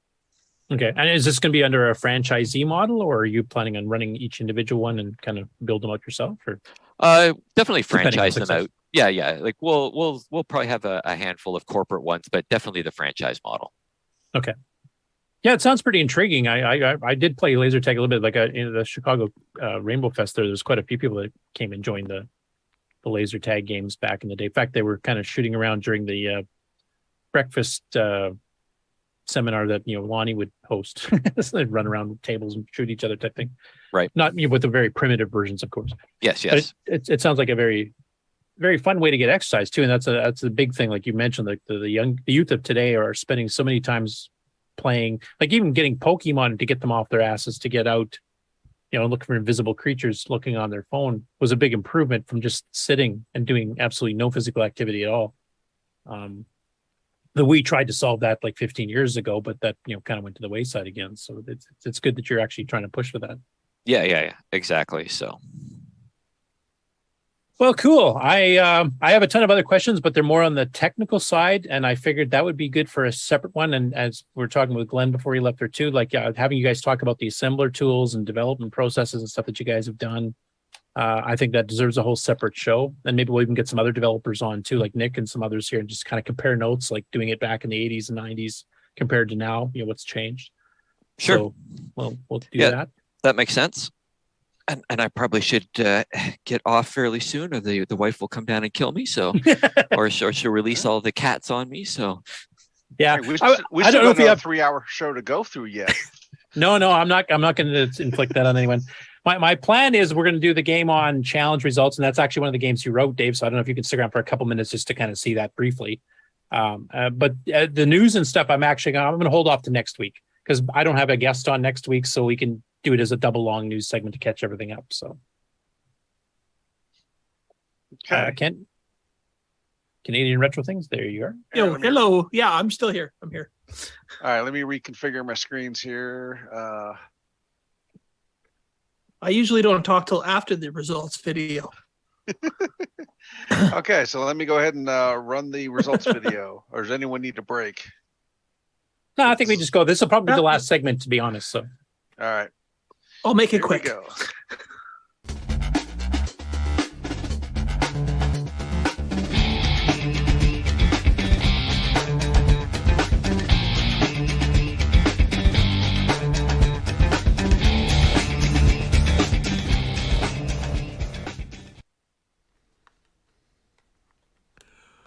Welcome everybody to the CoCoTALK Game On Challenge of the Week results video.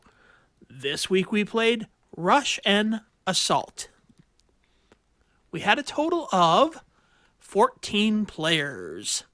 We had Mr. Dave 6309 with 7,550, Tasman with 8,850, and Arcana 8,950.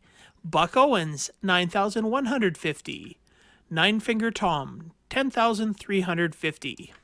Rich N, 10,400. Sloopy Malibu, 11,350. Mark B, 11,600. Jim Rye, 12,950. Ed Rhodes, 13,400. L. Curtis Boyle, 13,700. Canadian Retro Things, 22,250. Shenley, 22,750. And the number one score this week is Sabhead with 28,300. Thanks everybody that played, and we'll see you next week. So, Dave, since you're still here, I was just wondering, one of the things we normally do in this segment is have sort of tips and tricks, and the players discuss, things they discovered as they were playing the game. Since you actually wrote it, do you have any tips and tricks that none of us might actually know? Not offhand. I cannot remember any special tricks for playing that one. Don't die. Yeah, it looks really hard. I remember it being really hard. That much I do know. But yeah, nothing special comes to mind from a tricks on that one. None that come to mind. Now, as I mentioned before, this is one of the ones I actually did a 6809 optimized version. It's a little bit faster than 609 using the block memory move, which is a pretty close to double speed, I think. But this is also because it was a CoCo 1 and 2 game. You can actually do the CoCo 3 double speed up poke, which speeds it up for everybody. Was that something you would have designed it for? A CoCo 1-2 game that you have the option of playing at double speed on the CoCo 3, or it would not have been, because it would have been built before the CoCo 3, so I hadn't even contemplated the double speed in that. Okay, because I know you did have support for 2-button joysticks, and those didn't come to the CoCo 3, but that was probably a late add-on. Then I'm guessing. Did they not have some 2 buttons earlier than that? Didn't some of the Tandy joysticks have 2 buttons? I thought they did. Some of the Tandy joysticks did have 2 buttons, but I think the PIA wasn't even wired for the second one. Nick, can you correct me if I'm wrong on that one? I don't think CoCo 2 was wired for the 2 buttons. Yeah, no, it wasn't. They aren't. But they have the 6 pins on the plug, but it's not wired. I mean, it can be retrofitted, but yeah, you can add a blue wire and make it work. Yeah, it must have been something that it must have been working on that rate at the time the CoCo 3s were coming out, but before I actually developed for that. So I probably had one of the really current joysticks that had the 2 buttons. So I probably just included that as something that would work. Yeah, because you had it as an option, because you asked if you wanted the 2 buttons, because it rejiggered the space bar. I think normally you'd use to fire a grenade off, and right, which does make the game infinitely more simple, easier to play having the 2-button joystick. Yep, that's for sure. Now, I actually have a question. Why did you make it so that you can't shoot behind you? No idea. It just seemed a little odd. Yeah, it's a good question. I hate you now. Yeah. No, I don't know if because it was modeled after Commando and Akari Warriors, and I don't know if you could fire in all 8 directions and those are not. Okay. And it may have just been because anything I had played, you just couldn't fire in those directions. Or in the grander scheme of things, probably because if you get into the position where you could actually get past something and shoot down, because things are moving, you might not be able to actually hit them because they would be scrolling off as you were moving up, and the bullets would be going down at a rate that wouldn't work. Okay. Because So it might have been a did technical find reason then, yeah. a Yeah. lot of times the guys would get behind you and shoot you in the back, and you're running you could do backwards, nothing but try to still run away shooting. from them. Yeah, because you can fire basically a 180-degree arc, like you shoot straight left, straight right, or diagonally, or straight up. Yeah. But even if you're running backwards, you're still shooting forwards. So it was kind of weird. Yeah, and there's probably some technical reason why I didn't. And offhand, I don't know what it is, but there probably was a reason. Okay. It made the one game thing, more unfortunately, we challenging. haven't been. Oh, go ahead, Ken. I just said it made the game more challenging. That's why you did it. Yeah. Yep. Because one of my favorite aspects of the game, there's another Coco podcast called My Drunk Sibling Rivalry, which is Tim.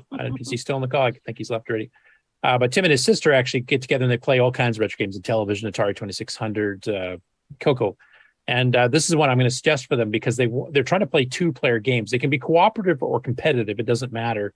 But as long as 2 people get to play it simultaneously, interact with each other and get mad at each other and that kind of thing. So I'm definitely suggesting Russian Assault because I remember playing that with my brother and that was a hell of a lot of fun with 2 players, Sure. trying to cooperate. Okay, well, I don't know. What do we have to say about the game? It's pretty straightforward for tips and tricks. When you uncover the all of the power-ups and stuff, they're always very random. So sometimes you'd get a couple of point ones in a row and be able to really pad your score there. But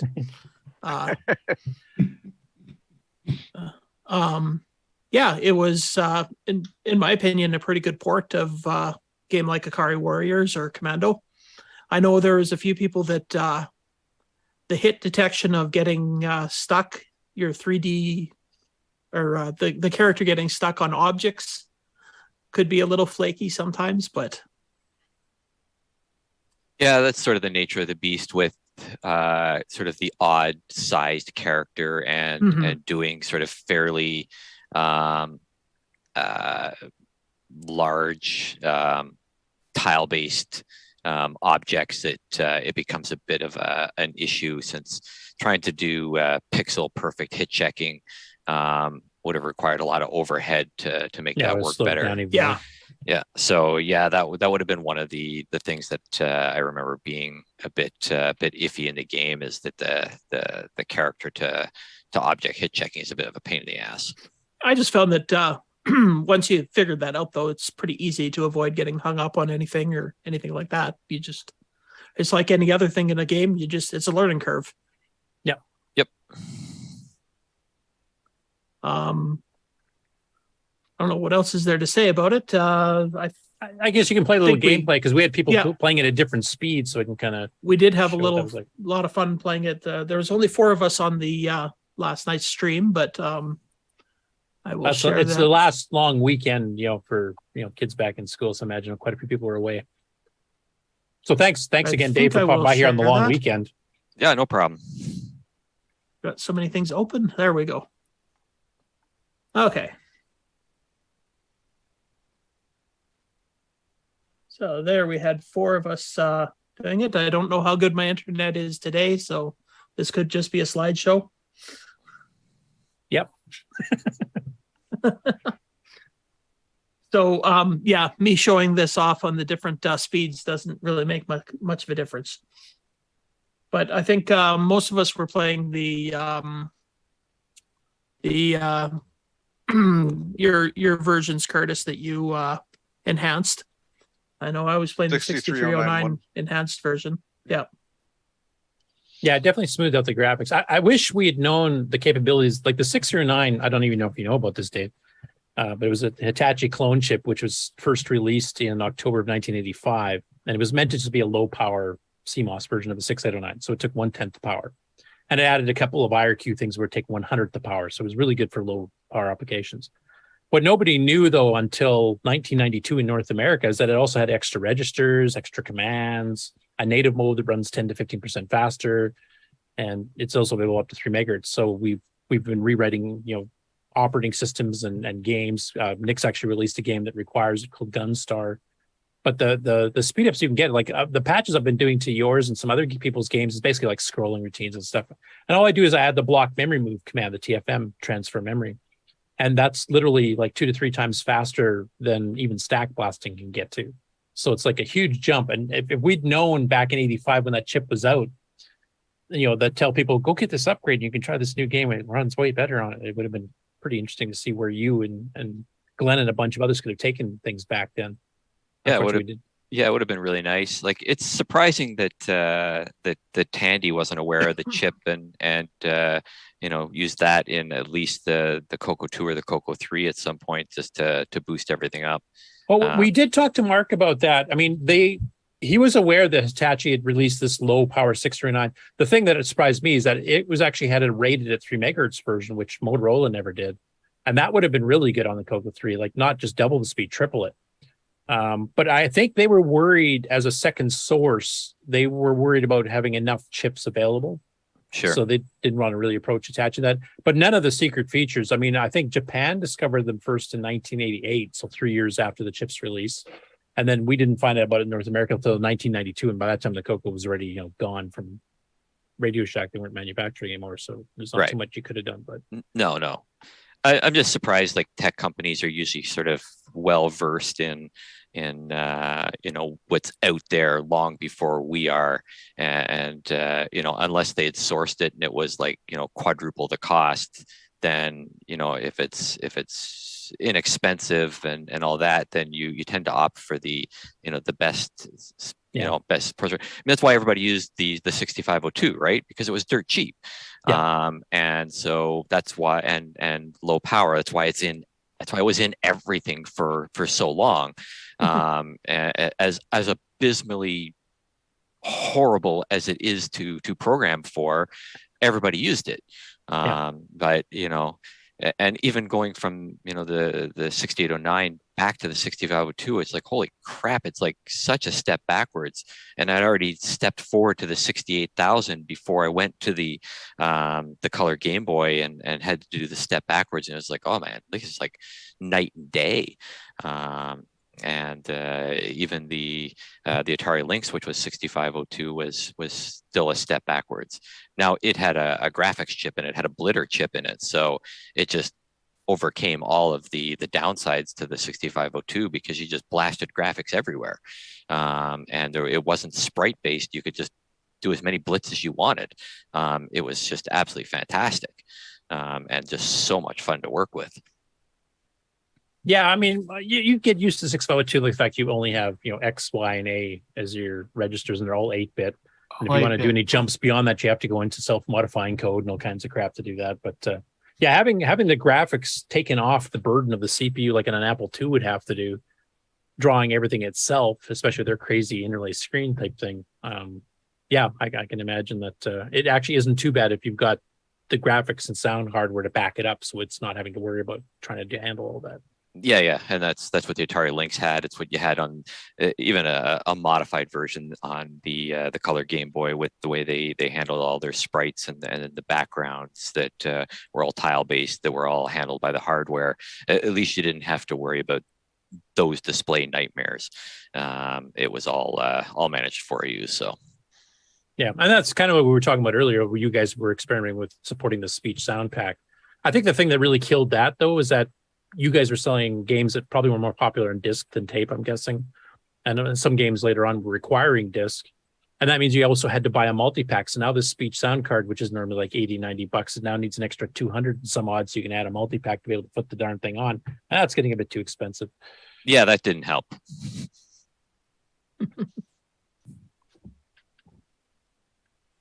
So I don't know any other tips or tricks on that. I do prefer it on the 609 speed, or just plain double speed on the original version for the CoCo 3. But if you have a CoCo 1 or 2, if you have a 609 chip in there, you definitely can double the speed with the optimized version. The 609 version's a bit faster. I can't remember that. I figured out the exact percentage, it's like 30% or something like that. But it is a fun game, and there's a lot to explore. I know, Ken, you got up to the point where you're coming up against the big armored trucks and stuff too. Yep. It was interesting. The game that I had that I got the furthest in it was by far not my best score. So yeah, well, the randomness of the bonuses is what really, it's luck of the draw. If you're going for a score-based game versus a distance-based game, like how far you can get into the game. If like I've had a few times where the very first two spots that you shoot with the grenades both come up as P's, so I got 5,000 points right off the bat without barely doing anything. And then there's other times like you don't see one of those ever. So yeah, and sometimes you had nothing. I never saw that. Never saw that either. I think you're the only one that saw that, Mark. You had a glitchy copy. Yeah. Another big thank you to Dave as well, because I approached him back in the early 2000s via email about releasing Diecom games for download so that people could enjoy them long after Diecom's gone, and he graciously permitted them to be put up. So a big thank you again for that. Oh, no problem at all. And unfortunately, I couldn't find any reviews in any magazines of this game. But it came out late enough that the Persona non grata with Rainbow was just around the corner, so probably didn't have time to get reviewed. We'll have to get Glenn to write a review for it again, I think. So there you go. Yep, there we go. It'll be very prolific now because he's a much more accomplished writer. So yeah, it'll be 100 pages. It'll be award winning. It'll be an award winning review. Okay, but, I don't know. Do we have anything else to discuss about Russian Assault? I don't know. Did anybody else have anything to add about the game? Or I don't want to keep Dave here too much longer. We'll be announcing the next game, so I thought if this is finished, we'll let Dave go. Yeah. No takers? Well, I definitely enjoyed this game. I did try the version, the not sped up version earlier in the week, and definitely playing the versions that you optimized, Curtis, were definitely added something to the game. It was still fun the other way, but it was more fun this way. It's a smoother running. So yeah, I know Mark and I tried the double speed Post-Coco 3 version and the 639 combined, and it's an arcade game at that point. It's almost too fast. Although I did do a decent score on it, I later came back and got my best score running the single speed on the 6309 version. I guess, but my only tip on it is that if you get past people, don't try to go back to kill them, because they will shoot you in the back. Just keep going. Or if you get past objects, forget about the points and keep going. Okay, well, Dave, thanks again so much for showing up on a holiday weekend and spending hours and hours with us, which I kind of expected, because once I actually went through and figured out everything you've written just on the Coco, and then you started filling me in all the stuff you've written since then for a variety of platforms, including mobile, I was just like, this is going to be a long interview.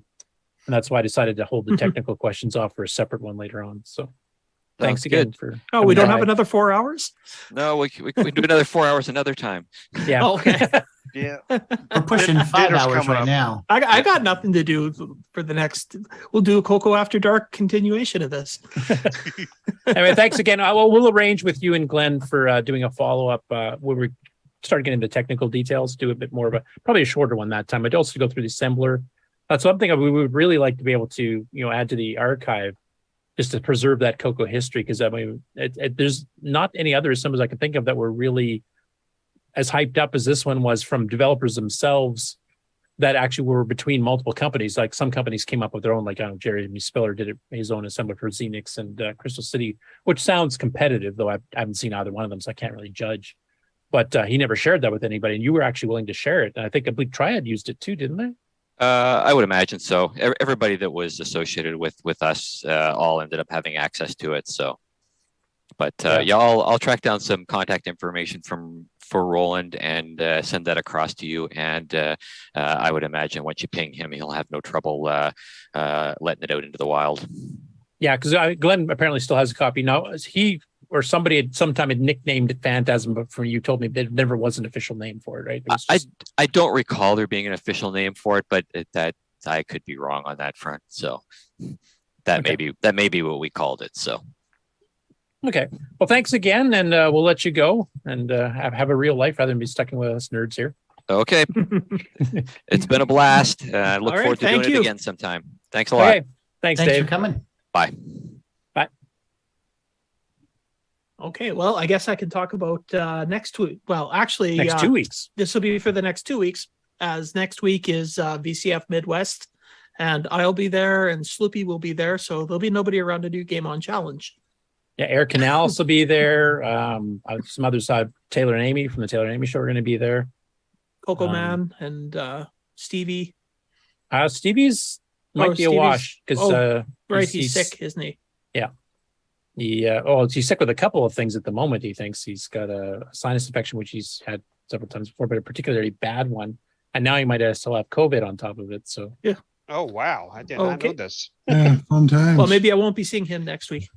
Well, he kind of gave a warning in the private Discord channel. I might as well reveal it so people know that he might not be here next week on the show or at VCF, depending on how he's doing. So Okay. a big wish to Stevie to get well soon. And actually, I'll throw this in. It was going to be part of the news, but I'm going to hold the news off to next week because we don't have a guest there. John Linville revealed on their Coco Crew podcast episode that came out that he was in the hospital, which a lot of us knew, but we didn't know the details. And it was very serious. He was there for a week. And he's at home now starting to recover. So best wishes to both Stevie and John. Get well soon. Do you know what was wrong with John? Or Yeah, I don't know if, well, he mentioned the podcast. I guess it's public knowledge. Congestive heart failure. He had fluid and stuff and everything else. So he was having nighttime panic attacks, trouble breathing when he was sleeping and stuff like that. And when he finally got to the doctor and that checked out, yeah, it was serious enough. They had to hold him there for a week. Jeez. So best wishes to both. All right, well, on to the games. Before I announce the 2 games for next week, I am also going to announce that for October 1st, we will be playing Robot Nightmare, so you can have some time to get a hold of a copy. And bet you have time to gain skill in it. Yeah.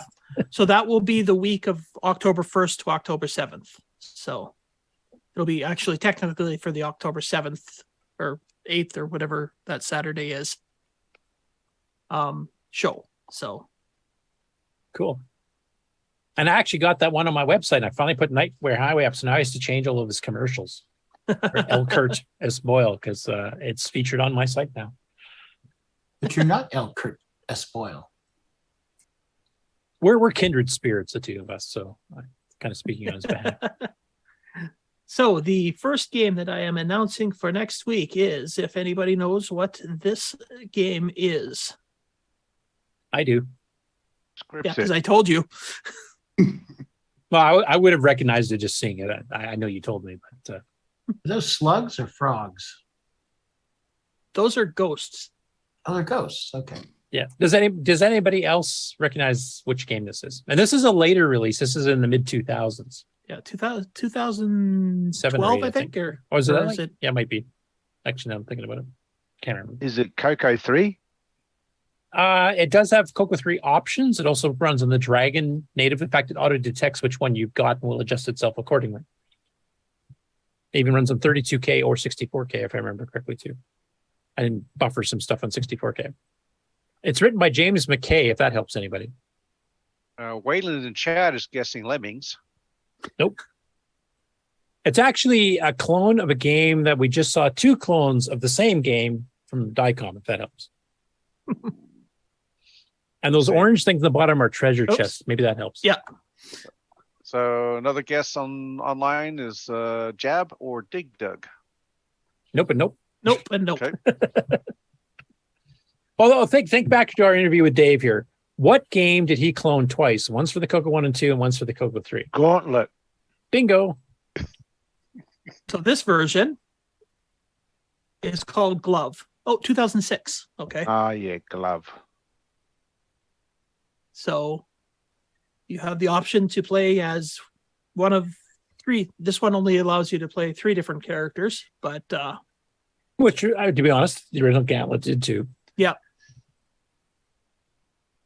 So yeah, this will be game number 1. In game number 2, I went back far into the archives. Bottom of the barrel, you say? Oh, this is a Dale Lear game. Yep. Produced in 1982 by Adventure International, and Nick got it right. Yep. Fire what? Firecopter. That's a fun one. And one of the first real-time 3D actual line perspective games I remember from that time. What's going on? Something here? went wrong. Yeah, you're sharing your desktop. Is that food I see?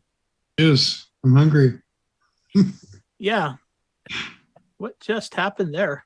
We just got a private sharing of Ken's diet for the next week before he heads to VCF. That was cool. Maybe we have prawns or something.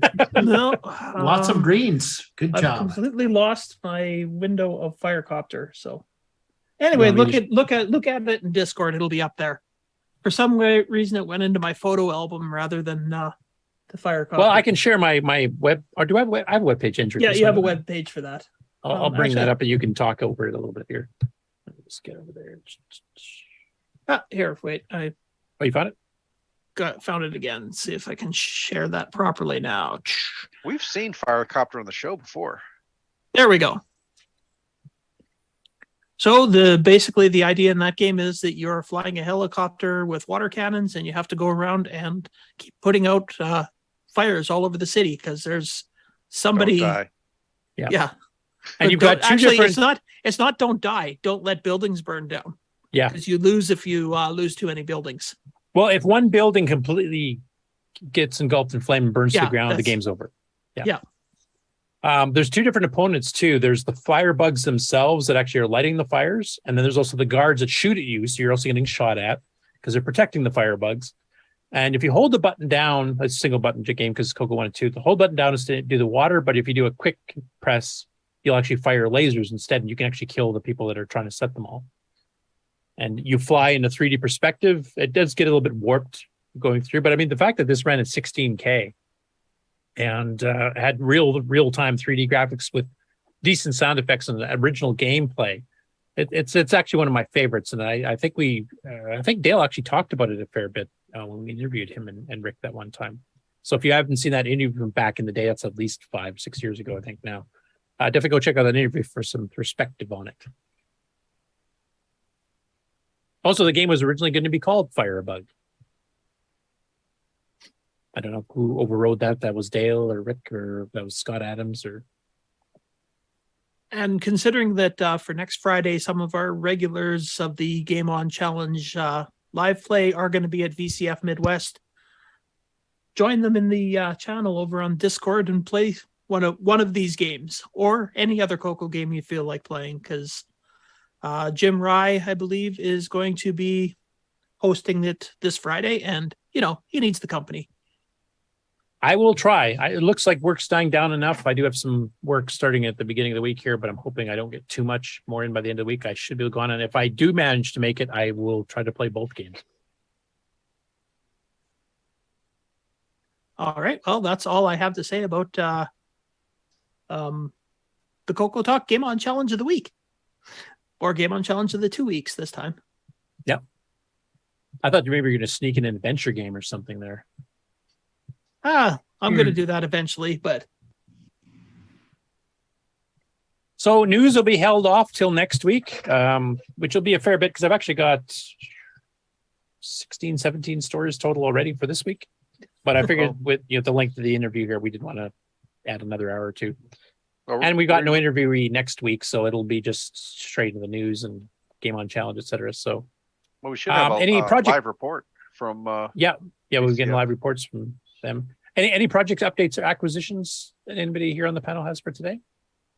Oh, looks like Rick does. A big bag of electro-sensitive parts, so that's a good week. I haven't installed it yet, Rick, but I did get the little switch for the keyboard adapter. I've tested the keyboard adapter; works fine in my Coco 1. Oh, I got to get a hold of you about that. I haven't got mine yet, but I'm ordering another I have keyboard no thing. mailing address for you. I know, but I'm ordering another keyboard. I tried tapping somewhere Canada and it didn't work. I'm going to order another keyboard board, so you can send me 2 of the switches when I do that. Save yourself some shipping there and ship it all in one box. Yeah, Exactly. like my ketchup squirter proof wrapping for the part so it didn't come flying out of the envelope as it goes through the postage squashing roller things. What are those parts for? Oh, the keyboard was supposed to have a little handle that came out the bottom, and I never actually designed it. So I finally did it. And how about the parts you received in that baggie you were showing us? Is that for the network card? Yeah. Or? Oh yeah, this is Nick Marenti's things here that he's worried about. Oh yeah, blame me. Yeah, well, we do for everything else. But. I got all the parts. I didn't get the circuit board yet. But while I was waiting, I did draw this. So here's the the ROM pack looking version of. I can cram it all in a ROM pack. There you go, and you've got 2 audio out jacks.